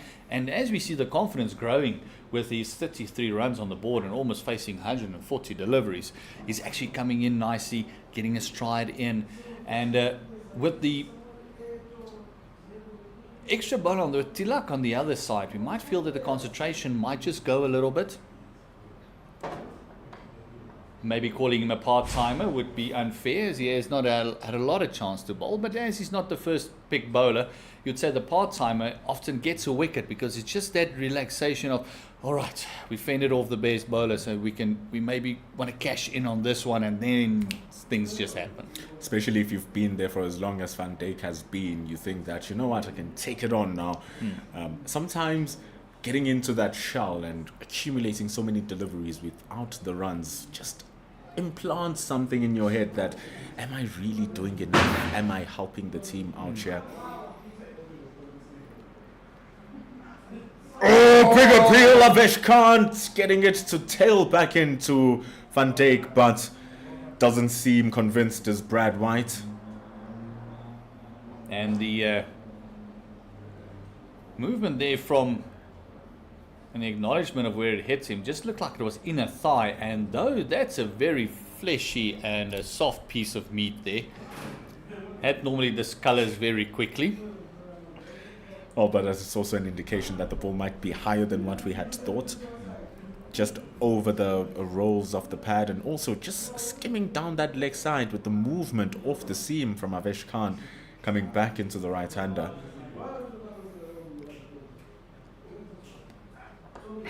Just attacking that straight line very well. But this is the battle between bat and ball. If you can be able to be strong enough as a batter not to fend at one outside the off stump, the bowler will eventually give you ones that you can score off, which has been the case. 97 overs completed. It's 243 for the loss of 9. As we see immediate bowling change again, was probably just to change ends, but Akshar Patel coming into the attack again. Only the 1 over from Tilak Varma. Maybe they've seen what they wanted to see, noticed that he's not going to get the purchase from the wicket that we were expecting. And they go back to the season campaigner. Bowled 20 overs so far, has Akshar Patel. 9 maiden overs. That's 48%. That's a big percentage. I mean, can't even do the math, but that's 90% of just beautiful deliveries. 48% of his overs have just been. 48% of his overs have been maiden overs rather. Over 15 overs worth of dot balls in his spell is Akshar Patel. And that was his, looks like his 100th dot ball in the innings. There we go, bit of aggression showed. Fantastic shot, just hitting it over mid-on. And leaning into that one from Akshar Patel. He's tossing it up to them nicely. And a 4 for Van Dijk. very much in the slots for Johannes van Dijk, tossing it up into the air, giving the batter enough time to see it. Akashdeep standing at mid-on, not deep enough to even catch that. Couple of bounces for 4. The aggression levels really growing up now from Johannes van Dijk, and that's what you were talking about, the pressure from Avesh Khan. And then in the end where Tilak Varma's bowling, that's where you feel like, yes, I'm going to get the wickets, because Khan is a much potent threat than Patel. Shy for the stumps, beautiful throw. They're saying that he was not in. They are pleading and convinced with umpire Mokorosi. Aye, but Mokorosi does not see what the Indians saw, and with that, Van Dijk survives. Yes, that was a very adamant plea for the wicket there. Be interesting to see how close that was. Direct hit normally is a lot closer than it looks to the naked eye. But also when it's that close, when the TV umpire almost got to see is it across the line or on the line, it does often go to the batters if there's no review system. And then at the end of the day, as a batter and the fielding team, your brain will trick you into seeing what you want to see. You will hear the stumps before the batter's in. Sometimes as a batter, when you're a batter, you know. You know, your whole demeanor tells you. But what matters most is what the umpire says. 98 overs gone. It's 248 for 9. And it's all about consistency. That's all you ask for when you are batting next. It's just be consistent with the calls. Even if you don't agree with my calls, just be consistent with them. And if there's a call that you might be unsure about, also give us the benefit when we are batting. So that's all that the fielding team would want. Akashdeep, another one that's just a little bit too high, and also swinging down the legs is Avesh Khan, rather. It's a good start to his over. He'll want to eliminate any doubts from any of these wickets. It's hard to deny an edge into the slips. It's hard to deny disturbing the timber. It's hard to deny a catch. And this is now where they are becoming a bit more animated, because they're trying to put the pressure on the batter as well, saying that every single call is so close that one of them is going to raise the finger. Just nagging that outside off stump, just staying there forever. Van Dijk hasn't had the liberty of leaving any of these deliveries so far. No, he's been asked to play at each and every one. That's what we were asking for in the beginning as well, and which they've done a lot better today than they did yesterday. Letting the batters play a lot more, especially Avesh Khan. He's searching for that 5th wicket. The lengths are impeccable. Just pulling it back from that full length where you can fully engage the front foot. That's where it brings questions. Do I go front? Do I go backwards? But Van Dijk very convicted in his shot making. Look at that. Just getting into the line of the ball. Getting onto its length. Judging it very early. It's what you expect if you've been there for 149 deliveries. Yeah, approaching that 150 mark. Deliveries faced. He's been there for such a long time that you got to feel that he's thinking he might be in. He's eyeing up that second 50 of his. Only 11 runs to go. Moreki is on 29 of 70, and this partnership is 64 runs, and it comes off 175 balls. A little bit straighter in his lines, searching for that wicket-taking delivery. The denial from these two is absolutely frustrating for the Indians. Feels like there's nothing you can do. Well, there's nothing that the ball is giving you. The new ball's spunk has done its job and now has dissipated.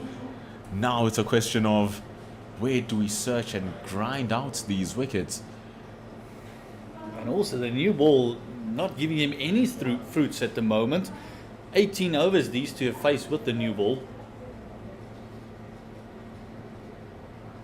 Oh, it's been a lots of plays and misses though from Tsepo Moreki. At the end of the day, he's not known for much of his batting. But man, is he putting in an effort here for the South Africans. And how heartwarming it is. It just shows you the South African mentality. It's never over until it's over. And this is what the Indian batters can expect when facing up to the quicks as well and to the bowlers of the South African team is it will never be over until it's over. And you have some players who are on form. Dwan Olifia bowling like magic currently. And Moreki batting well as well. Man standing in the deep, just allowing the single, not close enough. That single does bring up 250 runs for the South Africans. Batting very astutely, especially thanks to the 66-run partnership. And who would have thought that this is where we'd find ourselves? Yes, this morning we were contemplating on getting the 200, contemplating on the Indians probably want to be in there for like half an hour, picking up wickets quickly. After they picked up Willowmoore, we thought, okay, here we go. This is going to be a quick morning session for the Indians. Then they picked up Forte and we said, all right, so now can we get close to the 200? And now we've hit the 250 mark. And a fantastic job done after 99 overs. Booming shots from Tsepo Moreki. Gets under the ball and gets it into the roof. Outstanding shots against Akshar Patel. And what a way to continue this massacre of a partnership. Yes, Moreki is feeling that you want two slips in a gully, you give me open land, we're going to place it there. Great shot, the first maximum for the game. Half a dozen, umpire just looking at the ball, the first half a dozen for the match. Taking the attack on now, feeling free with his feet. What an audacious stroke, but what power and beauty behind it when it comes together from Tsepo Moreki. Wow, but those swings and misses ever so sneak up. Yeah, it looks like they're targeting Patel a little. Much more aggressive against him. Ooh, just getting that spin. Wonderful. Moreki too early on the shots as well. There was a bit of grip and turn there. The first one really ripped in.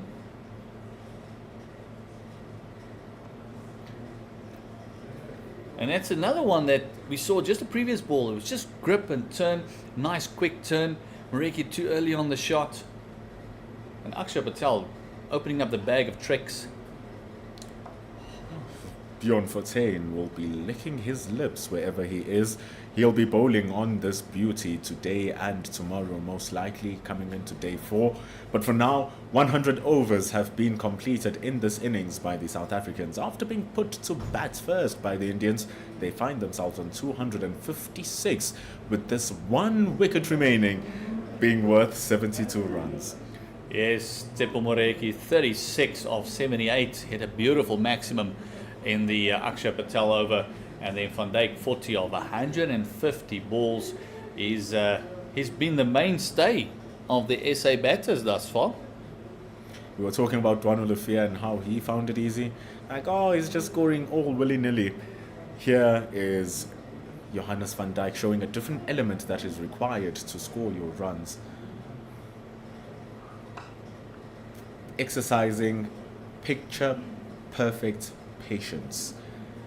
Choosing his shots very well. You might be sitting here and looking at it and saying, why is this guy not hitting? Yay, did you see how good the Indians were bowling in the morning? Yeah, they were bowling fantastic, especially this man running in. He's going for just over 2 to the over. Picked up 4 wickets already.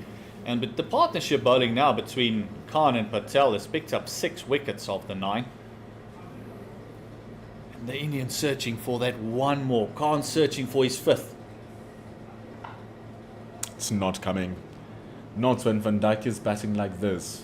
But at least we're getting some little bit of cheering from the Indian cordon, from the Evian cover region. You know, some claps here and there. It's what you want to see. Yeah, I just want to hear that encouragement, as we said earlier, just on the top of your mark as a bowler. You just want to make sure that everyone is expecting the ball, especially that slip chord, and you want your keeper to be in the ear of the batter the whole time, getting everyone rallied up, getting everyone going.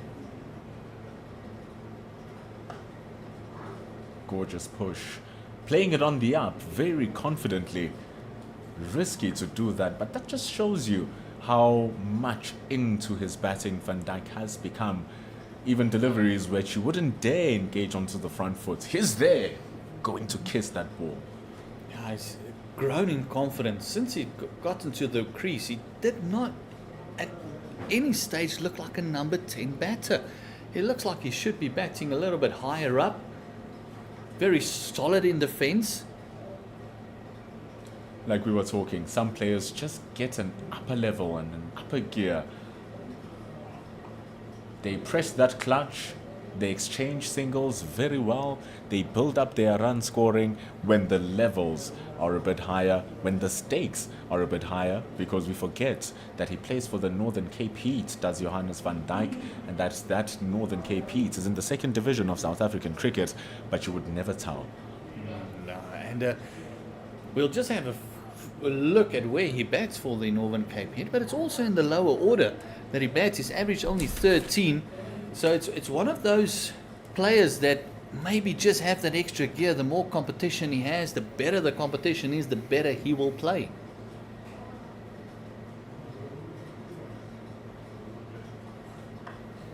Tshepo, he's been in the first-class domestic season for a while, not known for his batting, but man is he batting well, and is running even better as they exchange that into 3 expansive square side and field here at Willowmoore Park. Beautiful usage of it by Moreki and Van Dijk. That's all you need to do on a big field like this, and we discussed it yesterday in the commentary as well. It's such a big field, it makes it very hard to defend because you get it into the gap.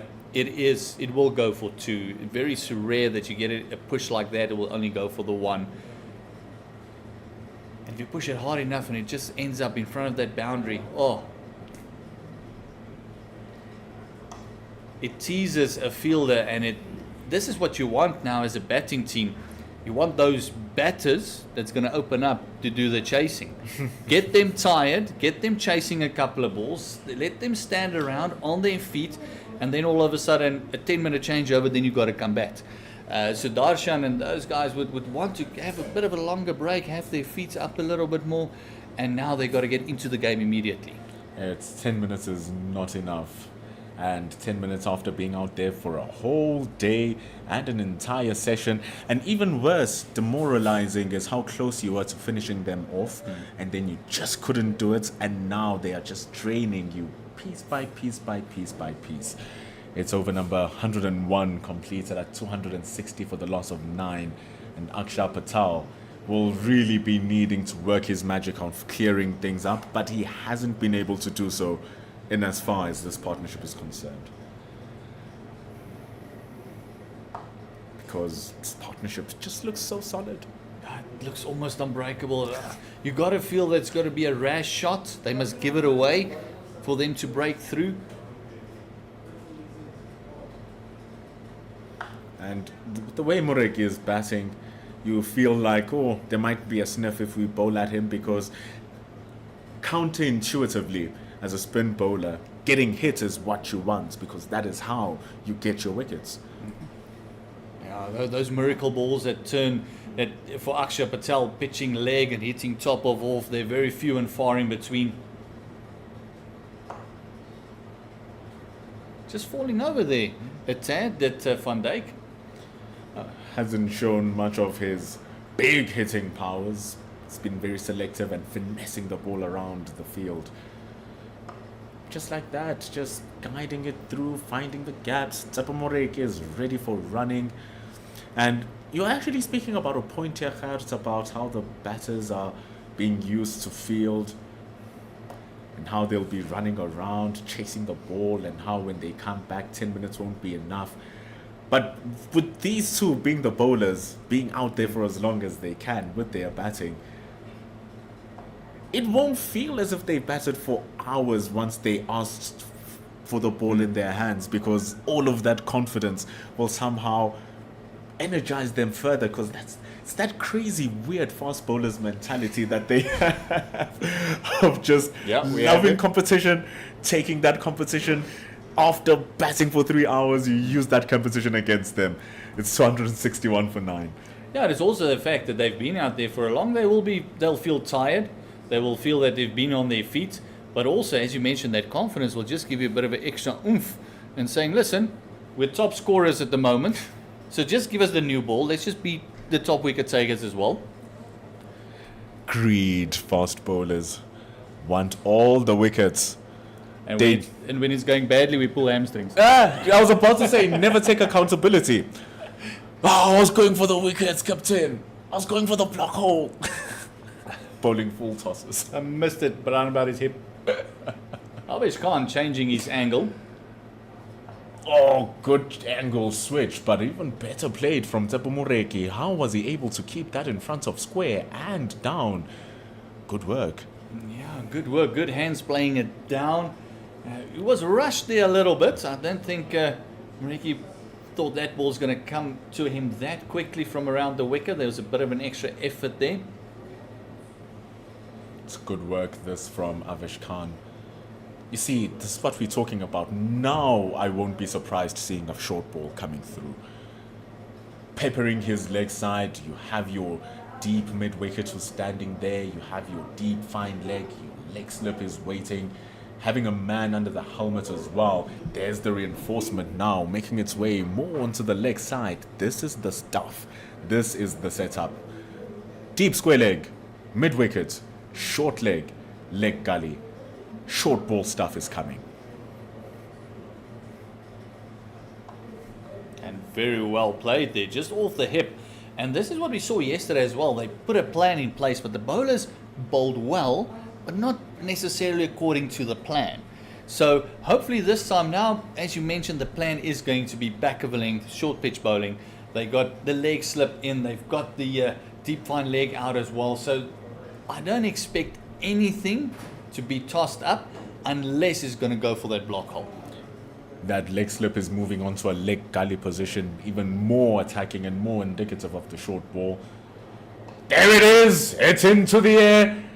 Dhruv Jural calls it, and with the wicketkeeper gloves, he pockets it safely, and that is celebrations and hard work rewarded for the bowler.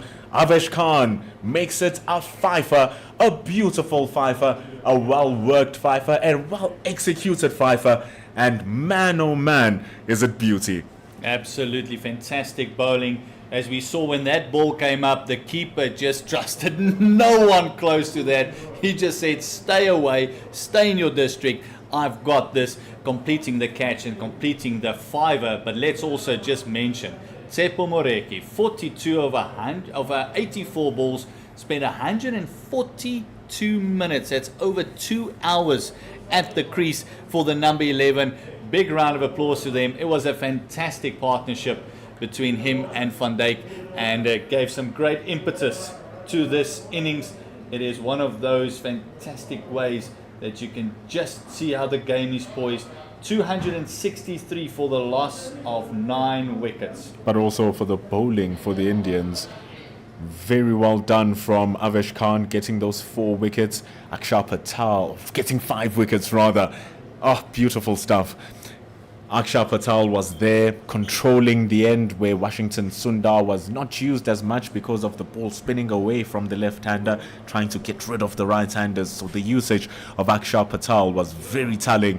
Washington Sundar also got his piece. Navdeep Saini will look to reconnect with his lines and lengths and get it working even better in the second innings. What we are seeing here is 263 runs in the end of the South African innings after being put into bat first. Should be happy with where things were. From where they started the day to where we finished the innings, fantastic work. And now it's going to become a bit of a tall order because they've been in the field now for a day and a half. So the Indians have got to come out with a specific game plan, what they're going to do, how they're going to execute it, and how they're going to go about the innings. Because remember now, we've got a couple of guys. We've got Moreki, we've got Bayer Swanepoel that is in form with the ball. We've got Duhan Olivier that's going to be the enforcer. here. And then we've also got the left arm spin of Bjorn Fortuin as well. So we got a bag of everything. And also in the same side, you have Eswaran who's going to be coming to bat, and Sai Sudarshan, who everyone is talking about him, Tilak Varma, even Dhruv Jurel himself, who's averaging 44 runs with the bat. Even Washington Sundar, who's on 67 average with the test bat. So much action to come forward to, so much batting, so much bowling, so much cricket. We will be back. India will be trailing by 263 runs here at Willowmoore Park.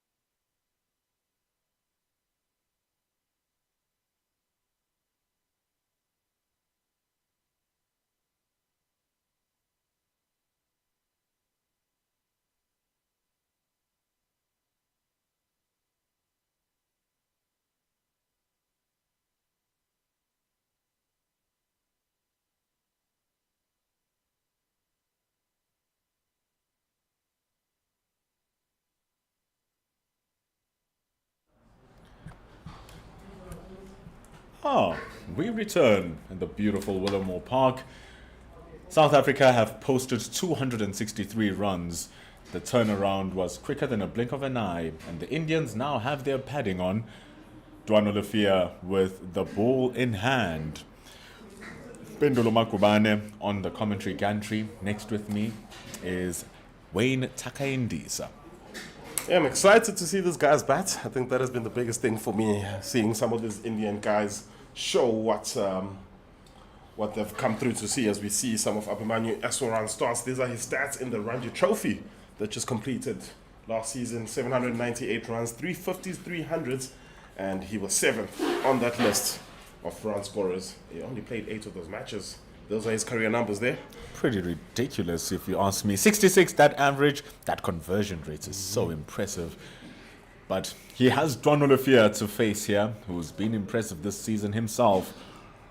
Starts off with a short ball, played with a glancing and dancing front foot.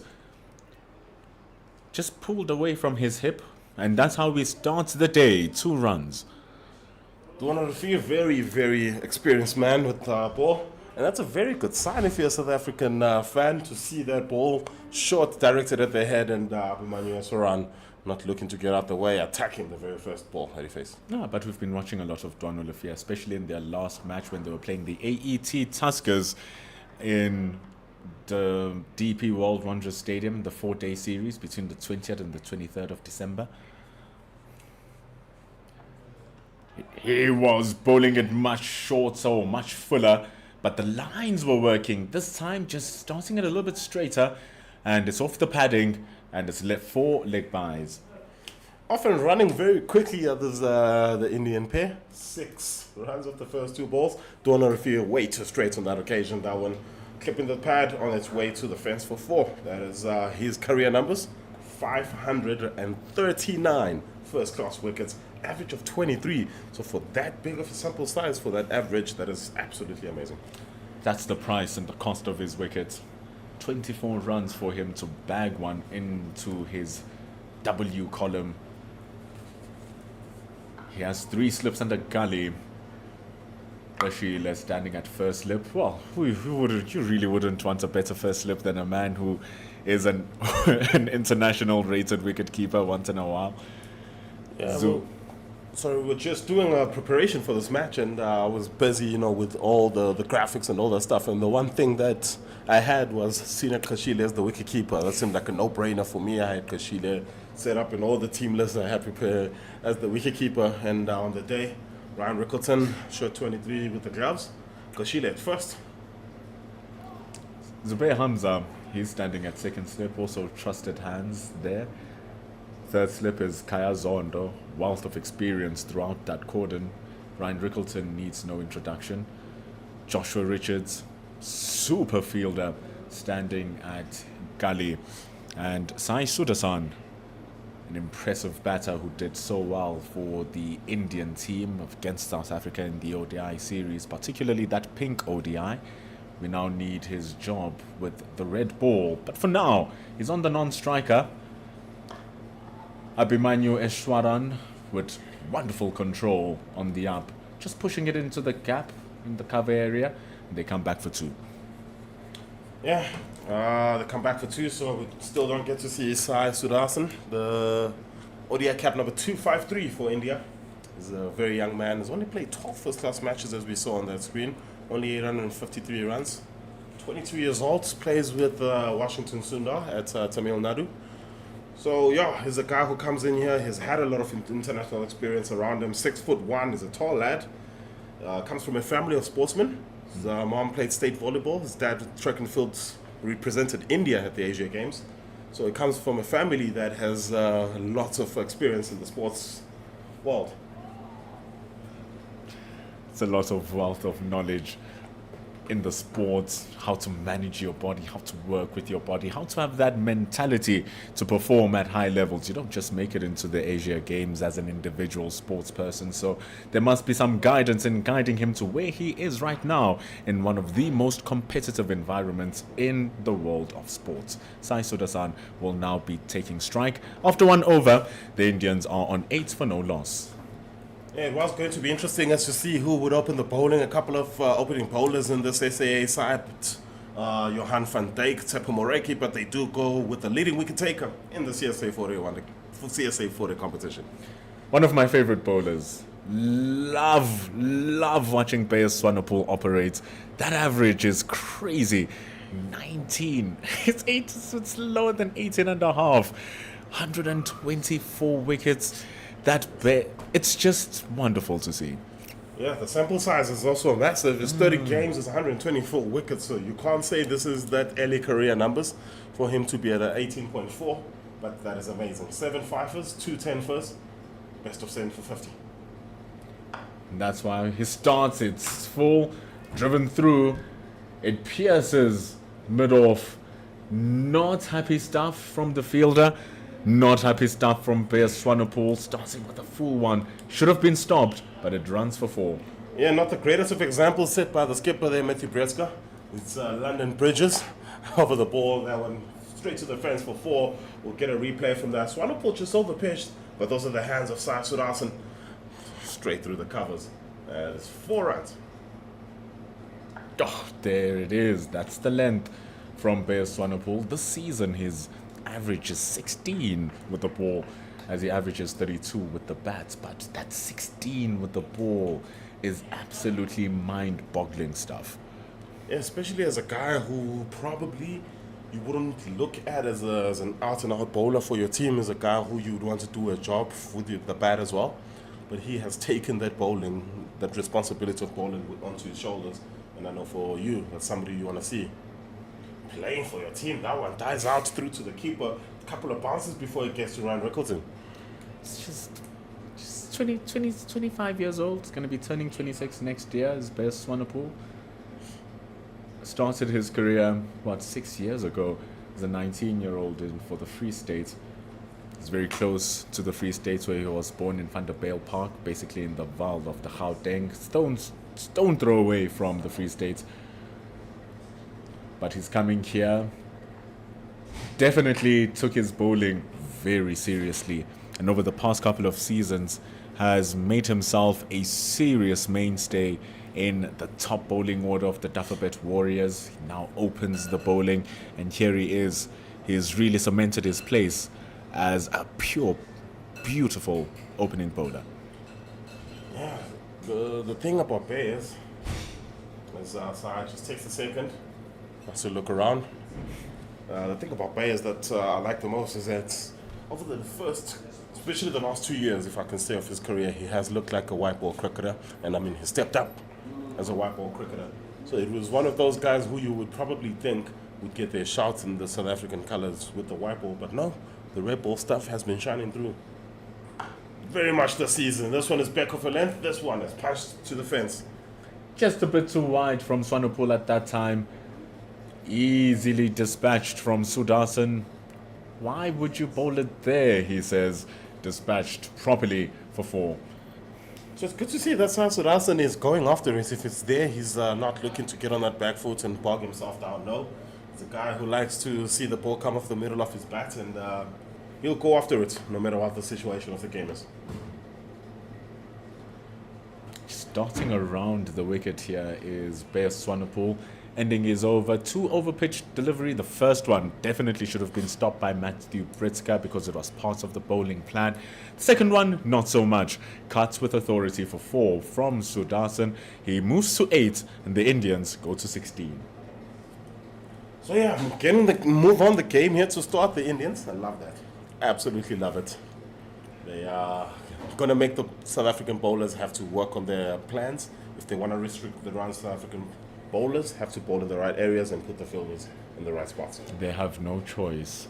If you want to make something out of the game in some way or the other, there's barely any time in the game. There's 47 overs left in the day here today, and then we have one more day tomorrow, which will give us another 90 overs. So there's basically 137 overs left. Not a much cricket left in the grand scheme of the game, considering the fact that there's still 3 more innings remaining.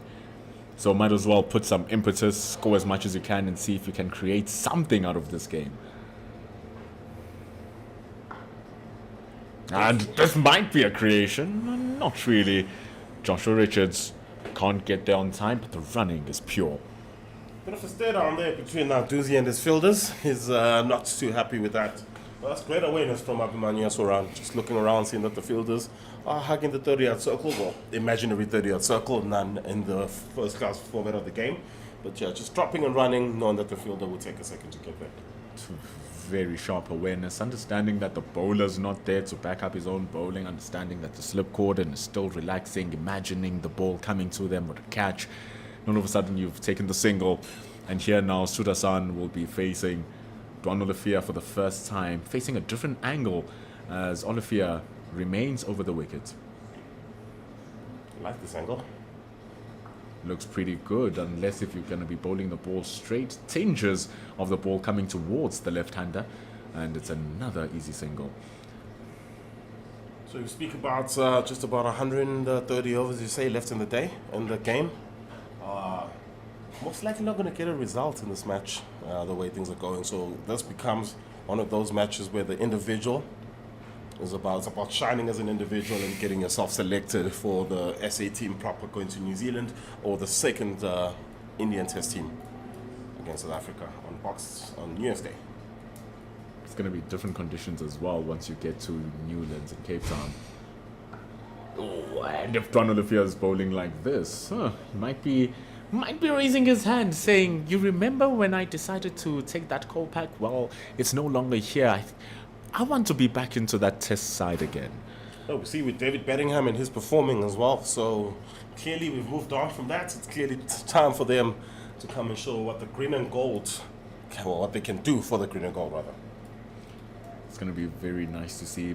Dwan Olafia has a couple of fifers this season, has great performances coming from 4 wickets against the AET Tuskers in the previous match. He has become a picture of line and length as Dwan Olafia. But every now and then he shows why he burst into the international scene. It's actually like a wine as Dwan Olafia. He's losing the pace now. He's starting to be much more line and length oriented. But obviously he can still wreck it up there to about 145. And yeah, just well-directed bouncer into somebody of Abhimanyu Asaran's stature. If you remember that mostly subcontinent batters are thought of having one weakness, which is the short ball. And yeah, 2 fielders on the deep. We've seen one that Asaran has already attacked. Will that be a ploy for South Africa? Just getting it onto the hips, flicking it beautifully is Eswaran, and Swanepoel cannot stop that beauty. It runs down for 4. A wayward delivery from Dwan Olafia. Yeah, it's going to need to be a bit more shorter than that one if he's going to try and trouble the batters. That one is easy pickings. It's about waist height, and it's just tickling around the corner. That man, Swanepoel's had to cover about 5 meters because he is there for the hook shot. So he isn't at fine leg. It's a very square fine leg. So that's easy runs for Abhimanyu Asaran. Normally how it starts off, you used to think that the fine leg is very fine, but that's the case with white ball cricket. Red ball cricket standing off much more squarer. And Dwan Olafia building it into a beautiful area, but the tonality of mine is raised because of the beautiful running between Sudasan and Eswaran. Even you admiring it here. Yeah, it's just beautiful cricket there. It's just understanding the angles that Dwan Olafia has to run at that angle to get to the ball. By then, we would have been at the other end. So good cricket, good awareness. They get through a single. It's 240, which is the deficit now. And, well, there'll be more cricket happening during the summer, isn't it? Yeah, more crickets all around here in Johannesburg in particular. Another Indian team is in South Africa. The third Indian team, the India under-19 team, they bring along Afghanistan under-19, and they come through to take on South Africa in the Youth Tri-Series. All those matches will be live on the CSA YouTube page. First one tomorrow, Afghanistan under-19 versus India under-19. All of this preparation to the under-19 World Cup. That will be here in South Africa after all, starting from the 19th right up until the 10th of February. It will be starting right here in Benoni Park, in Willowmoore Park in Benoni. It will close off here at Willowmoore Park in Benoni as well. Swanepoel is looking to start off his over pretty wild. The square is big, but the ball is new. The grass is fresh. The outfield is quick, and more runs as the Indians get another boundary. Yeah, 3 fielders on the leg side. You don't want to bowl their leg stump or middle stump half volley. That one flick square the wicket. Easy pickings, especially for somebody like Abhimanyu Eswaran, who is averaging 48 in over 88 first class matches. Beautiful shot. Poor delivery from Swanepoel. Too straight, too full. They've even dispensed of a single slip. Now they only have 2 slip fielders for him as they get more protection in the covers in the form of Qeshile. That's the one he would have wanted, but it's expertly guided from Eswaran. Not having much problems dealing with the Swanepoel for now, as Swanepoel still searches for that area, searches for his lines and his lengths. And this is going to be the test for the opening bowler, whether or not he is at the level which is required of him to play for his country. Yeah, it doesn't matter where you bowl it, just don't bowl it full. Straight is clipping you off the pad. Outside of some width, it drives you just wide of the man who you just put in that region as well, just showing you the amount of confidence that this man, Abhimanyu, is carrying. Definitely, the placement is one to savor there. The placement, the punch, the power, the weight of the shot, giving them 3 runs. Swanepoel now to Sudarshan. Still just drifting in his lines as Swanepoel searching, and it's not going to be easy for him to discover his length with the left-right combination. I was about to say exactly that. That should be helping the Indian batters a bit in just making the bowlers have to search for their lines with the left and right-hand combination. Somebody like Duan Olafir, with over 100 first-class matches, he probably would be okay with that, something that he's had to deal with multiple times in his career. But for somebody like a Swanepoel, 31st first-class game, he's gonna have to find his feet. And he's going to have to find his feet against quality batting as well. Oh, quality bowling from him. No feeds from Eswaran, just prodding the bat out there, getting the inside edge, but missing the timber. Walks through for a single. I don't know, it's kind of felt like a one-day international or a 50-over game so far, the way the Indians have come through batting so far. I don't know, is it the bowling or is it the way they're attacking, the way they're batting so far? You know, it's a combination of both, especially here with Swanepoel, who's really struggling to find where his areas are. It's kind of all over the place, spraying it everywhere until he finds what he needs. Until then, the batters will have a free flow. See, until he can hit it like that, ball in, ball out, ball in, ball out. That's where you're going to start seeing the very best of Swanepoel.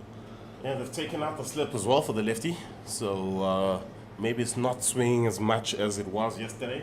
I did speak about the wicket, did seem a lot easier to bat this morning, as proven by the South African lower order, putting about 60 on the board together. But yeah, it does seem like it is a little bit easier to bat now and it's not moving as much. Yeah. Well, left. You might think that beat the outside edge, but he got the bat out of the way. The outside Sudarshan. 4 gone, 32 without loss. Very, very cheeky. But Swanepoel, those last 2 deliveries, it's starting to get some sort of rhythm going. But you can even see it as we're sitting here, Wayne, that there is not much movement as there was yesterday. Navdeep Saini was getting so much, he felt like there was no control. Avesh Khan was getting happiness with the ball in hand, getting it to talk. Right now, the South Africans are trying to get a conversation going with it, but the cherry right now still stuck on centered. Duan Olafir, he'll continue. Going back to Avesh Khan, how well did he bowl? 5 wickets. Another 5-wicket haul for him in first-class cricket. Man, Duan Olafir will be wanting the same. Might be getting it, and he does! What a loose stroke from Eswaran, and he gets the edge. Kaya Zondo needed no second invitation, and with a wayward delivery, short and wide, he strikes Duan Olafir. Yeah, it's been the problem so far from Abhimanyu Eswaran. Has been too free. He found one that was short and wide. He thought he should cut it. Just maybe a little bit of extra bounce from a Duan Olafir standpoint. But the safe hands of Kaya Zondo completes the catch, and that's wicket number 1 for SAA. Abhimanyu Eswaran gone for 18 runs, 15 deliveries showing the intent that was behind his strokes. If you re-watch his wicket, you will see the intent behind his stroke playing, and that falls his demise. You live by the sword, and so you shall fall by it. It brings in the new batter for the Indians, coming in at number 3. Yeah, Raja Patidar is the new man in for the Indians. And yeah, he's got to take up a bit more of a protective role for his team. Those first 5 overs, like I said, have come through like limited overs innings. They've come through, they've looked to score the runs, and maybe that is the outlook from them. They want to get the game moving. It is moving day. We lost a full day of play on day 1. But yeah, they need somebody now to stick around and at least take them to tea. Here's the tricky thing, though. Going for the attack means that you leave yourself susceptible to such wickets. You will look back in the grand scheme of things in first-class cricket and ask yourself, was that shot really necessary? With the new ball and you having the task of taking the mantle right at the beginning of the innings, is that how you want to strike? We don't know what the conversations were in the Indian camp, but certainly preserving wickets would have been one of those conversations, which was not succeeded. In comes Patidar. Yeah, young man. Well, relatively young man, 29 years of age, from Indore. Wow, that's a good ball there from Donald Lefevre to start. Catches the outside half of the bat of Raja Patidar. This was the leading run scorer in the competition. Scored 713 runs in 2019 in the Ranji Trophy for Madhya Pradesh. It's been a bit quiet over the last couple of years, but he averages 43.7, 22 50s, 11 hundreds in his 52 first-class matches so far.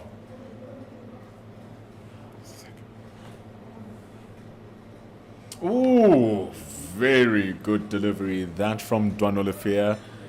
The line is beautiful, the length is beautiful. Getting it to move away from the bat. It was so close to him. A good leave, though, from Patidar. He's one of the new additions into the team. He was added on late onto the list. So if you go to your research site and you search for the SAA team for the second unofficial test, he wasn't in the name. But he's here now. He has a task in his hand, does Patidar. And the task in his hand is evading this work from Dwano Lefevre, who has been in fine form.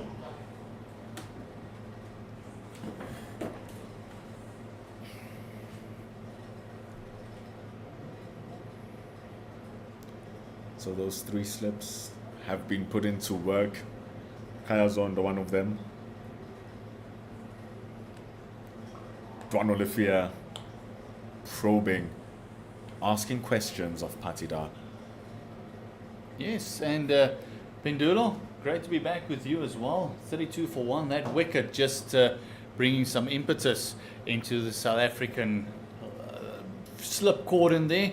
Kaya Zondo making no mistake. Didn't trouble the scorers with the bat when he had his opportunity, but definitely make a difference in the slip cord.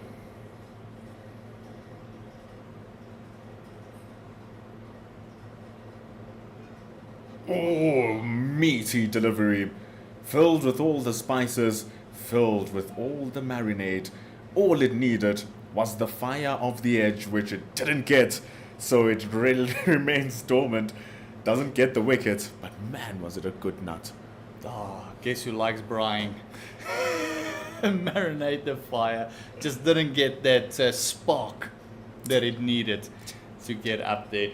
But yeah, it was a bit of venom there from Willowmoore. Disappointing start for Swanepoel, I feel. He's been so consistent in the 4-day game that he's just struggling to find his feet here a little bit, and he's been so good that you almost expect a bad game here and there, and let's hope it's not going to be in this one. Starting off, another short one from Swanepoel. He is livid with himself. It is not happy hunting ground for him. Taking the level up and just taking his time to find his feet. But the Indians are running on his bowling. That's more runs. Just too short, just a little bit wide. glorious shots from Sudarshan. It's 36 now with the deficit on 227.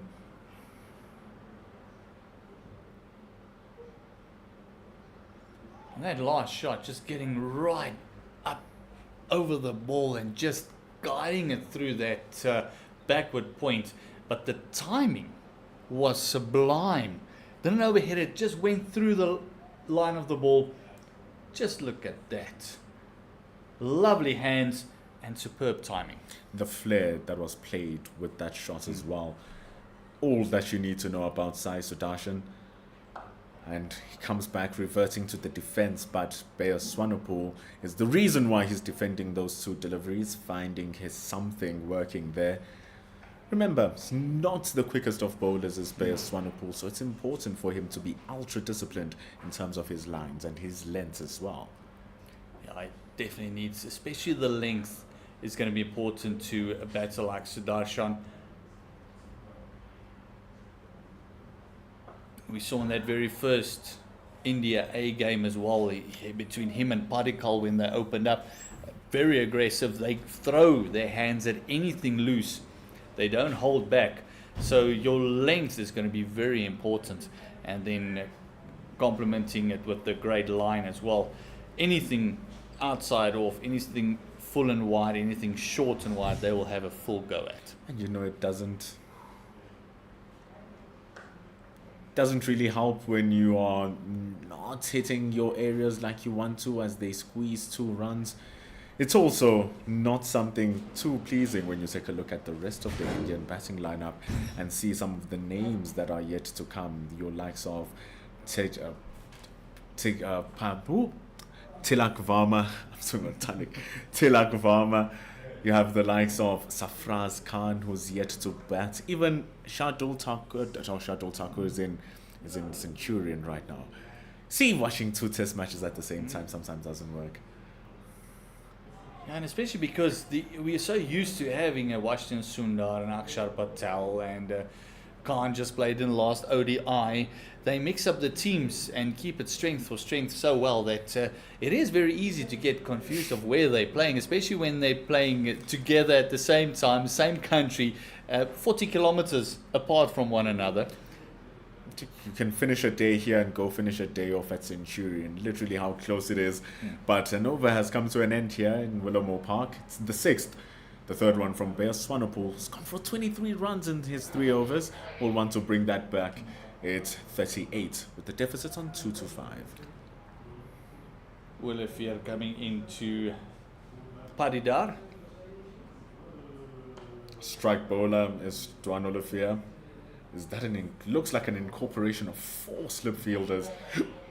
But Gully is standing at 5th slip position really, and Joshua Richards, you'll see him there with the number 12. And then also the backward point is very backward as well. Not your conventional backward point. So they want to free up the batters. They've seen that the Indian batters are throwing their hands at it a little bit.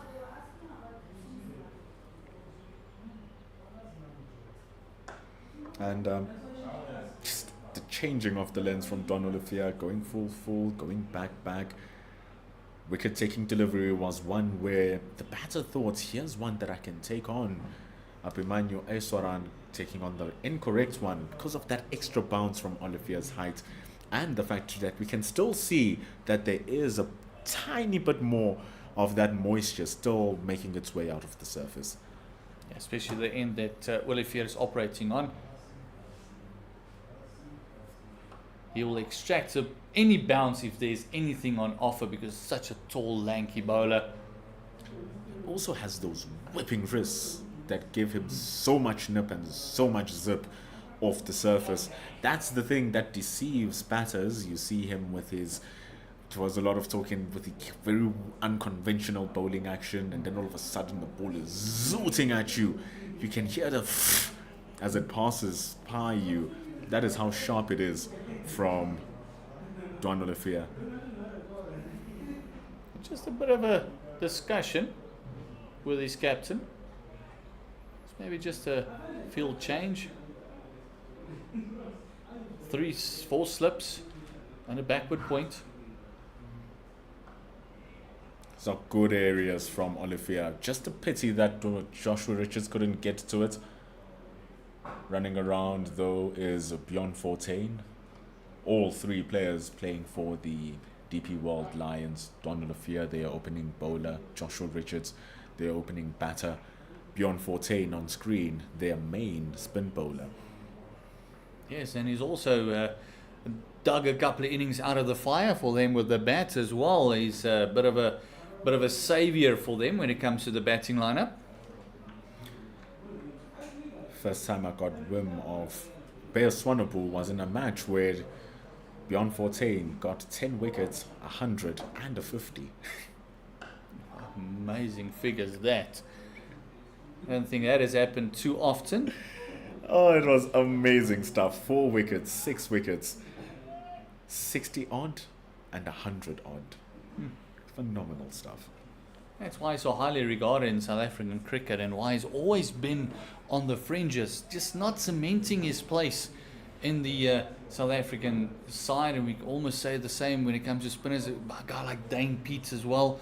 Just not clicking at the right times. We mentioned if you get that moment, those moments, take it, make it yours, make it happen.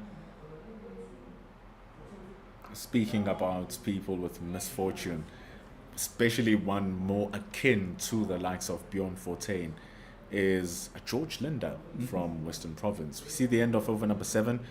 It's the deficit's at 2-2-2 for the Indians, and just George Linder is one name which just fell by the wayside, curtailed by injuries, but man, what a talent as well. Yeah, it's one of those unorthodox bowlers as well. It gives you something of everything, and a very good batter as well. A proper all-rounder that can come in at 6 and 7, score you a 50 or 100 even. So yeah, it's the same with Simon Harmer. There's a couple of names that's 5 years this way or 5 years that way might have gotten the nod, but now there's so much competition, so many young blood coming in as well, fighting for that 1 or 2 spots. One of the names that we think of is actually one name that comes to my mind is a Kyle Simmons. Kyle Simmons, breakthrough season last year. SAA was bombing everything, taking wickets. Even in the 4-day series, even in the 50-over competition, Kyle Simmons has been proving his worth. Even this season, in the 4-day series, Kyle Simmons has been proving his worth. So he's one of the names which we'll also have our eyes on to see, can he make an impact and actually get a call by the South Africans. But for now, Bear Swanepoel looking to have finally found something that might work for him. Just a bit of the rhythm. To his defence, there was a couple of fantastic shots played and not terrible balls. Delivery is not bad, but great shots. But it's just that adjustment that he now needs, where the margin of error is a lot smaller than in the domestic league, where he's doing so well. He's the leading wicket taker. He's one of the top all-rounders on that list as well. So the margin of error just becomes, where it's an A3 paper, it'll go down to an A4 here, or even an A5. With each level, there's a change in what you need to do as a bowler and even as a batter as well. And that might be wicket number 1 for Bear Swanepoel. He asked for it for himself and he grounds it. What was that? Why did he not allow the keeper to come in for that one? He is walking back, head down. How did he drop that? That is just the tale of the story for Bear Swanepoel. Starting off, a couple of runs being scored off him. He finally draws the full stroke from Sudarshan and he grounds it. The easiest of dollies. And at this level, you just need to brush it off and get going on to the new delivery. Oh, this is heartbreak for the young man.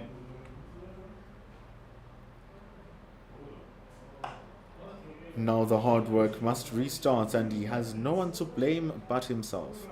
And that was a big wicket of Sudarshan. It was the one they wanted because he's such great form. And we're trying to find the words to describe the drop catch and what Bayer Swanepoel must be feeling. But I think the earth must just open up and swallow him whole at the moment. Goes for the Yorker. Sudarshan able to parry it away. He draws an opportunity, and the opportunity is put down. He apologizes to his captain, Matthew Pritzker. Sees the end of over number 8. Misfortune for the South Africans, as the Indians now trail by 221 runs. We see Bayer Swanepoel just leaving the field.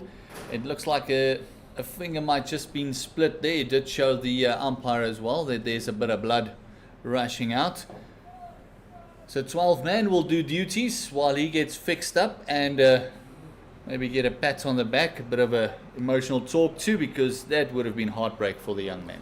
Very painful. It all kind of happened in slow motion for him.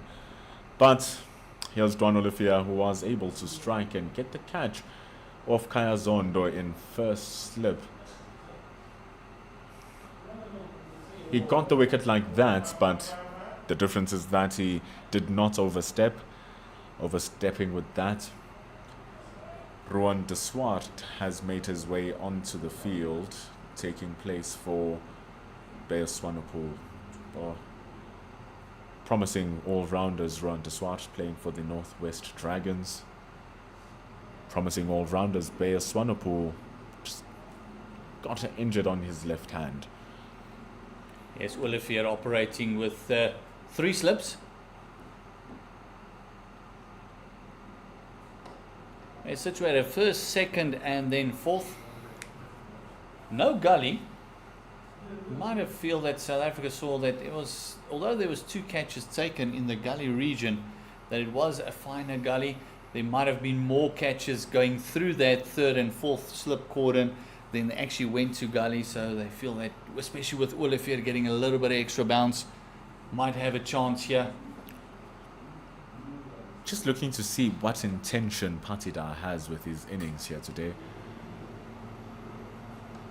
Looks intentful, cuts that exactly where gully would have been, and that's where it runs for 4 into the 3rd man boundary, and that deficit falls down to 216.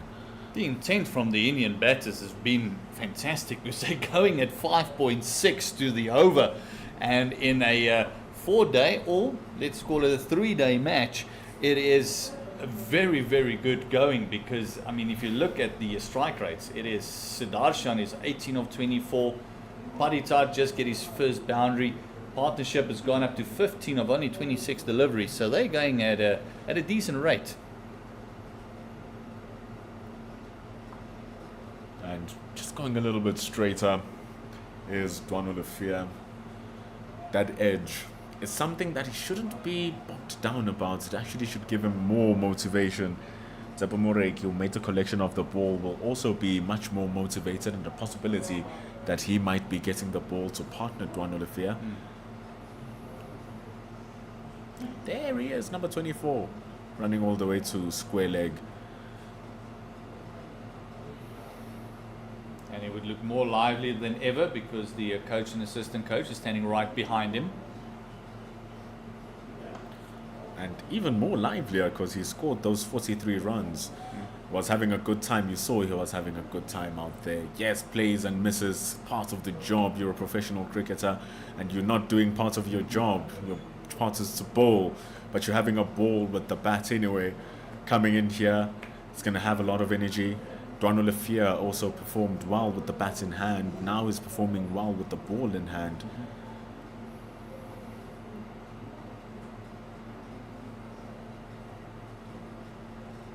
Ooh. Performing really well with the ball in hand. And a very good bouncer there, but very, very well played by Paditar.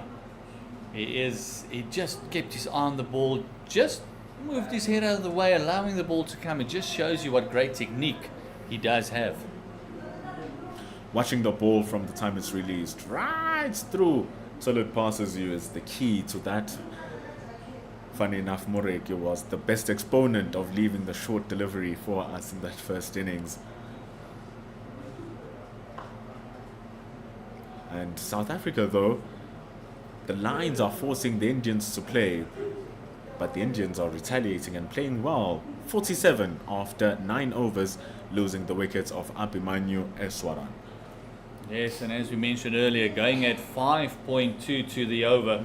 There's 40 overs of scheduled play left for the day. Looking at the time, we might even get that in. A couple of spinners operating.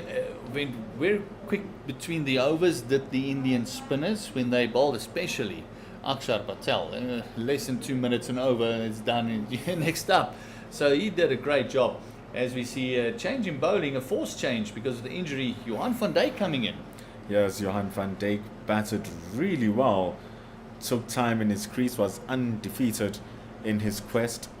But sure are his figures. 19 average, just under 20. 93 of those wickets. And here he comes.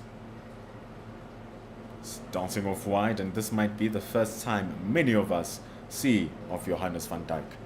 Yes, this will be something new for him. He's only played 24 matches, and you're already just asking the umpire just to have a look at that front foot, but he's got 6 5-wicket hauls and 1 10th. Best bowling figures of 7 for 26. That's good going. And it does look like he can zip it through a little bit. Written as right arm fast.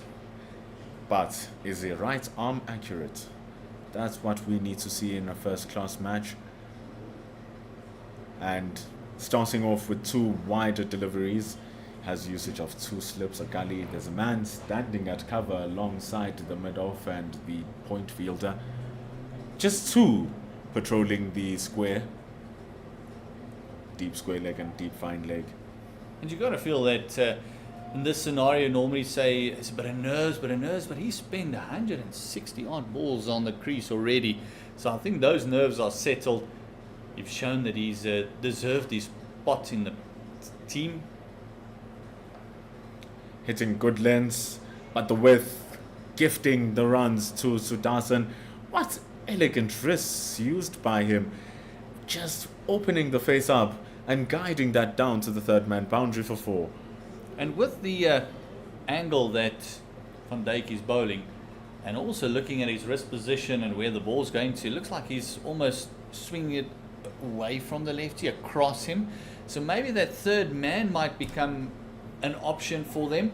Otherwise, Sudarshan, with that lovely wrist and the control that he has, is going to milk that third man boundary. And that's why they're changing the angle, coming around the wickets. Much more harder to squeeze the ball past the slip cordon, unless Van Dijk gives width. What width are you talking about? Going straight for the body, coming around the wicket. Typical fast bowler, got hit for a 4. Doesn't matter how good the shot is, I'm going to give you one short one just to say good afternoon. He does have that protection. He's got Moreki out there deep square. So it might be a bit of a plan with him. Also a nice big lad. Does come into the crease, does hit the deck hard.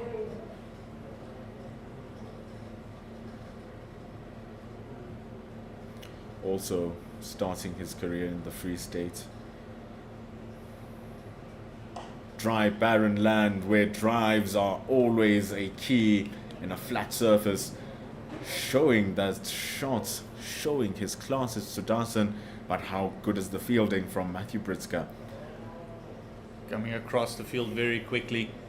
Had to put in the dive because it's almost like the ball was keeping going away from him the whole time. And he had to put in the dive in the end and then backed up as well. Fielding of the South Africans in general is very good. We won't mention the drop catch that has already occurred. Oh, so much for not mentioning it. Here comes Van Dijk. Hitting the back of a length very hard. Hitting the deck very hard to end his first over. 6 runs gone in that. 50 up for the Indians as they are on 53 for the loss of 1. This is after 10 overs, going at 5.3 to the over. And again, First over, not going too badly. We see the bandage on his left arm. We almost thought when he got hit while batting, it's going to be his bowling arm. We see it's his left arm that's taped up. He got a nasty shot on that forearm when he was batting. And that looked, as soon as he got hit, he called for the physio because he knew that's going to leave a mark. No, sometimes that's the risk with having your big fast bowlers batting right at the end for long periods of time. The opposition bowling gets frustrated and they become aggressive rather than attacking, and they look to hit the body, look to get you out through fear. And it worked when they got the wickets of Mureki. A harder ploy to use to your top order batters though. Yeah, I think the disciplines and the technique is a lot better. And they have not shied away from the short ball. Paritar has played it brilliantly, just swaying out of the way, keeping his eye on it, not taking his eye off the ball whatsoever. And you can see just a bit of a conversation while the ball's being shined there between the skipper and bowler. Just ask him, are you happy with the field? What do you think? Maybe get Gully in there. What's the plan? Dwayne Wolfer says, no, let me bowl at him. I've got this. It's a marathon spell, and it's a gorgeous catch, but he has overstepped, and it is the biggest crime in all of bowling. Stepping over the line and getting a catched wicket, but it counts for nothing. Oh, and what a fantastic take that was. It was a take that would make any coach proud, and we saw it so many times. It is one of those things that just breaks your heart. The second life for the Indian batters. Sudarshan got one, and now Paritar has got another. Just as I said, he's got this lovely take at third slip, and great work done. What misfortune. What a tragedy. Joshua Richards, he caught a magnificent catch in the Wanderers when he was at Gully. Now he caught a flyer one jumping over his head, but to no avail. Heartbreak for Dwan Olafia.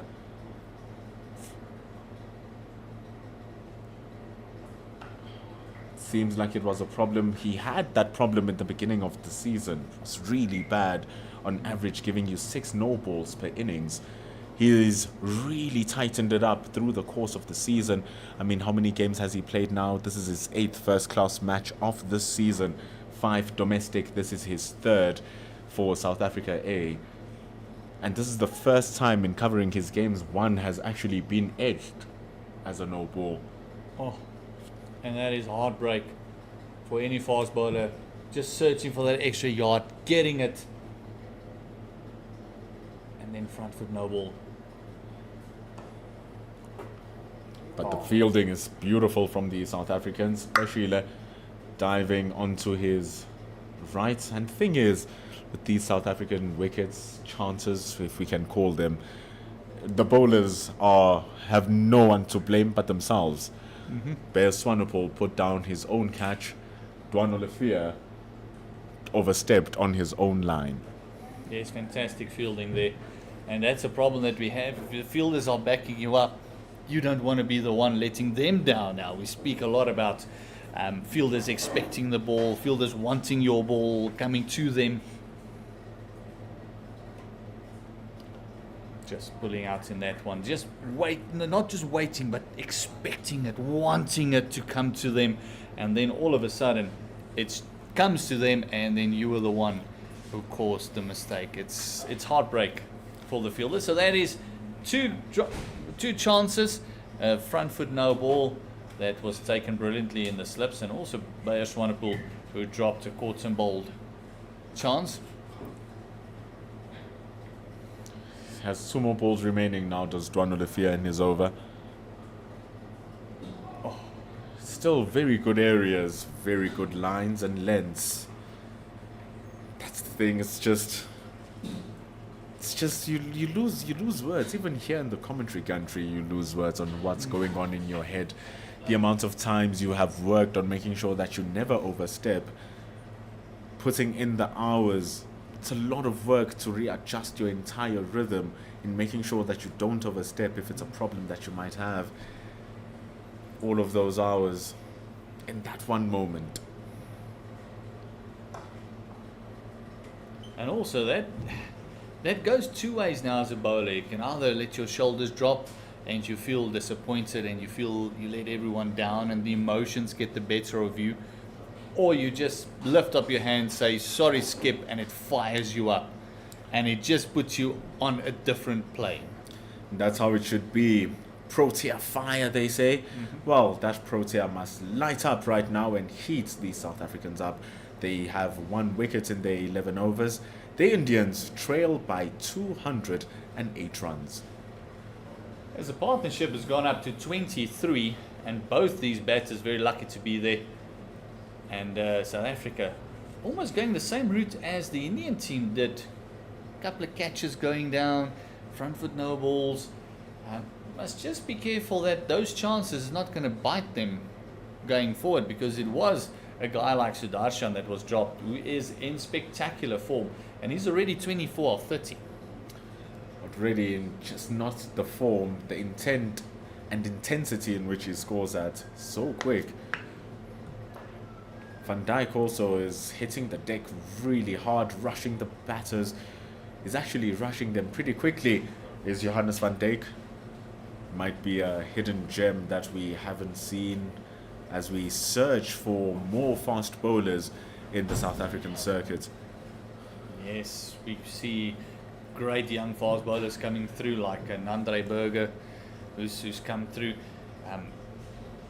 And in the win still is Andrich Nortje that's still injured as well. Ngidi is still not 100% fit. So there's so many options at the moment. That when you get the opportunity in formats like this, you really got to put up your hand and say, look at me. Especially if you're coming down from Division 2. Like we spoke about the Jean Duplessis performance. Coming down from the Knights, hey, come here. Let's see what you can do in the SAA. Massive runs. 100 in the first innings, 50 in the second innings. Dane Pete, though a veteran, also plays for the Knights in the second division. We saw him get 11 wickets versus the West Indies in a particular match. Van Dijk won't get too many wickets to right-handers bowling it at that area though. That one, I think he just tried to push it into the right hand and the wrist just broke completely.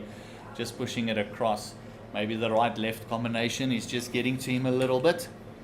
He knows the margin of error is so small, especially when bowling to Sudarshan. Doesn't exist, that margin of error. Patidar, on the other hand, 25 balls for his 6 runs. Much more conservative.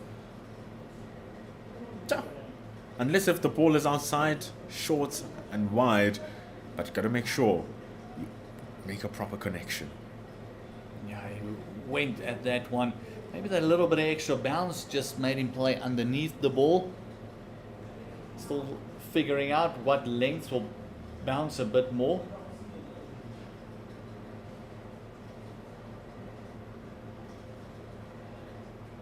And it is getting hotter here. The sun is coming out.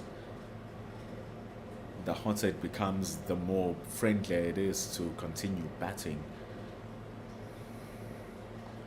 And the thinner the air, the colder the air, ball shrinks, can do more in the air, can swing mountains.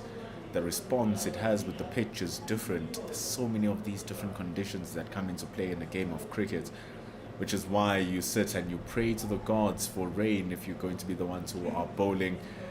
You sit and pray for sunshine if you're going to be coming into bat, and the sunshine really coming in handy here for the Indians. Yeah, it's definitely becoming easier to bat. We've seen less bounce that we've seen on day one.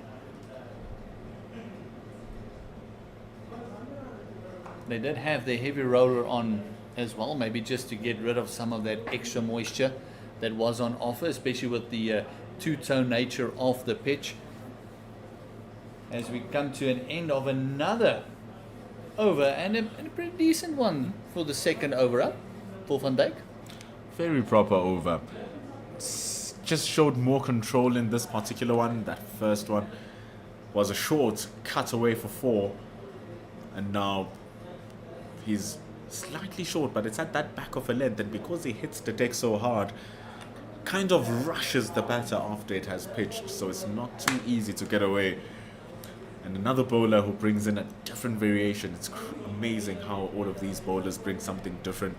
Much more skiddier, much more rushing, much more energetic is Tsepo Moreki, who will be coming in to bowl now over number 13.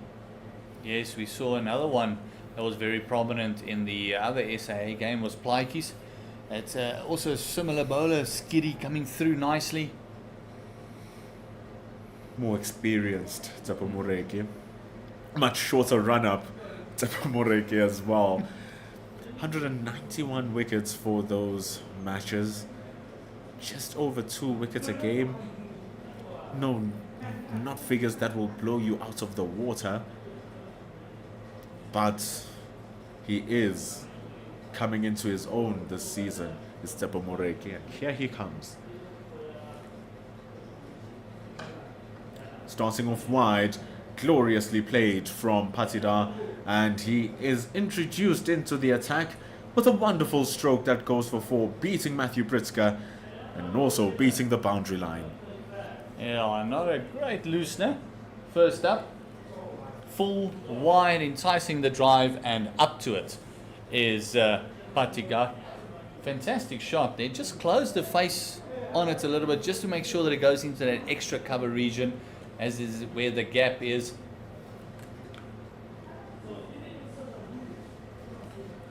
No one protecting the deep, of course, just the one fine leg in Johannes van Dijk.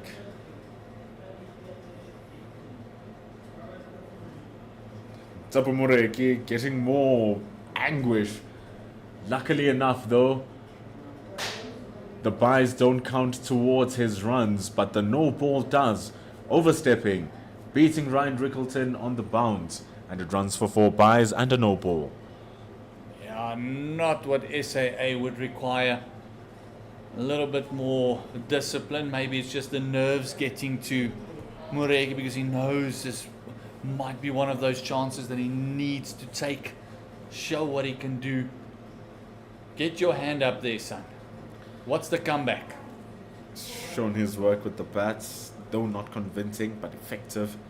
This is where he needs to convince. And if he continues bowling like that, the ability to occasionally move it away from the right hand as well, he might just cause problems, but he needs to be consistent. That is the thing. And when you get that consistency going, you want that, and we've spoken about that, that dirty word, patience. You gotta keep it there. And I mention a dirty word because it's almost like it's gone in the modern day cricket. Even in 4-day format, you want to try something different the whole time. It's not that consistency of just hitting the line and lengths. Eventually the batters also read you. They know what to do. So it's very important that you try as much as you can as a bowler to just keep it fresh. Something that Akshar Patel was doing with his spin bowling. Very rarely was it a continuation of the same delivery, but the balls were being bowled in the same area despite them being different, constantly asking the batter, is this going to come away? Is this going to come in? Is this going to bounce extra? Is this going to keep low? What is this one going to do?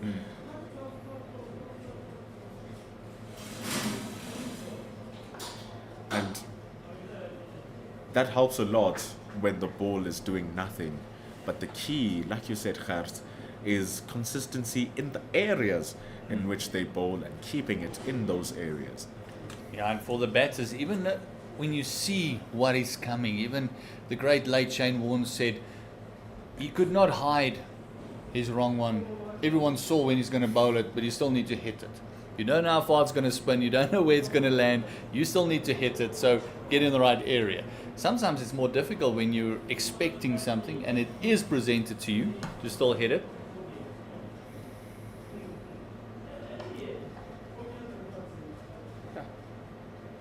Moreki coming back nicely in this over. It's easier to set the field when he's bowling one side of the wicket, one length. Even if they're driving, it's fine. We can always take out someone from the leg side or maybe take out a slip and give you some cover there, but keep hitting the consistent line and lengths. The batters will always back you, or rather, you will always be backed if you hit your areas consistently. Here comes the last ball for Tapu Moreki. It's short. It's guided down to Johannes van Dijk, who's standing at fine leg. A single ends the over. The deficit falls down to 196 runs. The Indians on 67 for 1. We saw that last ball, just the fielder being pointed out and moved to deep square. And Moreki, I don't know if he's got the pace to really get it up there. He's very skiddy. He can rush you a little bit with a ball that's a little bit fuller, but when he tries to hit the deck, it actually slows down, and that might be the tactic. Try and hit the deck, slow the ball down, almost like a slow bouncer sort of moment. And then top edge, he does have the two fielders out there. It's actually very funny how...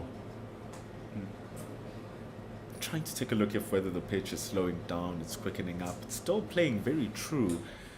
The only issue is some of those deliveries keeping low every now and then. But in terms of the pace of the pitch that it's playing at, seems to be consistent. Look at that, whipping it off his legs. Fine leg, any finer would have grasped it. But it's well played from Patida, and it goes down to the boundary for 4. Yeah, he got away with a couple of those in the first over that he bowled. This time round, just helping it on his way. It's already going that way, so I'll just paddle it around and one bounce and into the advertising boards. Here, Van Dijk just struggling to find that line and length. it's really struck. It's the left-right combination. He's been working around the wicket for the left-hander, coming over for the right-hander, and it's an easy guidance. And we're trying to see how are the South Africans looking to bowl and execute their wicket-taking abilities here. Yeah, we got to feel that they're kind of going through the motions at the moment. A very standard field. They got the 3 slips, got your backward point, got your long leg out, and it just almost feels like in the Indian innings we saw it as well, bowling at just no plan at the moment. You can bowl to a plan, but you need to execute it, and execute it like that. Johan van Dijk delivery. Can you bowl many of them consistently, ball by ball? We saw the control from Avesh Khan, we saw the control from Ashad Deep, we saw the control also even from the spin bowlers in Washington, Sundar and Akshar Patel. It became wayward in that final wicket partnership where they seemed kind of desperate to get a wicket. Pleading for 1 or 2 calls that was there. But prior to that, disciplined. And disciplined is Van Dijk, but the hands from Patida, the hands, that was never bad delivery from the fast bowler, ever. But what a good shot in retaliation to the third man boundary for 4. Yes, and I almost want to say against the subcontinent teams who is so great with their wrists, playing with wristy shots, glidings, sweeping. I almost feel that third man should be a given. So many runs already for these two being leaked down there. And I realize that you're trying to take wickets, you want to be more attacking, but then the line has got to be more attacking as well. If you're going to be bowling there, then you almost got to have someone just protecting the boundary. Goes into the block hole, does Van Dijk. Digs it out, though, does Patida. just exchange a single.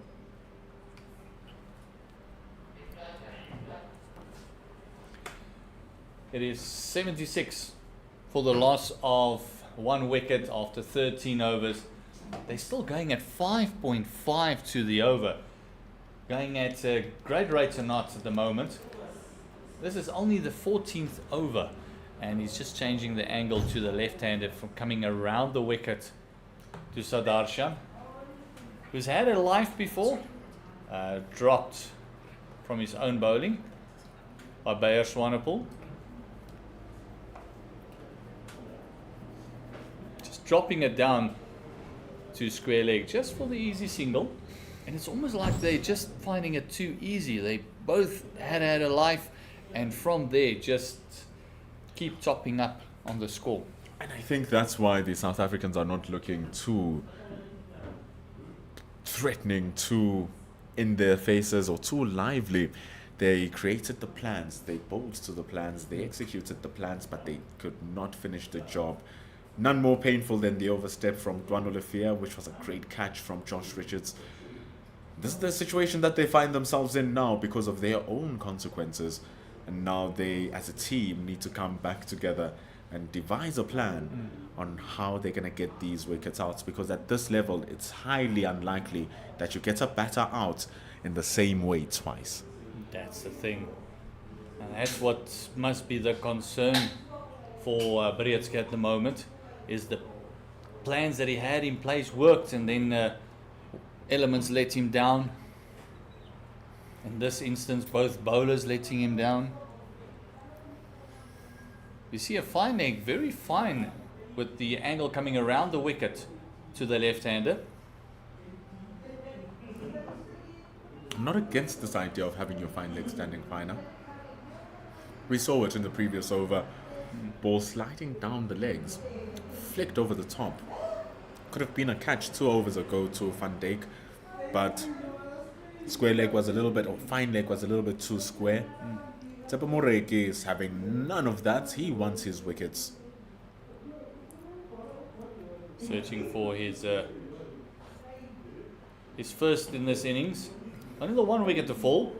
The compliments of Duan Willifear. Should have had a second. That's much better by Moreki. You can just hear the grunt there as he's putting extra effort into the delivery.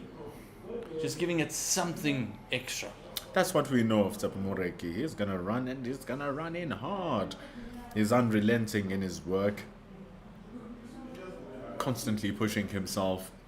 A ball of energy. He's one of those guys who you call a workhorse. You give him the ball, he's going to give you a 7-over spell. Constant hard work, 3 runs to the over. Sometimes a wicket, sometimes not. But he will get the overs rotating with a lot of energy. Oh, they're just finding the outside part of the bat. You can see, although that's squirting down to third man for a boundary, Sudarshan was not happy with the execution of that shot. Good bowling from Tsepo Moreki. Right up in front. Pushing him onto the front foot. So unconvinced was Sudarshan with that one. But he gets the runs nonetheless. That deficit dropping very quickly, Gers. It's on 182. Yeah, it's 81 for a loss of 1. As I mentioned, this is only a 15th over, so the first drinks break not even there. They're almost up to 100 already. Run rate at 5.6, almost a one-day game for the Indian batters. I feel like they behind the schedule. The one-day internationals were 2 weeks ago. But there's a big appeal. Tsepo Moreki. That's what Tsepo Moreki does.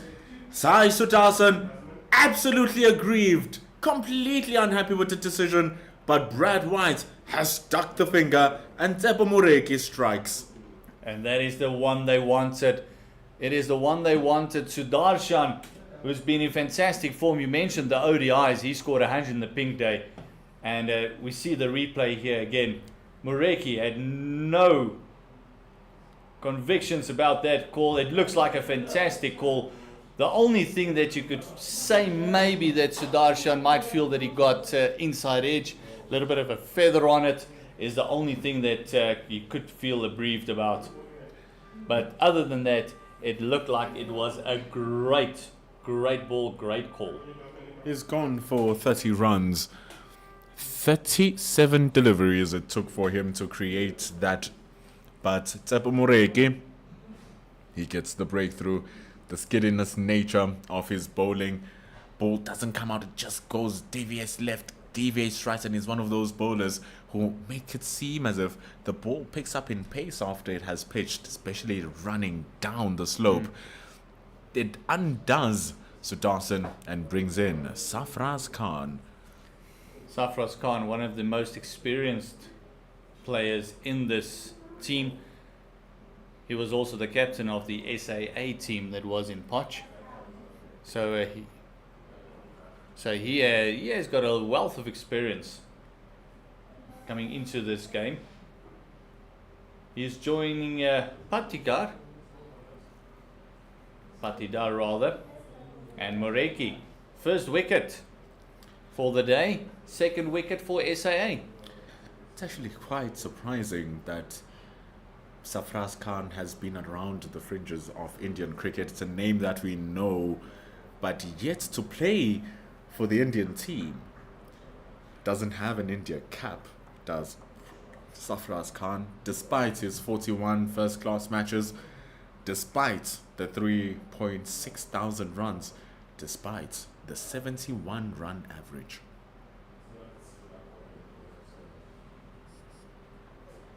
Moreki, just making him fend one.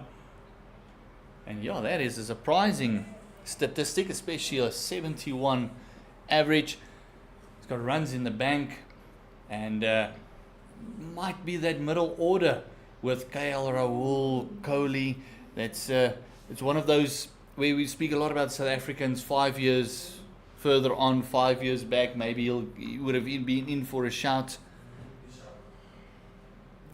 And he is at an awkward age. You know, the Indians are filling up their squad with rejuvenated youth. But here is this 26-year-old man, Sarfraz Khan. He's looking to make his impact. Short, stocky figure. Over number 15 coming into a close. It's 81 for 2 with them trailing by 182. And he's trying to make his mark. And we think of guys that's not even here, guys like the Pandya brothers is not even in the squad. So there's so much competition for that middle order spot that I think across the world there'll always be arguments of this person fell through the cracks. Maybe we should have given this person. In hindsight, maybe Sarfraz Khan was the right person for the job. But he's in at number 4. He's at the non-striker's end.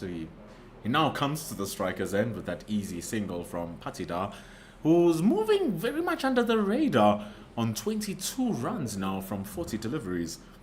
Yeah, he was the silent partner when it comes to the partnership with Sudarshan, because he was scoring at about 75 strike rate. He was going pretty quickly. I beg your pardon. It's an 81 strike rate that he was scoring at. So he was scoring a one-day game, and hopefully now for the South Africans, the scoring might just come down. The rate might just come down a tad. Oh, with bowling like that, it might. Jive off a delivery, but Sarfraz Khan looking unfazed, just taking a deep breath, owning his crease. But that extra bounce from Van Dijk, geez, does it look nasty. Oh, that came over length, and we know Sarfraz Khan is not the tallest of trees in the forest, but it does pose a lot of problems for the shorter players if a guy like Van Dijk can get it from that 6 meter length. Pushing this one wide though. Flashy shots from Sarfraz Khan past the point area. None of the fielders going for a run as Tsepo's umpire Mokorosi signals for 4. Lovely shot. After that previous one, this is not the ball you want to bowl. That is full, that is wide. No protection on the offside. And Safras Khan just helping himself to an easy fall. Man, didn't that look like Virender Sehwag, like just flashing his hands on it and looking at his body structure, how he plays, his aggression, just gives you flashes. Yeah, a mini Sehwag.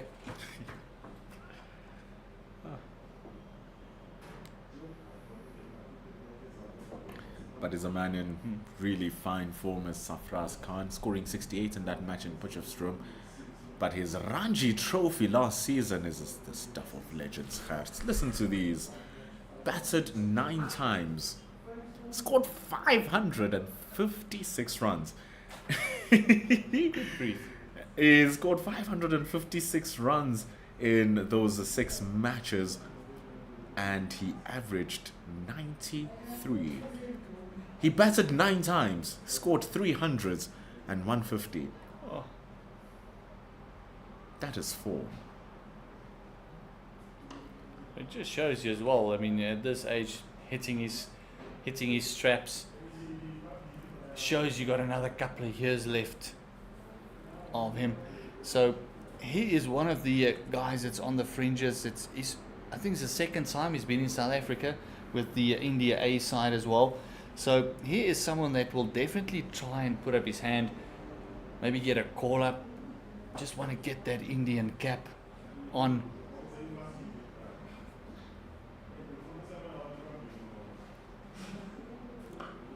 That's much better bowling by Van Dijk. Just hit it into the deck. Just try and get the movement from there. And we know normally we say go a bit fuller, get the ball to swing, but it's not moving that much anymore.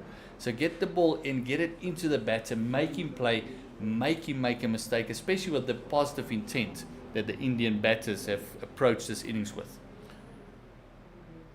It's 177, which is the deficit, with the score on 86. It's going to be important that he takes his time also. Doesn't fall into the trap of saying, yeah, it's time to score runs. And then all of a sudden, he finds himself chasing at ones, just like Abhimanyu Eswaran found himself chasing at one. So it's still a game of a test. It's still a game of patience. That key word we are using here, Mr. Maloney. Here's Tsepo Moreki. Very good stuff from him so far. Very nice stuff. I like that length by Tsepo Moreki. It's just on that 5-6 meter mark. You can actually hear him. He's hitting the splice. He's hitting the stickers of the bat, of the maker's name. And if you can do that consistently, it means the batter's got to play on the up. And that's a lot harder to do. And you've got to be technically correct every single shot to do that. And you know, that's when they also start being indecisive about their feet. You keep feeling the splice of your bats getting rattled all the time. You then all of a sudden go back to a ball you should be fuller on. You then all of a sudden want to take on the batter and you go forward to a ball that you should be back on. And all of that indecisiveness comes, and then your wicket falls, because that's how it happens. It's such a beautiful sport. Yeah, it's a great equalizer. You can be on top the one day, have an average of 80 odd, and then the next time it's 3 ducks in a row. You are never in until you've done your job. Until you score that 50, until you score that 100, you feel like you're never in. Even if after you score that 100, you still feel like you're never in, because as a batter, you are in there. You don't want to leave. Much like when you're bowling Jaffers ball after ball. You wished you had a 50 ball over. Yes. It's one of those things where those Jaffers often don't take wickets, and then we let one slip. Full toss, boop, popped up in the air, or LBW.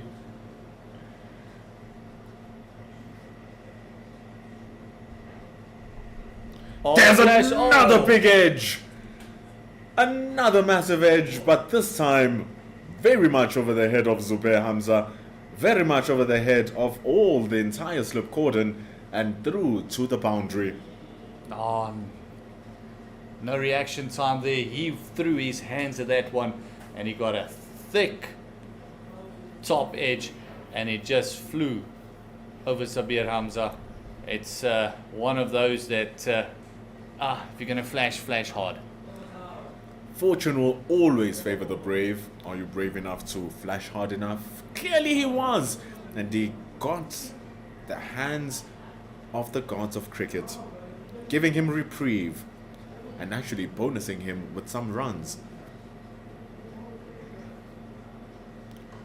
They trailed by 172 runs, and with a 4-day game, avoiding out the follow-on is 150. So they need to score just 23 more runs, and that will ensure that South Africa will have to bat again. I also think the plan for the Indian batters is only to bat once. See if they can't pick up 10 wickets tomorrow. And if they go at this rate or not, they'll work off their deficit very quickly.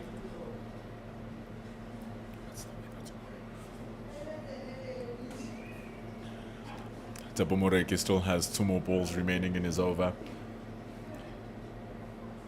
Now he has 1 more ball remaining in his over. He's been bowling with good control, is Mureki. Unfortune or misfortune with the boundary. Great fortune with the wickets. Getting the LBW of Sudarshan, who was thereabouts. And he has 1 more ball remaining, with the Indians really needing to put on the score, because I'm not sure if we're going to get better batting conditions than today, Gert. Yeah, especially looking at the forecast for tomorrow. It does look a very similar day. It does look like it's going to be a bit cloudy again, the wind blowing a tad. We do have a prediction for about 24% chance of rain tomorrow. Talking about rain and moisture, the players also decide to rain it down their throats. They're about to have a drink.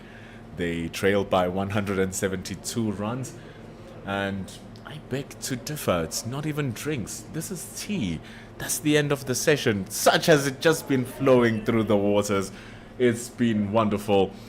It's 91 for 2, and they trailed by 172, and seems like the session just vanished in front of our eyes. Very quick session, very nice to see. And yes, South Africa, it must have been 4 down already.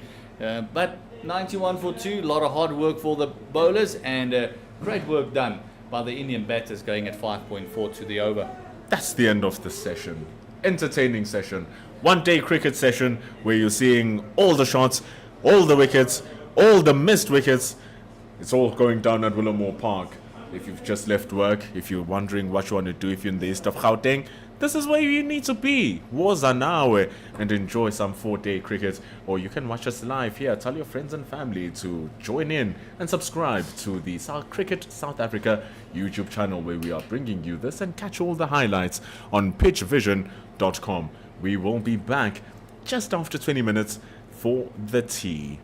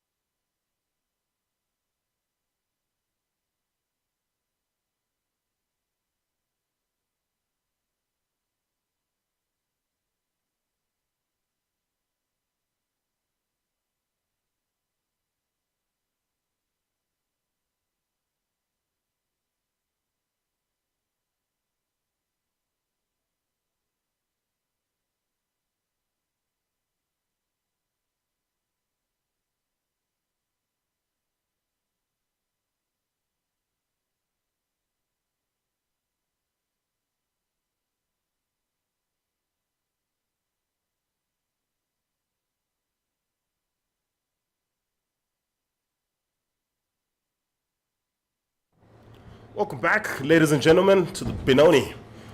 Best Swanepoel starting off right on the money, and it is finished off to point. It is the third and final session of day number 3 here at Willowmoore Park.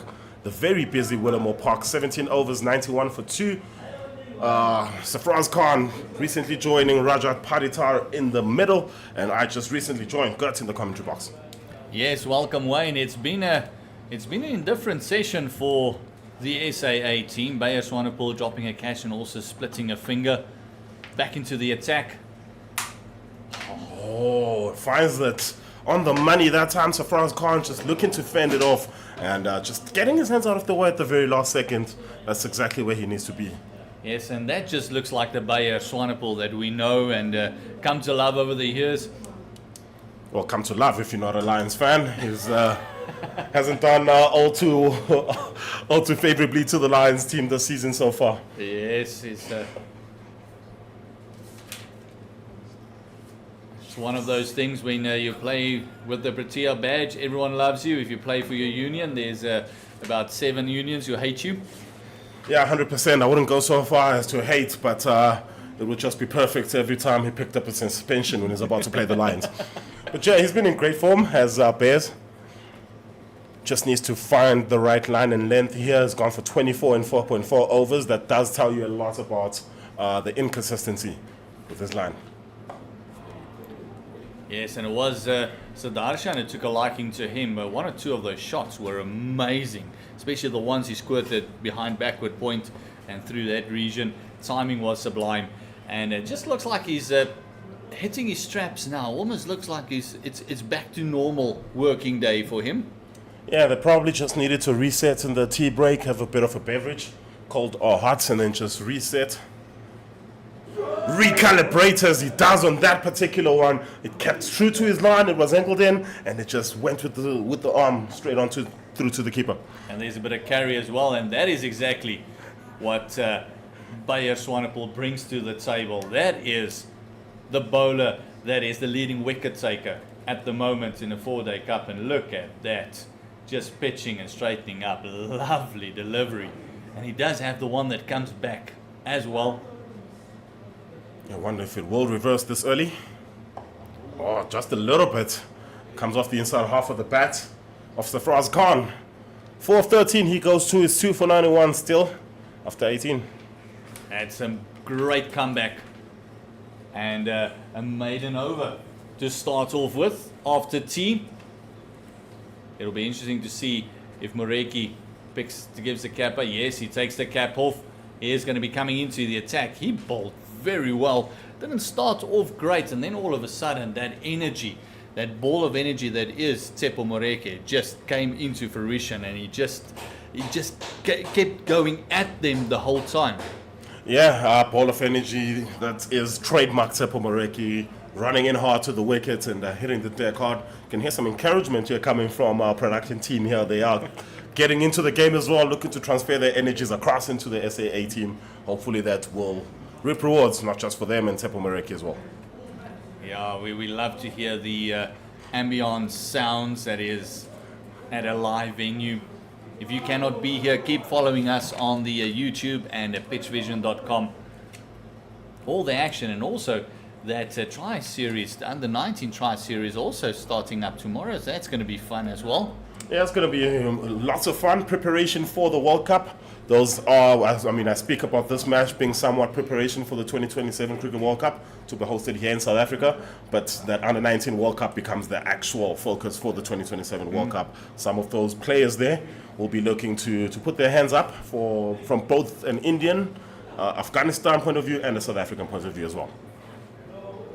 Tsepo Moreki, he pulls up, not ready yet.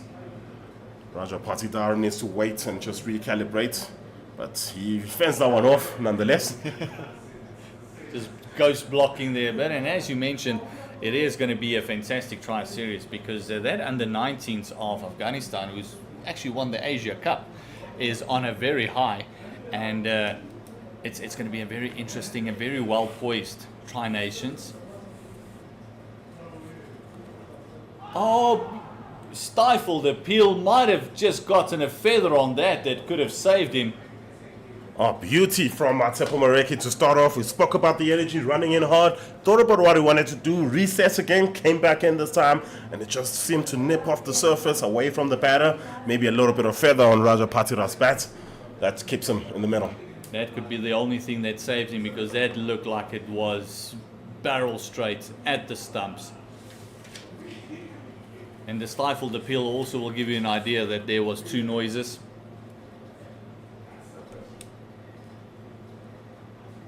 Shot. There's a fielder for that shot. Johan van Dijk is in that position. It's a 5-4, beg your pardon. 5-4 field. And that short ball does not get punished. Goes straight to Johan van Dijk next to the umpire. Square leg. Yes, and the Indian batters has not been shy with the pull shot. They've not pulled out of many. The really short balls that went over. We saw Willie Veer bowl a great bumper. And then now they love playing that shot. Just that short arm jab around the corner, around about the chest area.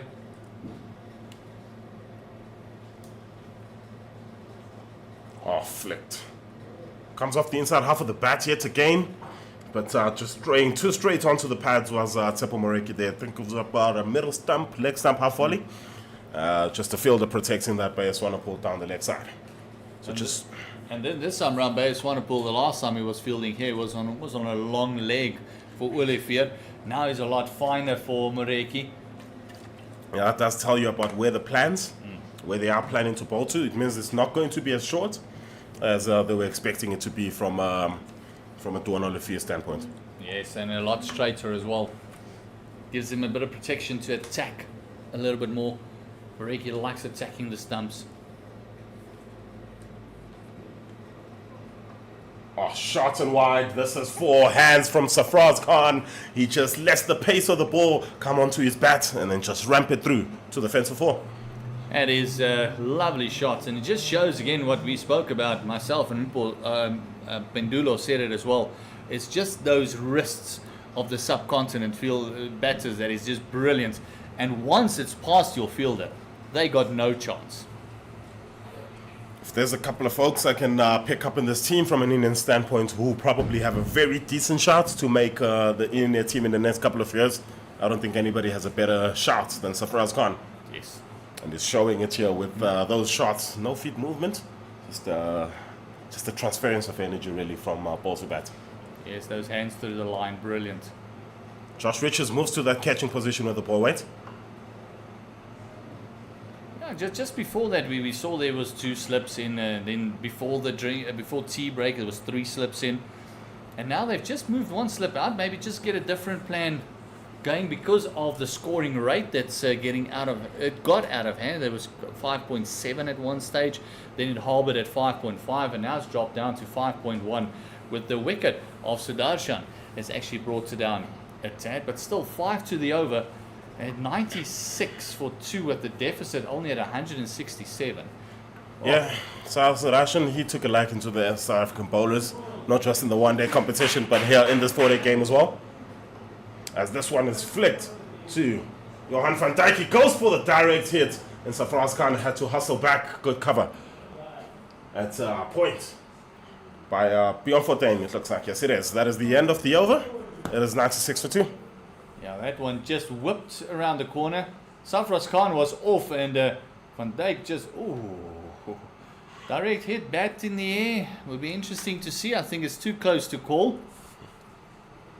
But yeah, all's well, that ends well. Umpire Mokorossi won't have to make a decision. He'll be happy about that too. Now Bayer Swanepoel just setting the field a tad, just speaking to Matthew Breedske. And they play together at the Warriors as well, so they would know each other pretty well. Yeah, there's a couple of players that play together here. Bayer Swanepoel joining Sina Kashile and Matthew Breedske from the Warriors.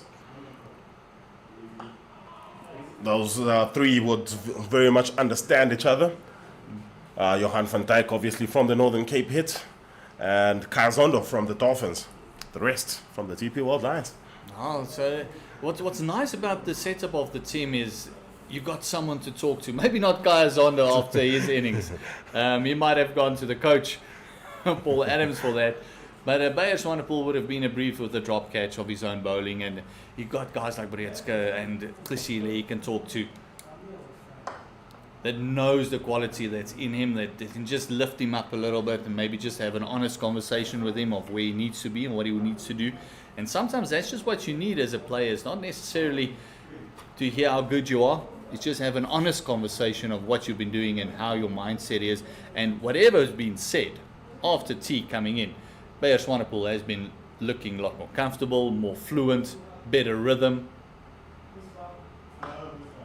It's a bit on the full side there, but the fielder for that, Matthew Breetske, has been in business 2 balls out of 2. Yeah, he has looked comfortable now as Bayer Swanepoel. I mean, he is here for a reason. It's just about him owning the space that he rightfully owns right now. And taking that opportunity. Yes, you have it, take it, make it yours. Still a young man, Bears. Could still have a very long international career. Could start right here. Oh, that one too straight, straying on the legs, going on to leg stump, bar volley, and clip through mid wicket. A fantastic shot. Yeah, beautiful shots. It's taken under 20 overs to bring up the 100 from an Indian perspective. Another leg stump half volley. Somebody in the form and the class of Raja Patidar averaging 43. You're not going to miss out too often on those. No, those are gifts, and on the pads especially. And we keep mentioning in the subcontinent players. If you look at Sri Lanka, you look at Pakistan, those wrists coming through the line. Playing on slowish pitches at home, they're used to generating pace through those wrists, is where they generate their power from. So anything in that area, you can just see the difference when they are clipping something or a ball off the legs compared to when someone else from South Africa did the same shot. It just flies off the blade of the bat. Yeah, I was going to point that out. That's the big difference about the wrist work that you are mentioning is the bat speed. The power that you tend to generate off of your shot when you use your wrist, and that's the bigger difference, is that you're already producing much more power with the swing, and then your wrist is just adding to that, so the ball is racing off your bat. 20 gone, 2 for 100. Batting it exactly 5 to the over, and more importantly for them, only 2 wickets down, and the ball is now 20 overs old. And Bayers, after praising him for coming back well, he did come back well. Those 2 overs only went for 4 runs after tea. It's just the 1 ball that was misdirected. The previous runs, the 24 runs, came off his first 4 overs that he bowled. Yeah, so he definitely has come back well, as Bears. Just obviously needs to get rid of that boundary ball. Just needs to take that off his system. Doesn't need to be bowling that full, that straight. We saw the Saini as well, bowled a couple of Jaffas, great deliveries in between, and then that boundary balls just every 3rd or 4th ball. Kazonda is going to take a few seconds off. Ruanta Swart is into the field. He's there catching mid-wicket. It's going to be nice and straight here from Oreki. And lovely shot through the covers, nice and straight, as you said. And Safras Khan just says, thank you very much, I'm just going to push you through the covers. And I don't mind the line. It's the length for me that is a little bit of the issue. Yeah, it's very full. Very, very full. Was a no ball as well from Tsepo Mareki. He overstepped. So that's 5 runs to the total. He's got to bowl that again. And yeah, just over pitching it. Somebody of the class of Safraz Khan, somebody who averages well over 50 in this format. Yeah, he's going to take you apart. Yeah, and you can see how full that was. Not even moving his feet a lot, just letting his hands go through the line. It's almost a stand and deliver shot through the covers. There's that man that's catching mid-wicket, Ruanta Swart. He's about 2 meters off the bat. Oh, this one is hit hard, straight back to Tsepo Mareki. Good work off his own bowling. Oh, those normally can go very wrong. You put a foot out there, hitting that knob next to your ankle.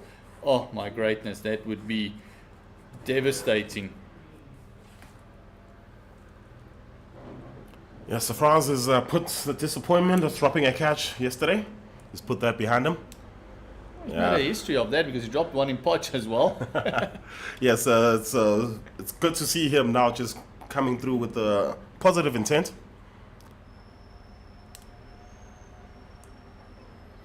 Oh, interesting. What was he trying to do there? He got out of the way and then he somehow tried to follow the ball with his hands.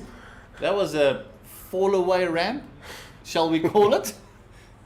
I think he fell away and he thought, hold on, I might get some bats on this. Yeah, I want to see that again. Goody, take us through this. Lovely short ball. Redirected and then just threw his hands at it. He thought, oh well, nothing ventured, nothing gained. Well, you live by the sword, you die by the sword. You try to live and die by the sword with that one particular ball. With his own sword. Moreki running back in. Oh, this one is not that wide, but he creates his own width. Does Safra's Khan. This one is cut away behind square. This is 4 more. Much better shot than the attempted ramp he tried to play the previous ball.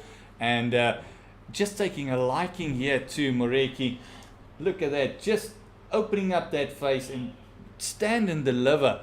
And Pendulo made a comment of it almost looks like a little bit of a say-wag at the crease. Not a lot of foot movement, but gee, when he hits it, comes off the bat. Yeah, it's one of those, when he hits it, it stays hit. Square leg has dropped, is now on the boundary, so we've got 2 fielders deep. Will Moreki maybe go to the shorter ball with that catching mid-wicket? Oh, there you go. It is short. So Faraz Khan holds his shot halfway through, and it pops into the air and falls relatively safe in no man's land. That was great control. He opted to go for the big one, then all of a sudden just pulled it back, just dropped it in, almost just a paddle around the corner. He'll be happy for the one. He's batting in 5s at the moment. And this over, very expensive. 10 coming from it already with 2 balls remaining. Yeah, it's an interesting shot. And like you say, he'd be happy that he was able to control that. I think Tsepo Moreki will be very happy to see him attempt to play the short ball in the very first place.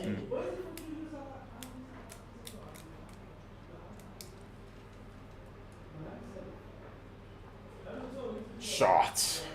Raja Patira gets a leg stump half volley. There's Bayer Swanepoel down there, fielding it, and the throw is wayward from Swanepoel, but it's just one. Yeah, he's not having the best today. He didn't look convincing with the bats either. Didn't look comfortable, and succumbing with dancing down the wicket and just getting the outside part of the bat. He wasn't in the initial 11-man squad that was dropped by Cricket South Africa for this SAA game. And so they sort of, if I can say, drafted him into the side in place of Jason Smith. So it would have been a late call for him as well to be a part of this team. It's just about him trying to get back into. We can take him off. Nelson on the board. This one is short. Will that be called wide? No, it won't. Gotta need to keep my feet in the air, my 1 foot. Yeah, feet down if you're an Indian fan. Yes. Nelson on the board after 21. 2 wickets down, going at 5.3. That was a proper over, and we're going to see a change in bowling as we're wondering when they're going to bring in spin, and none of the quicks actually look threatening after T. Bayers bowled a couple of good balls, but still those boundary balls, as you see Bjorn Fontaine coming into the attack. Yeah, Bjorn Fontaine captained the Lions last time out. Is one of the senior players in that Lions team now. He's been around, T20 capped Protea. He comes in for his very first over of spin. He is the only out-and-out spinner picked by the Proteas. Of course, Kazondo does have 30-odd wickets in first-class cricket, but this is the mainstay from a South African standpoint. 170 of those wickets, best of 7 for 70, and I'm just shocked he's never taken a 10-wicket match ball. I think the closest he came was a couple of 9s that he had, and he was always on the end of, he either took the last wicket or he was standing in the field when someone else took a wicket before his next over. I remember that happening a couple of times. So no 10-wicket hauls, but a very consistent bowler, and very much an Akshar Patel sort of bowler. We'll see that the action is not the same, but the intent, where he places it, where he spins it. Be interesting to see how much purchase he gets from this deck. Shot and wide from Bjorn Fontaine to start off, not where you would want to be, but he tends to be a bit more shorter than he is a bit fuller. Is up Yes. there for them. He does, because he does generate a little bit of extra bounce. As you'll see, there's someone under the helmet. Yes. Kaya Zondo, the man underneath the helmet. That's what he was going to do after the last over. Get some pads and get a helmet. He knows he's about to sit underneath that helmet for a couple of overs, yeah.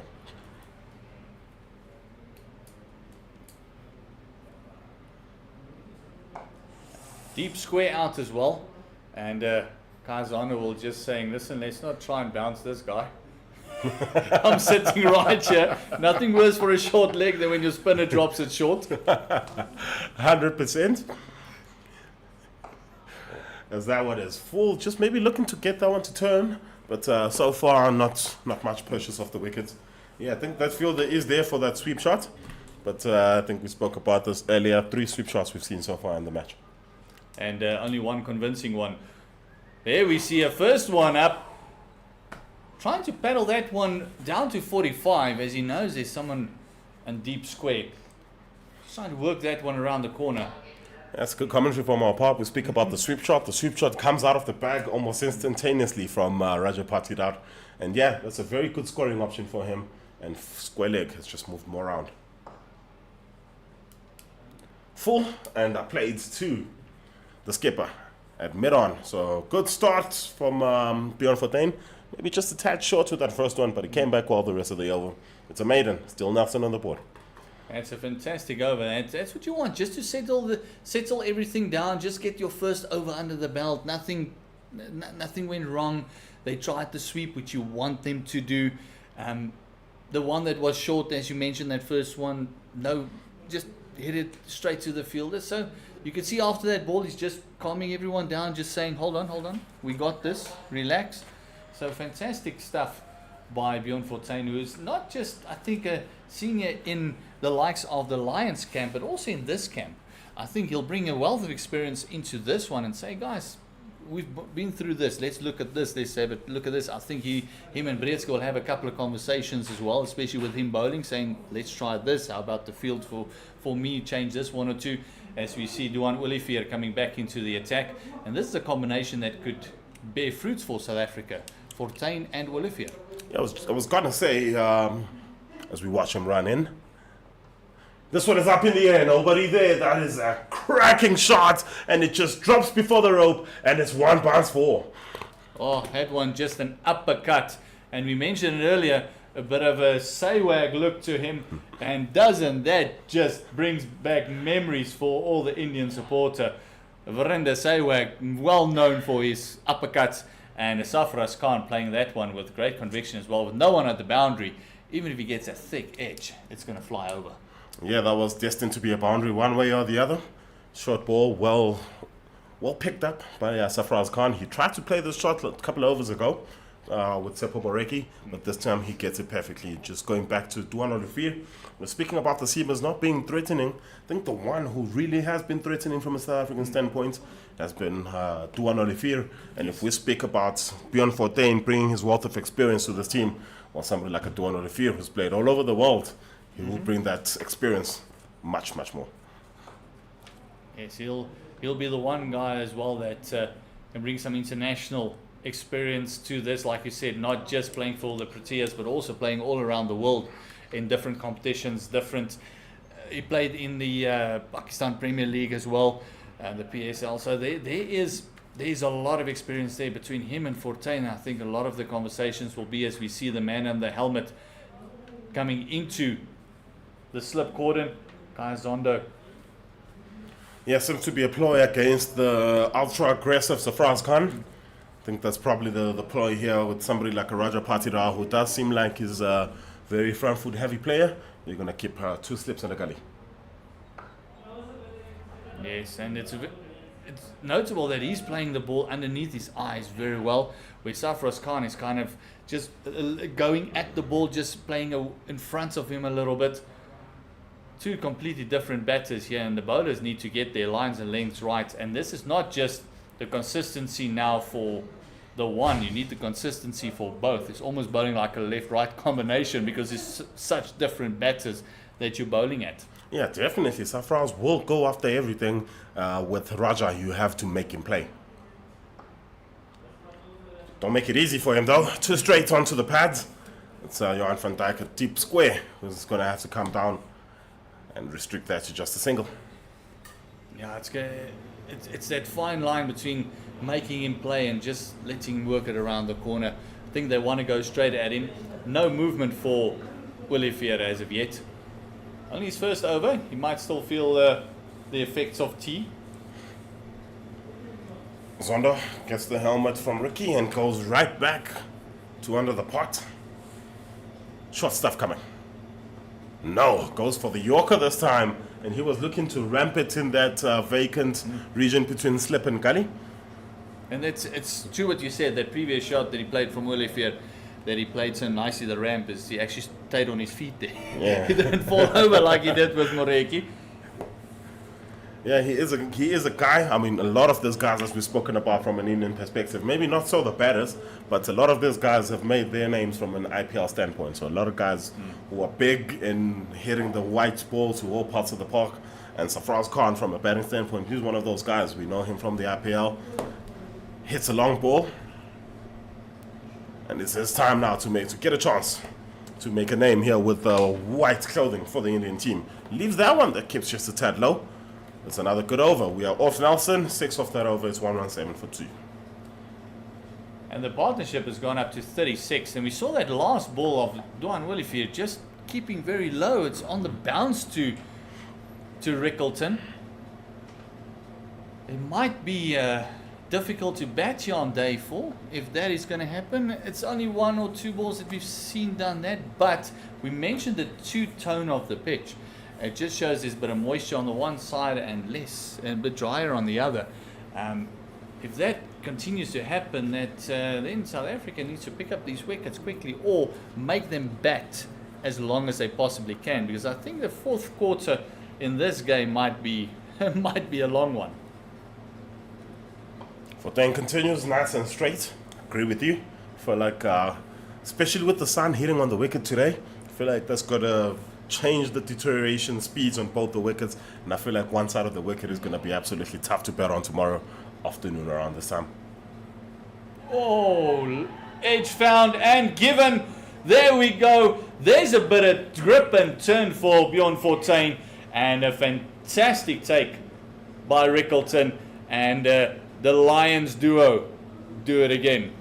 Yeah, seen this all too often at the Wanderers. We see it now here at Willowmoore Park in Benoni. Beautiful ball from Bjorn Fortuin, the typical left arm off spinner's wicket to the right-hander. You get it to drift into him. Batter looked to get his bat out of the line last second, but it just feathered enough through to Ryan Rickleton. And that is the end of Rajat Patita. He was there for 92 minutes. He made 33 of 62. It's 117 for 3. That's the breakthrough they wanted. And there's a bit of turn as well. He's getting a little bit more turn just with the slowness that he's tossing it up and allowing the ball to build up those refs and turn then from there. It is something we called for when it came to Sundar, especially because we know he turns the ball, just to go a little bit slower. As the new batter comes in. Yeah, Tilak Varma, new man in for the Indian team. He's one of those batters that I have been looking forward to seeing alongside Sai Surasan and Safraz Khan. We've already seen Sai showing off with his batting, scoring a big 30. Safraz right now is knocking the South African bowlers. Let's see what the young man, the 21-year-old Tilak Varma, does for this Indian side. He comes in with a fantastic record and also almost one of those that they want to succeed. They're pushing him hard, pushing him early. They see the potential in him and they see the future in him. Yeah, average of 37, but it's only 15 innings. It's only the beginning of his first-class career. Big 121. I think that was last year as well in the Ranji Trophy. He's been playing since 2018, so he started very young in first-class cricket. He was 17 years old when he made his debut, and here he is as a 21-year-old. He's starting to get regular matches now in first-class cricket, and an opportunity for him to cement his name, especially here on the Indian standpoint. There was another player that also had a similar average to that when he got picked for India. You might have heard of him, Virat Kohli. Was a similar, and there was a lot of backlash on that as well. So why? And then at that stage, Gary Kirsten just said, hold on, watch him in the future. And he wrote his own history. Yeah, let's hope that's a good omen for him, being compared to one of the modern day greats, Virat Kohli. But just Tilak Varma into the middle. I am very much looking forward to this matchup. And good work from Bjorn Fortuin. He tossed it up for the first time. And he got it to drift into the righty, and then it just picked up, just turned enough of the bat through to the wicketkeeper. Fantastic delivery. And the first one that he bowled at Varma, he just fired it in. And because he's turning it in, I don't think he wants to maybe go on the slog sweep. But then again, would you mind if in the beginning of the innings he goes for the slog sweep? It would just show some intent. That one a lot slower and a lot wider, making him drive is the key here for Fortuin. Yeah, this kid, Tilak Varma, is one of those kids who does like to knuckle down his... as I watch him with the full face of the bat, big stride down, he fends it off. I would like to compare him to somebody like a Cheteshwar Pujara. He's a kid who likes to take his time, does not mind soaking up the pressure. We saw him in the ODI. He's got a slow 100. He took his time with it, and I think it got there after 130 balls.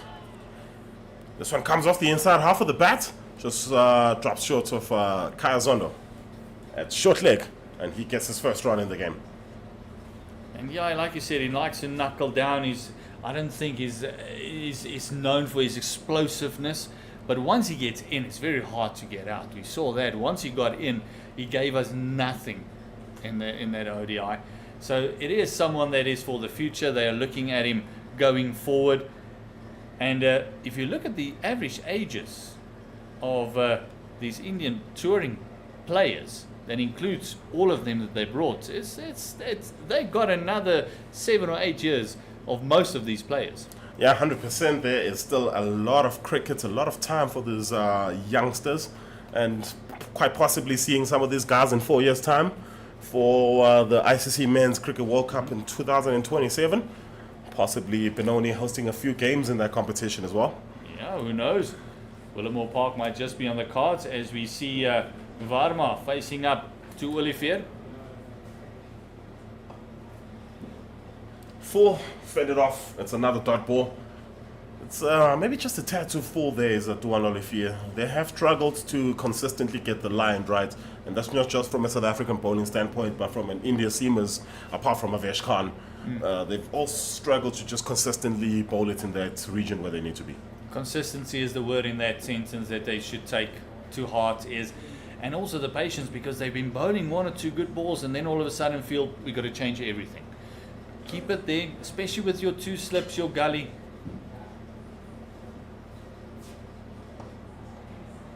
I don't mind that, him coming forward to it. I enjoy that, especially in the beginning of a batter's innings.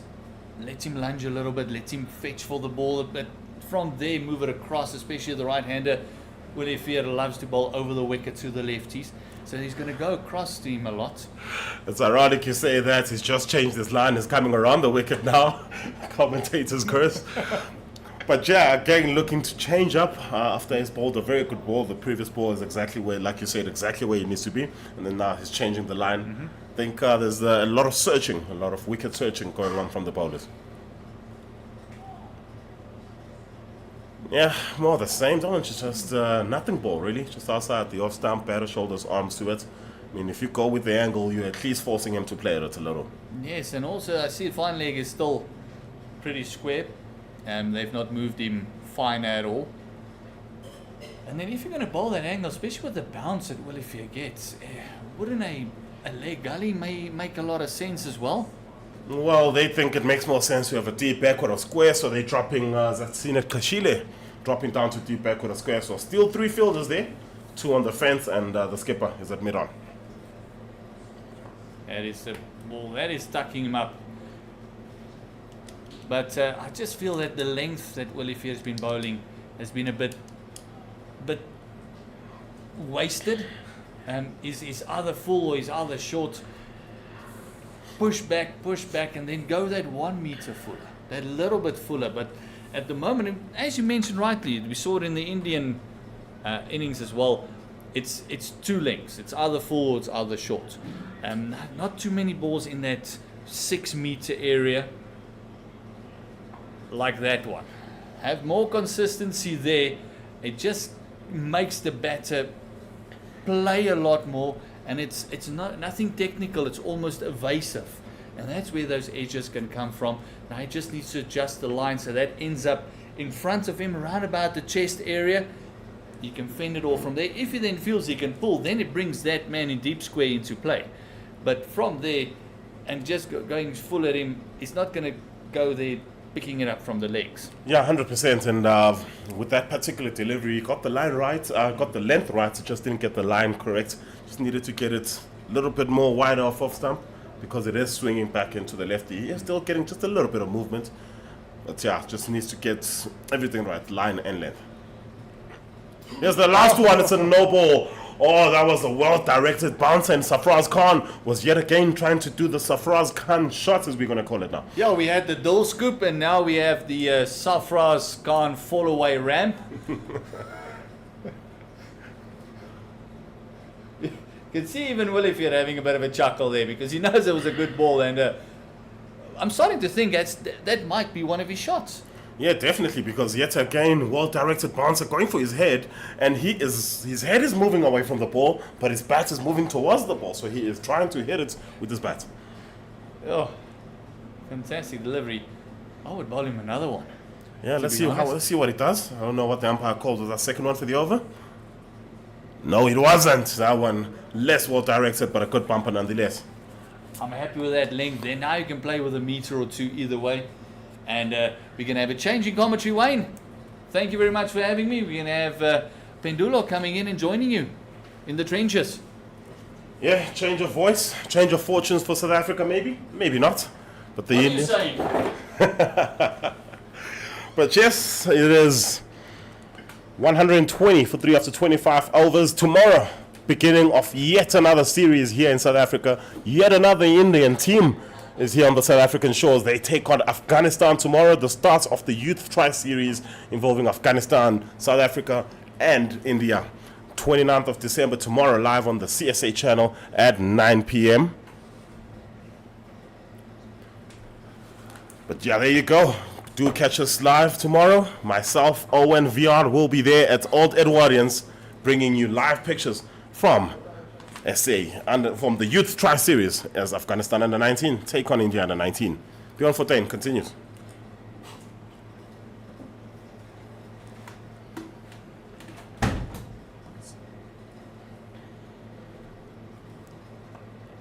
Starts off a bit onto the pads there, but it's turned around to the corner, and he's at least bringing that man into business under the helmet is Kaya Zondo. Bendulo? There's also some really nice rough outside that off stump. The problem is it's just a little bit too full. It does seem like Bjorn Fortuin is trying to aim for that spot. From that last ball, he was just about 15 to 20 centimeters off. But yeah, that's it's maybe just a tad full. Maybe it could cause problems though. It's an area where if you want to get the ball there, you have to really set it up. You have to know that and trust that the way you've set it up, the batter's not going to go big on you, and you can land it there because it's a full of risk. Yeah, especially if you think because they don't have a cover, they've got a man at extra cover and the man at point. So that cover region is open. The cover region, you could just booming drive that for 4. And we are watching one of the most explosive players to come up the ranks in the Indian team.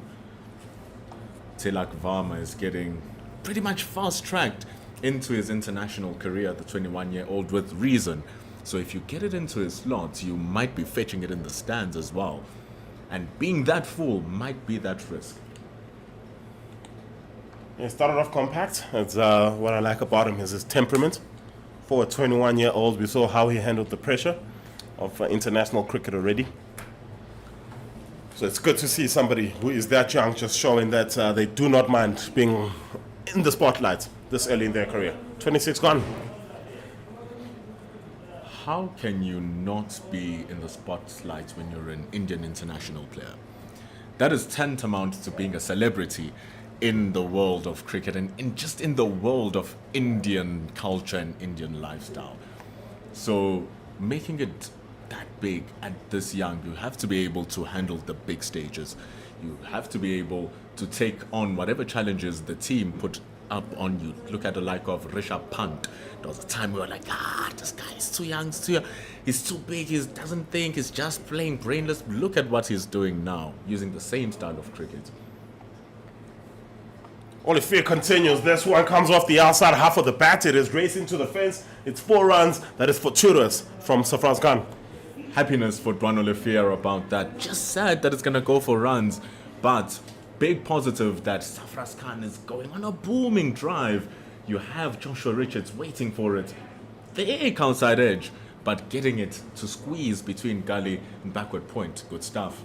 Even they have third man in Swanepoel, but he mattered for nothing. Yeah, I don't know if Swanepoel was there or was he there for the lefty and just forgot maybe?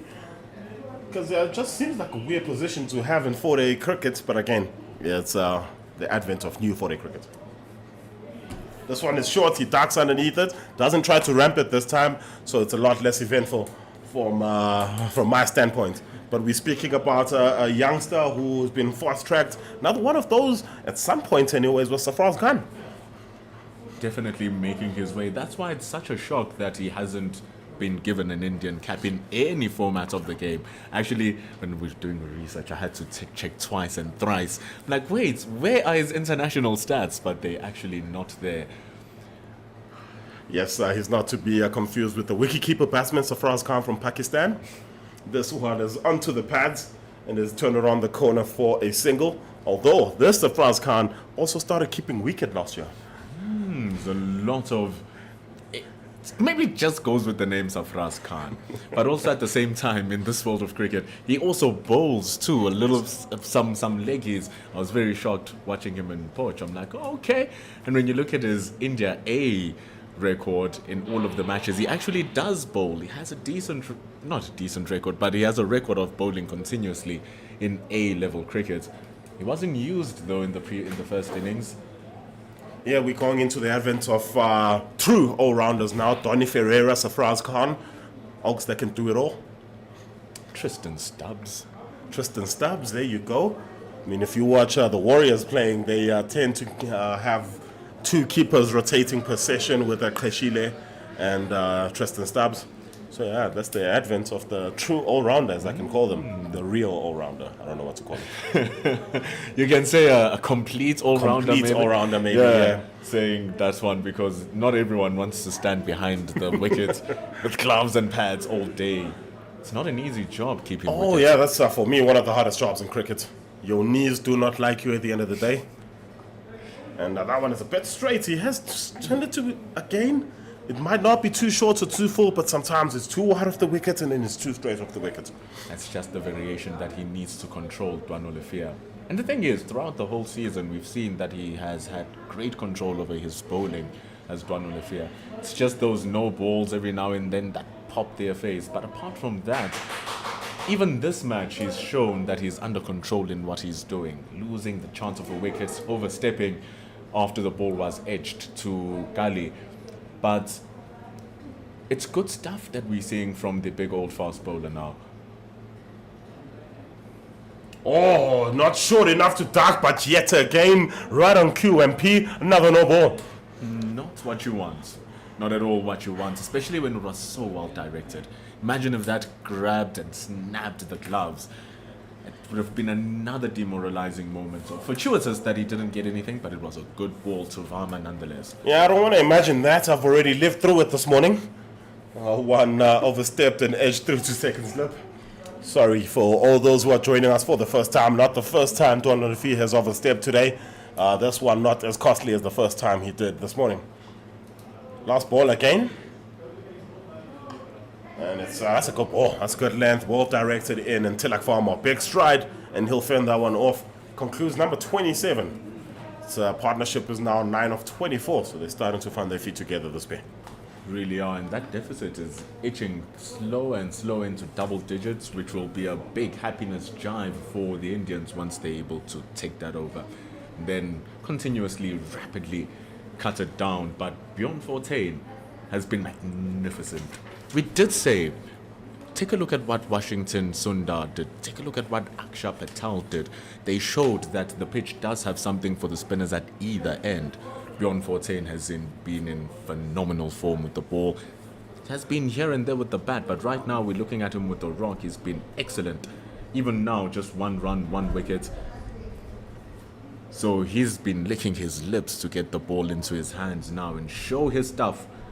Normally he's selected for South Africa with the white ball. Wants to show his goods with the red ball. Yeah, everybody wants to prove that you can still play all 3 formats.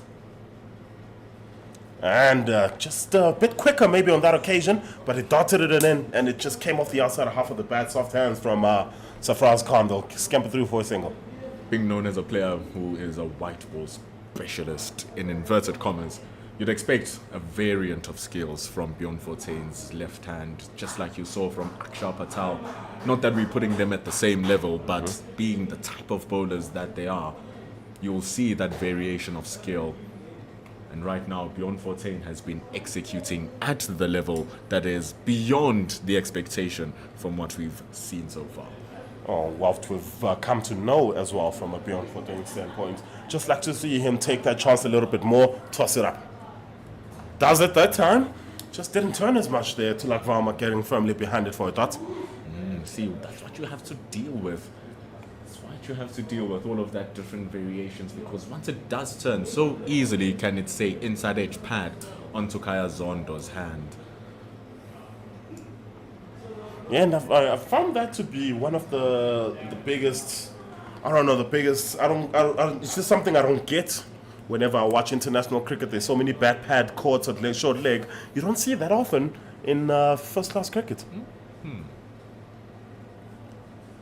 Interestingly enough, may that be the variation in the skill of the players?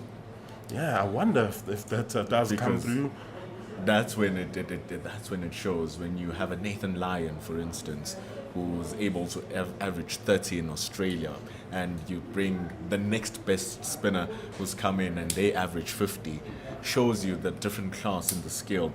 Having to now engage in different balls, usage of your top spinner more, the Jeff that he has, which is basically a carom ball. All short and wide. Johan van Dijk is firmly behind that one. Doesn't want to make that too much of a habit. And I'm speaking as if I'm Kazondo here. So it's that. So it's.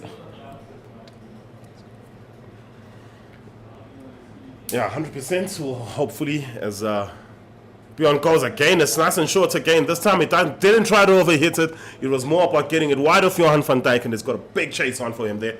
Will they come back for a third? Yes, they will. Beg your pardon. That's Duan Olivier doing the chasing there. Thank you, MP. That's the end of the over. It is 131 for 3. Safraz Khan with a fantastic start. He is coming from a season where he averaged 94 runs. So that's nothing to just look over and brush to the side. Does average 72 runs in his career also. Look at that strike rate, it's speaking for itself. 31 runs, 34 balls. It's looked like he's in complete control. You won't expect the swagger of the beauty of feet and the grace of a top-notch legendary player, but you will see effectiveness in a man who hits the ball and hits it good. Yeah, numbers lie. Numbers don't lie. We hear that, and averaging 72 in any format is stupid. Now, there is no other word for it. It is absolutely insane, ridiculous what he has been doing, and it gets on the back foot to punch that one to extra cover.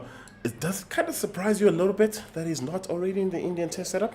Yeah, I'm going to be honest that I haven't dove into the outside of the actual game itself of Indian cricket.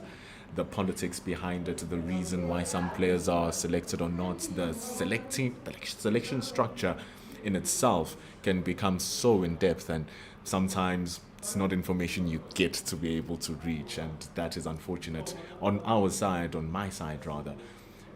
So there should be factors which are beyond just gaming, which should make these decisions happen. Whether it is a player who is not attitude-wise, maybe it's a fitness issue.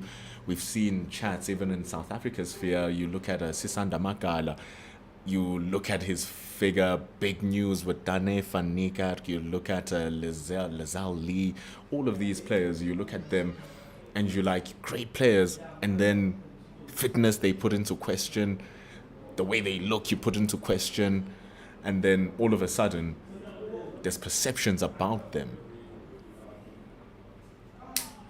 Yeah, certainly hope that's not the case in the Indian selection meetings, because Sarfaraz Khan is high quality cricketer who does deserve, well, the whole world deserves to watch Sarfaraz Khan.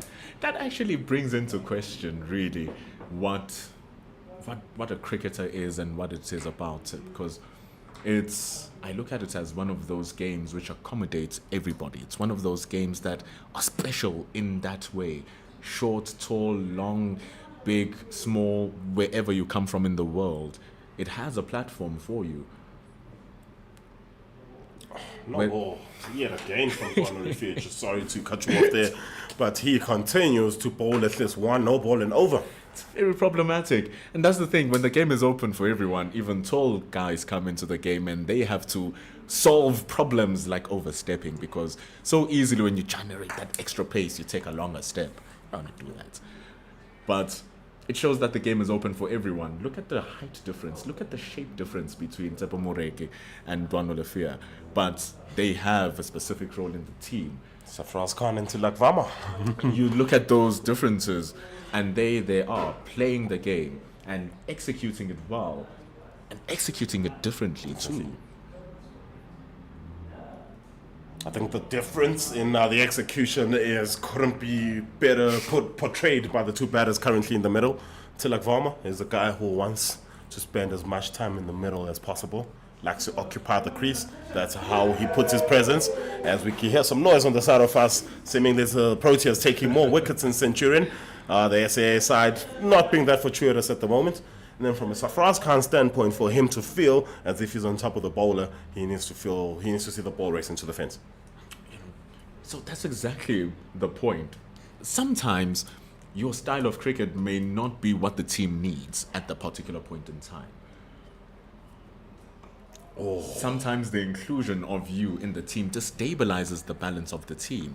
We already have the pieces that we need. Why do we need a basher at number? Why do we need an elegant runner? Why do we need this? Why do we need that? And sometimes you are not part of the plans of the team at that particular moment in time.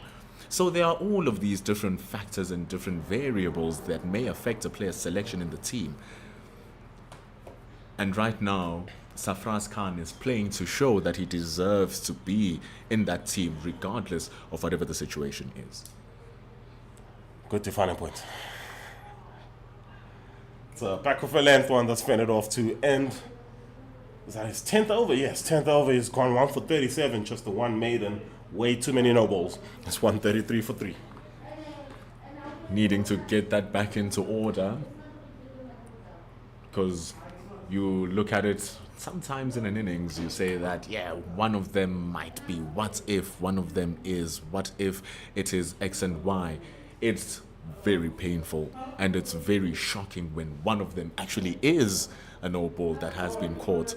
We saw with Tsepo Moreki in the Wanderers when we were working in that game, where one definitely was plumb on the pads. No reason not to give it out except for the fact that there was an overstepping situation. Yeah, for those who are purists of the game, you know how long it can take sometimes to take a wicket. So every single opportunity that comes your way, you want to take it.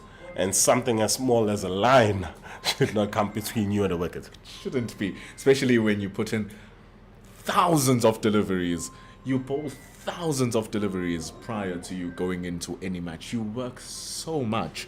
You hit so many balls as a batter. You bowl so many balls as a bowler. It's not just this 4 overs that you see Bjorn Fortuin has bowled right now. First sweep shot. Comes in anger from Sarfaraz Khan. He looked to overhit that one, but Tsepo Moreki comes round from a deep square for a single. There is the first real evidence of why they've had a deep square down there.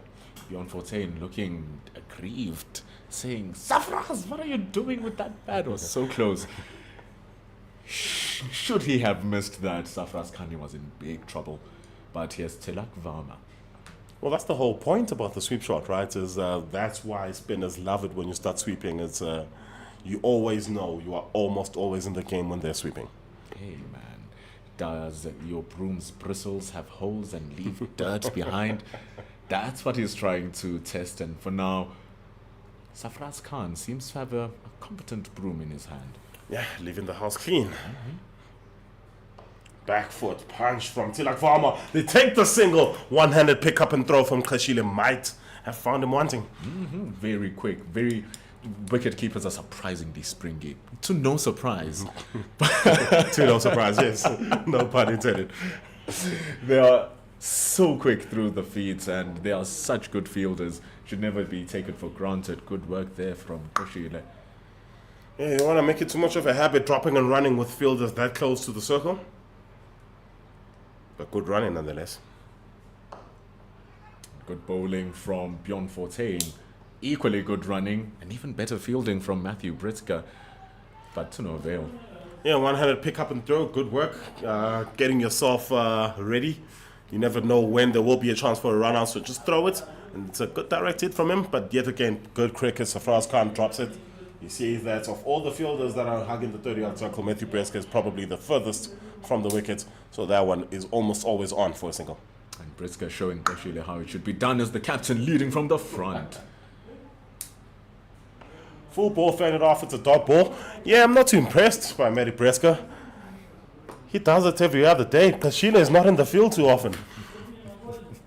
Come on, Matty. If you run him out, then I would have said you leading from the front. Touche. But look at how close Kaya Zondo is in front of the face of Tilak Varma. Yes, he is, and they try and get him away. That one is not that short, but he got down on a knee and he almost drive it to the fence for four. Good shot. There's no space around the bat. So much suffocation. Wicket keepers there, slippers there, Kaya Zondo's there.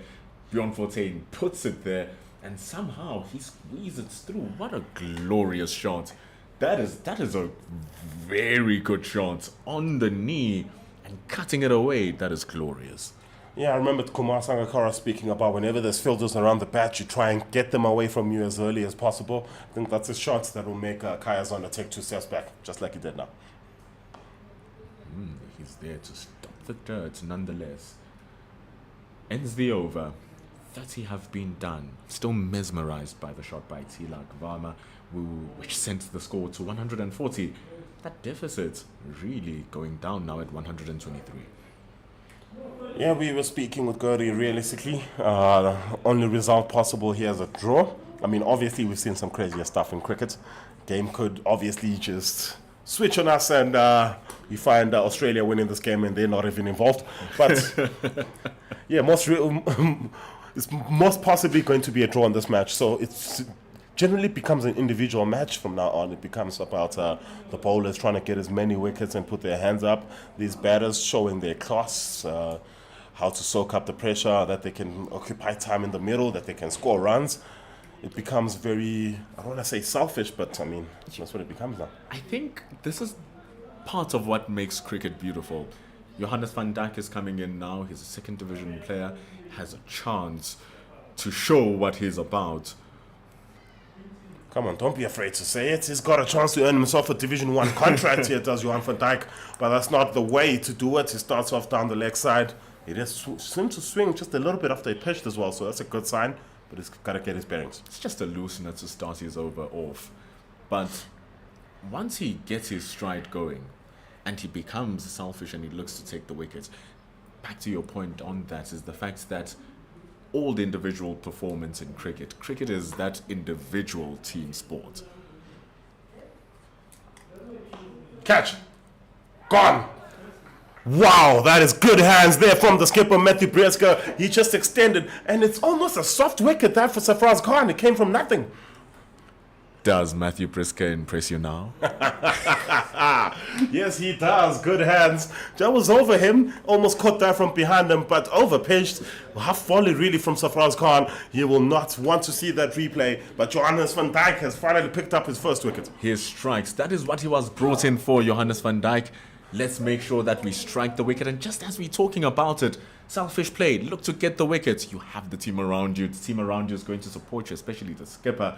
He throws it up there. That movement coming in, like you said, closing up the space.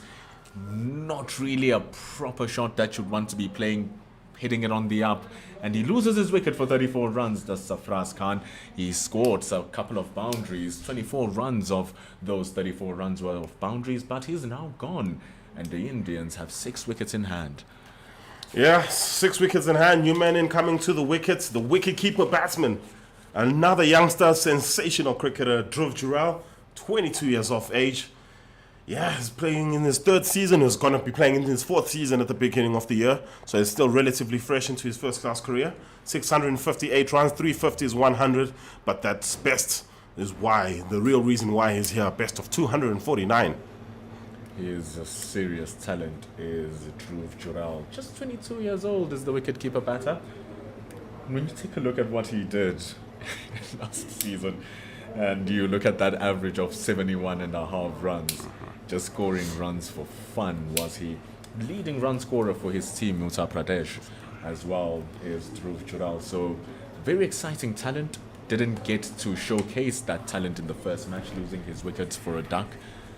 But he's here now, and can he work out the magic? Yeah, he's here now. He's the new man in, and Gert is about to be the new man in the comms box as well. It's drinks break, by the way.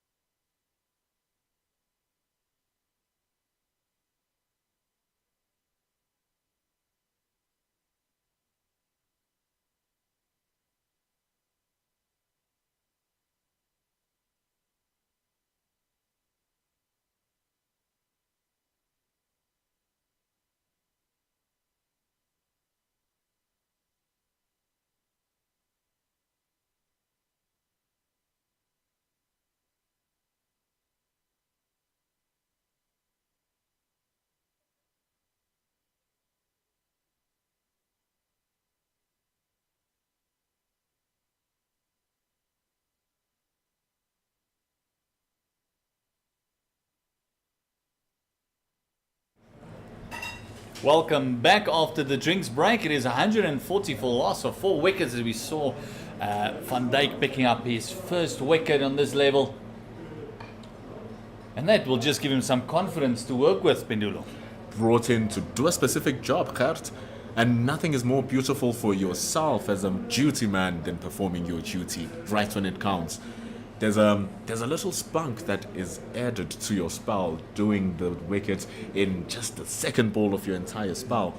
How much confidence are you going to be riding for the next 3-4 overs?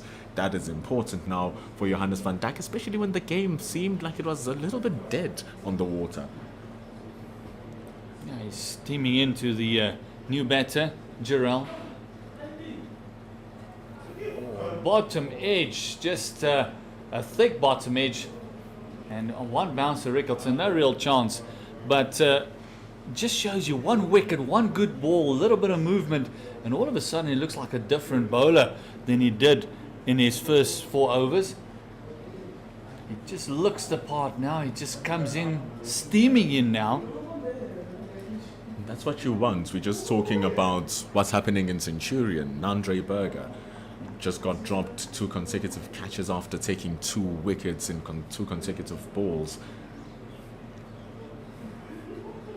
And you want a bowler who bowls with fire.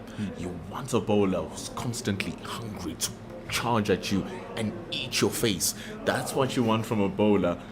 And once he comes in charging that much, like Johannes van Dijk is starting to do now, it's terrifying sight. And once he gets the control of the ball, that ball stops becoming a ball. It becomes some sort of weapon that is just so devastating.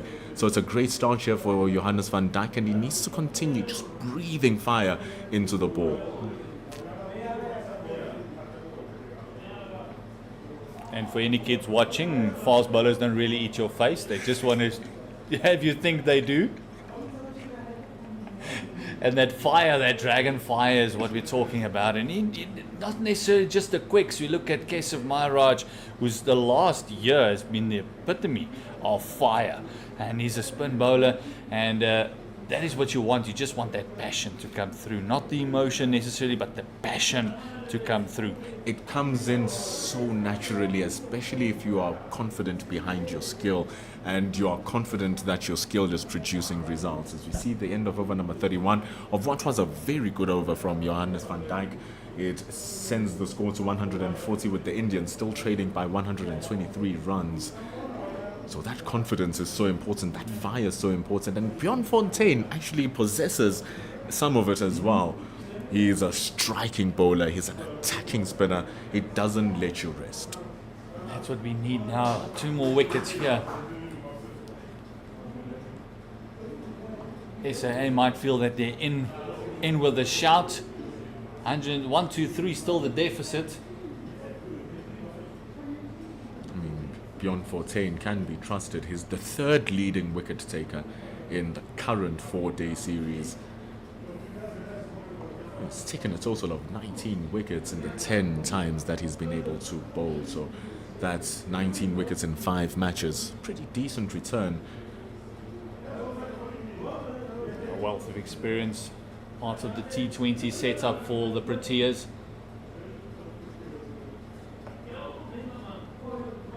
Just surprised, he's going very quicker at the left-hander Varma than he is to the right-handers. Right-handers don't mind tossing it up, especially because he's turning it away from them.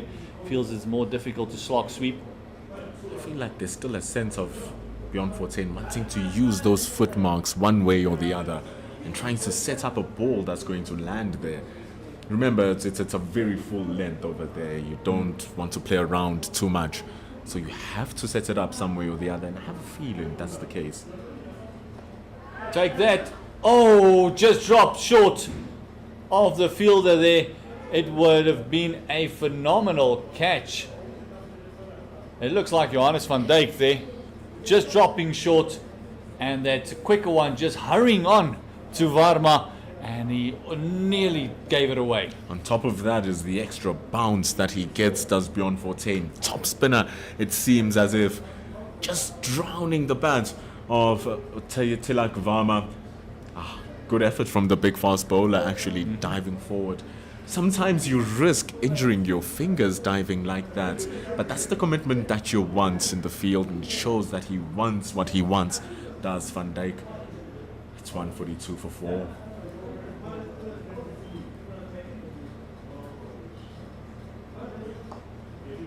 Back to that attacking line. And Varma will feel very lucky that he's still there. Only 2 runs in this over thus far.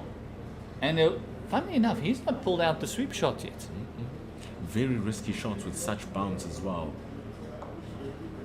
That's him just seeking for those footmarks. But a good stride in from Tilak Varma. A wonderful over from Bjorn Fontaine as well. Just nearly getting the wicket with the ball popping into mid-wicket. However, they both survive the over. 142 for 4. Yeah, I wouldn't mind seeing him maybe try one around the wicket. Fontaine to Varma. Maybe drifting it away and then turning it back in with the left arm, completely changing the angle. And that would also create a lot more work into that foot marks, as you mentioned, because it might just kick from there and turn big into him, or might just kick up. Just different angle. I wouldn't mind seeing that. Another big idea by coming around the wicket as a left arm, because I'm trying to figure out, what are you saying coming around the wicket, until I remembered lefty to lefty. The ball will be more forced into short leg as well. Oh, another one. Miscue time shot. That was a lot quicker onto him than he expected, and it's a no ball as well by Van Dijk. Nearly another one that goes to hand, but this time round front foot no ball called, and we've seen too many of those in this short spell after tea. Problematic. That is, so you look at it and it might be a behavioral thing, but you really want to change it up. I love the steam that Van Dijk is bowling it with. It's fiery, but now it just becomes a problem when him and Olivier and Moreki have the same problem.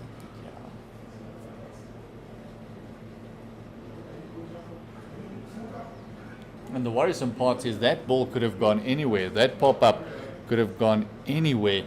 And that's kind of the issue that we have, is if there was another wicket ball, we saw Olivier getting one, a front foot no ball, brilliantly caught in the slip region, and he was called no ball. So already one reprieve of a front foot no ball. We've spoken about it in length. Another South African bowler who was well known for it was Morne Morkel, the big lanky Moras. 144 for the loss of 4 wickets. Still trailing at 119, the deficit. And there it comes again. And the thing is, with the no balls, they can be fixed in game. They can be fixed there and there. But the thing is, it's such a mindset thing because it's rhythmical as well. You know, the more you bowl, you get a sense of where you are in your run-up. You get a sense of where you are in terms of your gather, where you're going to land. It's a feeling as you go through the motions. And now when you take a step back, that little adjustment does mess with you a little bit when you start taking larger steps as you get into the flow of your work. It's just about that consistency. And sometimes it's a little small thing like the toes not behind the mark. It's almost just a little bit over the mark. It's just searching for that bit. And that little bit doesn't make a difference, but that little bit is in every step you give. It adds on. And then you go over the line where you were half and half. All of a sudden your heel goes over. So it's that little things, just minding where you are starting from. Maybe just have a look down when you're starting. Make sure you're behind the line.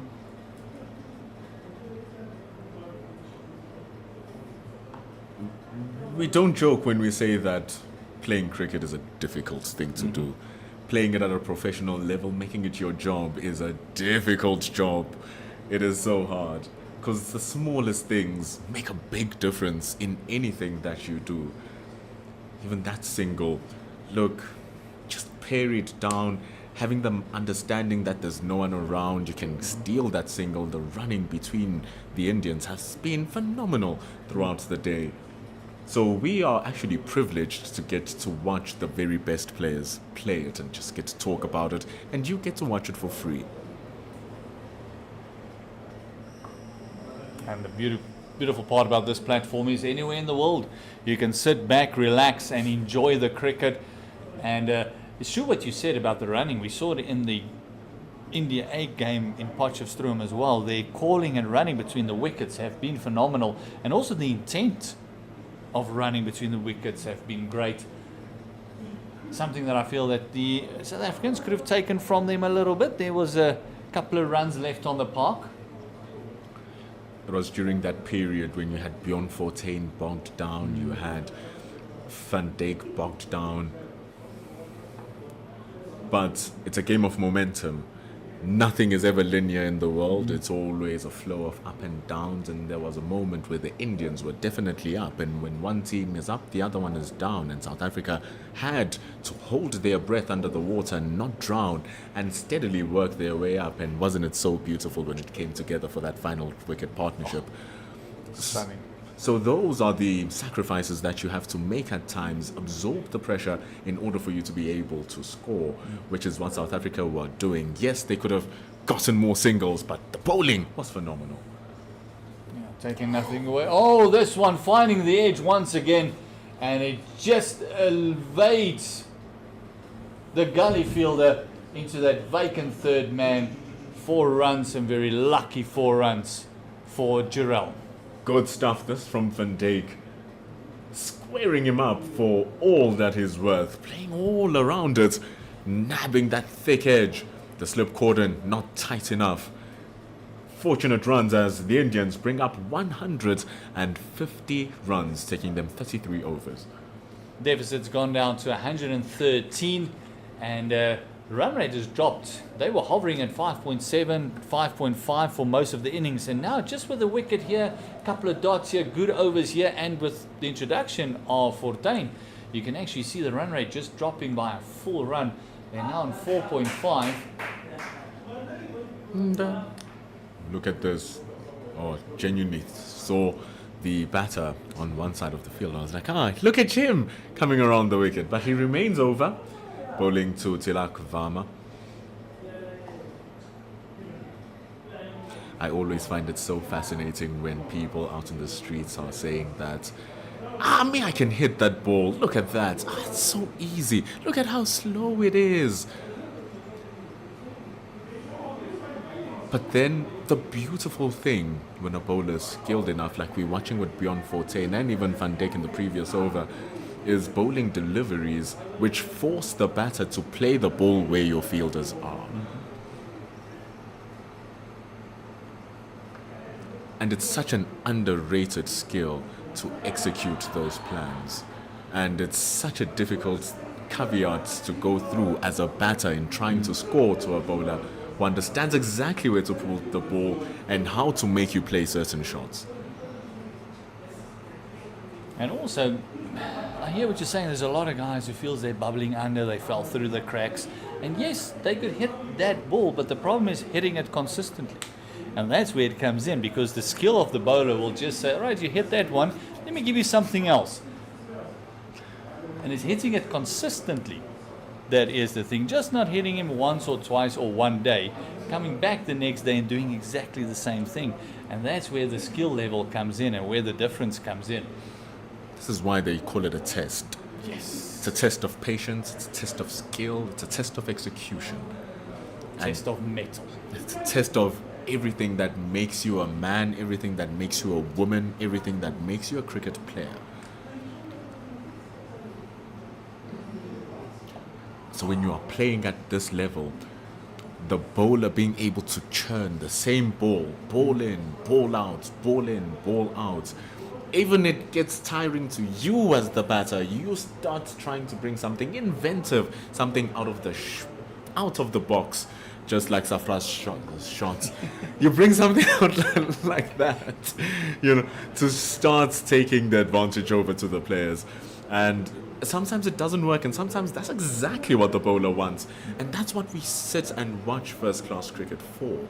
It's what we sit and watch the whole day for.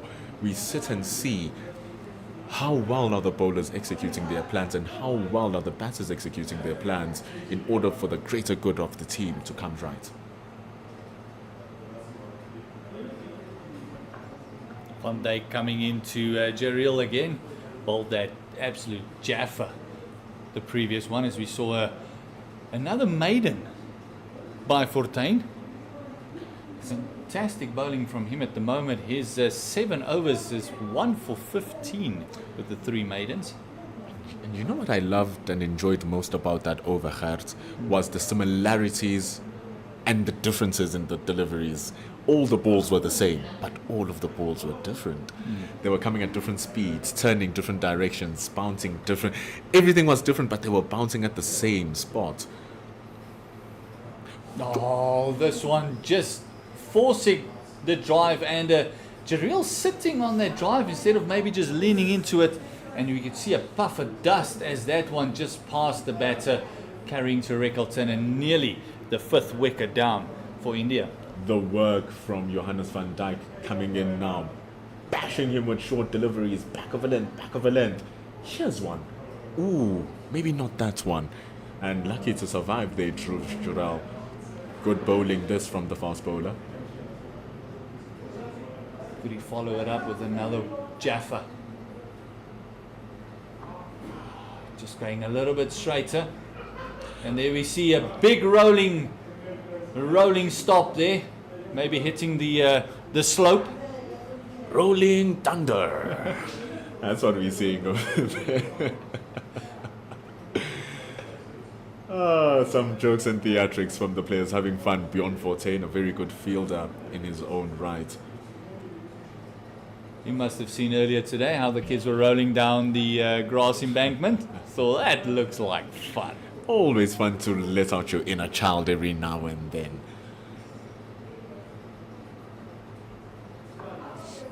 And you see now, here, Gert, a couple of jaffers from Johannes van Dijk. Now he's bowling it much more straighter. And that's where we speak of that consistency of being able to turn out your best delivery, ball in, ball out. It doesn't have to be your wickets taking delivery because there's a difference. But your best delivery, your stop delivery that keeps on testing the batters, if you're able to churn that out, ball in and ball out, that differentiates you from the rest of the players.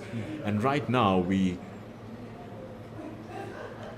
are waiting to see that consistency, but it's coming together very well here for Van Dijk for the past 2 overs, comparing his first spell. This is coming together very well. Yeah, he looks much more at ease. He's flowing into his run-up. So you see the replay there, lovely action, working through. And even though the batter could get out of the way, that's a much better directed short ball than the previous ones that just kind of went down leg, over the head. See, I feel that any short ball in front of the batter's nose is still proper. Must make him smell the leather. That's why the phrase came. Then just letting it go right at the end after bowling and building such beautiful consistency. And yes, you're saying that one ball counts. It definitely does in the grand scheme of things. Just letting it easy to Dhruv Jural right at the end to see the end of over number 35, 150 for the loss of 4. Van Dijk's returns is a 1 for 31 after 7. And again, another maiden. That we've seen 2 in a row now, one from Fortuin, one from Van Dijk. This is building the pressure that we were talking about. That pressure cooker is just there the whole time because that deficit is still on 113. So it is still a daunting task. Put 2 wickets on there. Let's see how the Indians will feel then. Maybe a little bit of panic. And that's what you want as South African supporters. Maybe get 1 or 2 here just before the end of close of play today. Get 2 more and get them into that morning session nice, fresh, and let Willie Field have a rollover again. But the thing is, as we watch this game unfold and the session unfold, it's the thing of, as an Indian fan, right now, you shouldn't be disgruntled with the work that Varma and Jural are putting up. Yes, you look, 11 from 50 deliveries. What is this guy doing? You look at Jural, 5 from 14, this partnership, you're saying, why are you taking so long to score runs? But we must understand both Bjorn Fortuin and Van Dijk are bowling excellently right now. And it's that momentum we were speaking of. First shot in anger, nearly taking out Kaya Zondo there. And you will no doubt have a look at Fortuin asking him, what was that? You see, also trying to break that momentum is Tilak Varma. We saw how he can change a good length delivery into a short delivery with that going down on one knee and changing a drive into a cutter, a little pedal off the pad into a pull. So he's a piece of work, is this Tilak Varma. Yeah, he's definitely very well put together. And that was the first run in about 15 balls. The deliveries that we've seen. Of course, the contest with the right-hand batter will one that will favour Bjorn Fortuin at this current moment in time. Nonetheless, still employing a short leg there, just for the one that might pop up.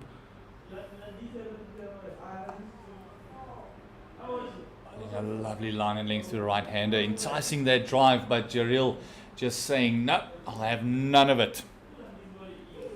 It is 151 for loss of 4. It's after 36 overs. And as you mentioned, the partnership is in double figures. It's 11. And it's come off 36 balls. But the last wicket to fall was that of Khan, 34 that he scored. And that came in quick time of 40 runs, 40 deliveries. He really had his eyes on the money, did Safraz Khan. Rushed a little bit too much and got caught. And literally got caught by the captain of the South African team out at mid-off. And this is the difference between his innings and the innings we're watching from Varma and the one that Jurel is looking to construct. Let's look to preserve those wickets. Let's look to see if we can bat out until the end of the day. Van Dijk is saying no. Now this one just pushed past Gully, and a great fielding there by backward point, cutting it down to the 1. Van Dijk is really trying to say no, and the fielding is also backing up their bowler, saying, "Hi, they are not going to score. Don't worry. Keep on bowling where you're bowling. We're going to protect you. Doing a good job. You can trust that slip cordon."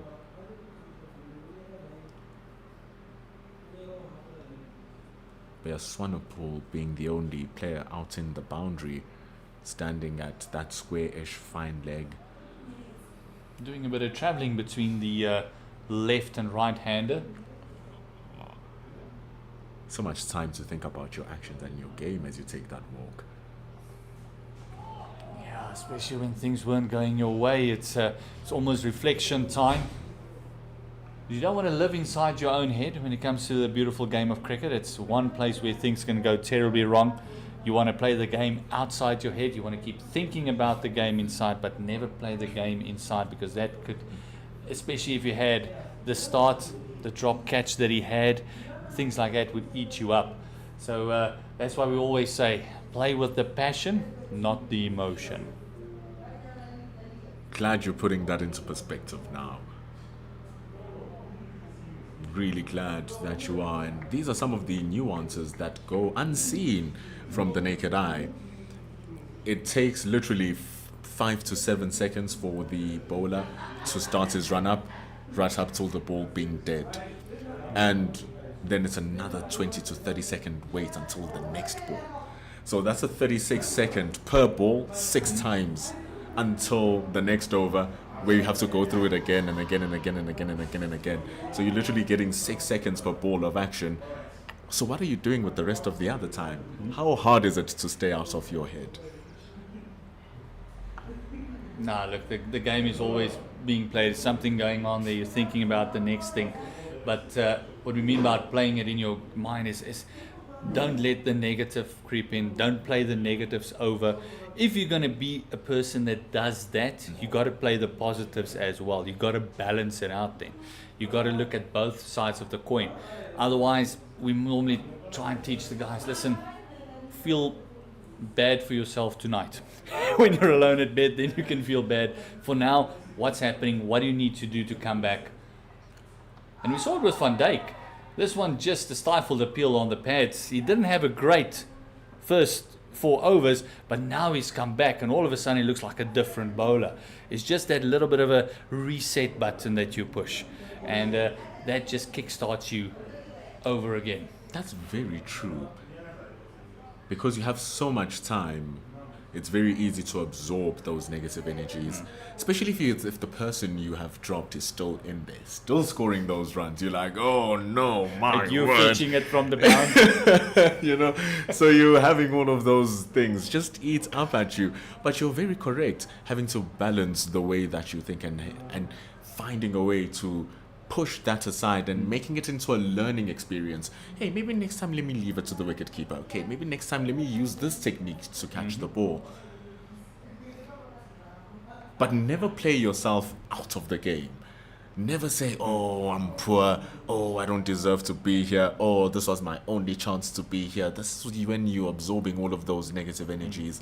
And then all of a sudden, your head drops, your shoulders drop. Everything you do just feels like it's going against you. It's such a tricky thing. But we are here. He's professional. The players are professional. They should be able to, well, as you say, eat it up. Eat it up. Yeah, 153 for loss of 4. And we've heard the term that the negative, you're gonna get the ball following you and that sort of stuff. So, and that's where it comes from, because the batter is playing positively and you're the negative, and positive and negative always attracts. And that's when the ball starts following you up. Oh, and we just had a confirmation. We'll share some great news for the South African viewers. It is that South Africa has beaten India by an innings and a couple of runs. It was Nandre Burger and Planks Janssen that was the chief destroyer of that innings. Let's see if we can find an updated list for you. Maybe run through a couple of scores as Bjorn Fortuin continues to the wicket keeper Jeriel. Just that slip. And a man at silly square, waiting for the ball just to pop up. And again, rushing through the overs is Bjorn Fortuin.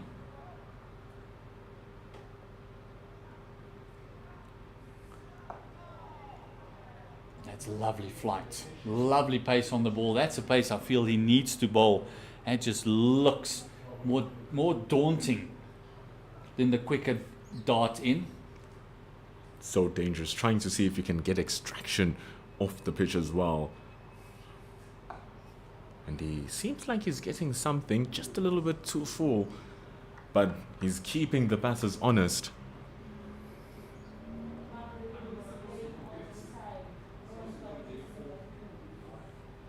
Last ball remaining for 14. It's an easy push to Joshua Richards, which sees the end of the over. Indians here trailing by 110 runs in Willowmoore Park. The Indians in Centurion no longer trailing by anything, as they've lost all their wickets in their second innings, failing to cover the 408 that the South Africans scored. I am in disbelief. Yes, first innings India scored 245, and the second innings only managing to score 131. South Africa winning by an innings and 22 runs. It is 23 runs. I beg your pardon. It is, the maths is letting me down here. Maybe I must just, it's just 32 runs. I must just read properly. You've gone through all the cycle of the numbers. Hey, dyslexia is a thing. But here it's 153, I promise you.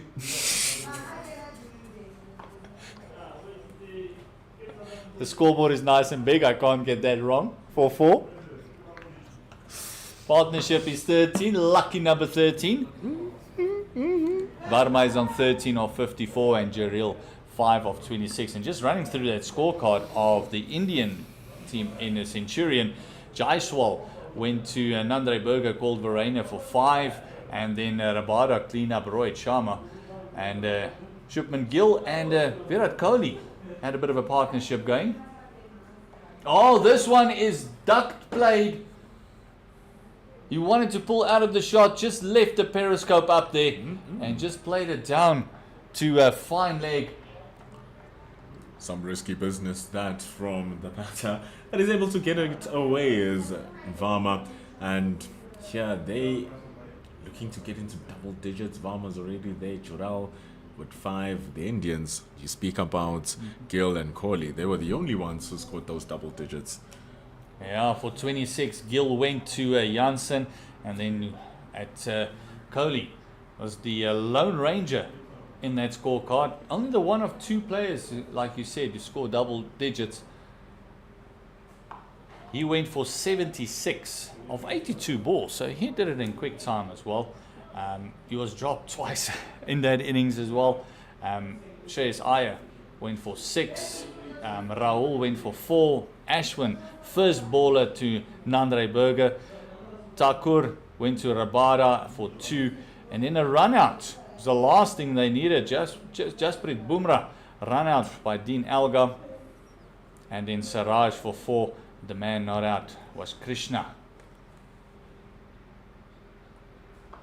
For a game to end in day 3 just like that, absolutely wonderful stuff. The debutants for South Africa will be very happy.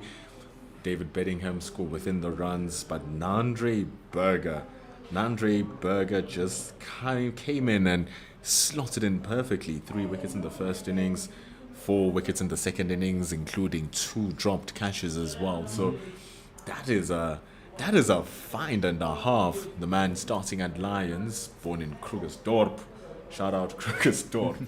And now he's found his way to Western Province, where he's gotten the backing, working with Buren Hendricks hand in hand with one of the most fearsome bowling partnerships in the country so far.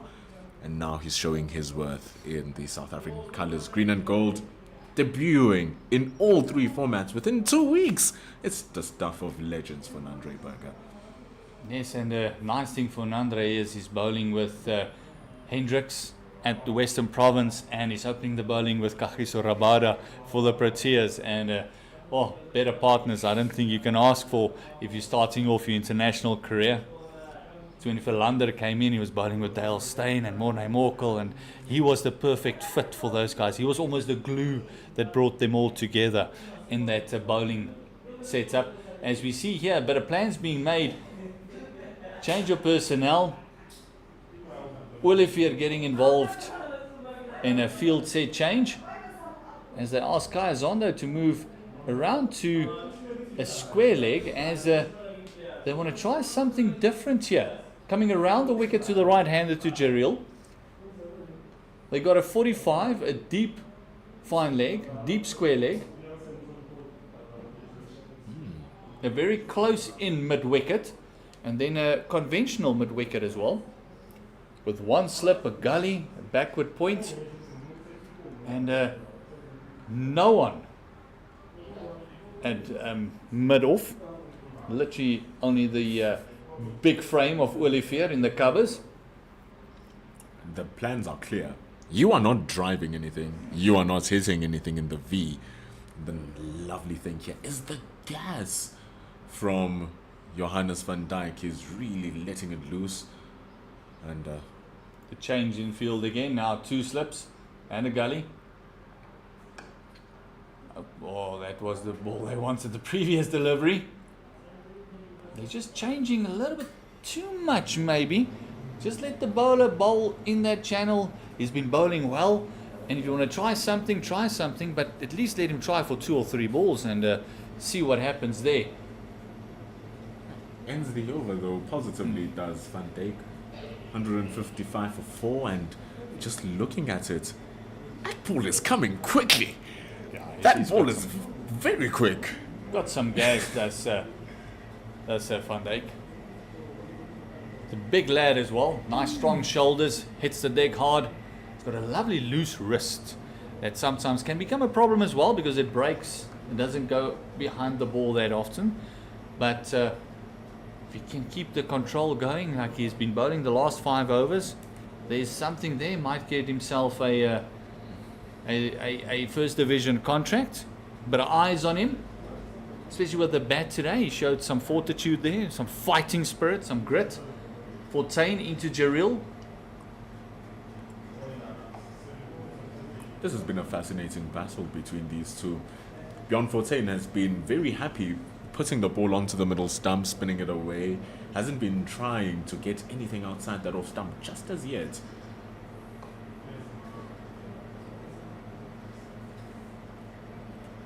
And he's keeping Jural very honest here, is Bjorn Fortuin.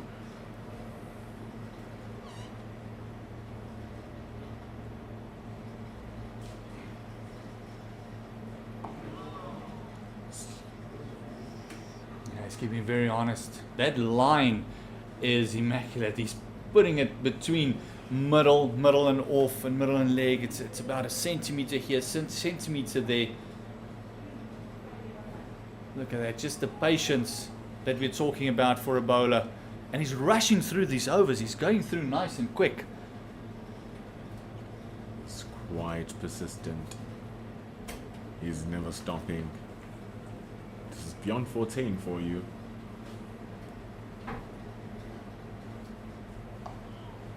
Going straighter with the arm, a little bit quicker.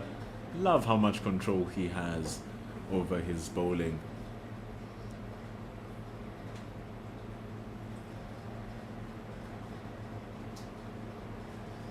Oh, a lot quicker that one this time. Is the fielding there? Oh no! London Bridge over the ball. 4 runs. It will just give some pressure relief for the batters there. Hard take that for Matthew Pritzker. Having to run to his right. The bouncing of the ball. Just boom, boom, boom, boom, boom. And then passes through him. It goes for 4 runs. What an end to the over. Beyond 14 was in complete control. And it only takes 1 shot for the odds to change. And speaking of change, we'll be having a change here. Up in the commentary gantry, Wayne returns. The score is 159 for the loss of 4 after 40 overs. Yes, it's the second time that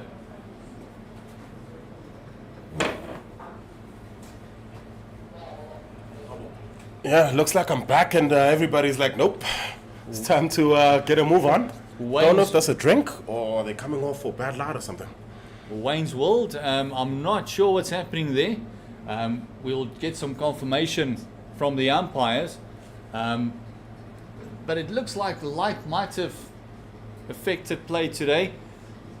There's 10 overs left of scheduled play. Yeah, I Left thought we for could today. play till 5:30 as well, but I guess we'll just get official confirmation for you guys in a second. But maybe the umpires saw what happened in Centurion and they're like, oh well, let's have a quick go and everybody, let's just call it. But match situation right now, 159 for 4. The deficit is 104. Sorry, my eyes are not that great. Yes, 104. Yes, indeedy. So this partnership between Tilak Varma and Dhruv Jural is up to 19 of 50. Khan, the last man to lose his wicket, out for 34, 33 off the bat of Raja Patidar, 30 off the bat of Sai Surasan. Seemingly the same, same thing that happened to the South Africans. Same thing that happened to the South Africans, beg your pardon, to the South Africans yesterday when Yes. they were batting, getting starts and not kicking on. Yes, and Bendulo, what do you think today? Can you wrap it up for us here and just say your final thoughts for the day? It's been an excellent day of cricket. How beautiful it has been. Great batting, great bowling. Both teams persevering at different moments. Sometimes needing you to be gritty, like this partnership between Varma and Jural, like we saw with the partnership between Moregi and Van Dijk. But it has been a game and a day where application has been the name of the day. If you apply yourself, you've been getting rewards. So that's the beauty of South African pitches. The ball is always on hand. The bat is always on hand. And what we've seen today is India bringing that deficit down to 104 with 6 wickets remaining, with beautiful bowling from Van Dijk, Fortuin and Olivier. We'll come back tomorrow, gentlemen, and I don't know if your sentiments share the same value in the cricket that we've been watching. Wayne, final word from you? Yeah, the cricket has been really, really good from both sides. It's the catching that has left a little bit to be desired from both sides. And it's really about whenever the big moments come, well, you don't know if the moments are going to be big, but when the big moment comes, you want Oaks to step up and take that moment from a South African standpoint.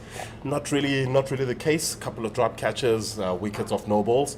But yeah, South Africa will look to bounce back and take inspiration from the senior national team. So 159 for loss of 4 wickets after 40 overs. And we'll have a nice, bright, early 9:30 start tomorrow. Weather forecast looks great. So please join us again right here at Willowmoore Park in Benoni. See you all tomorrow.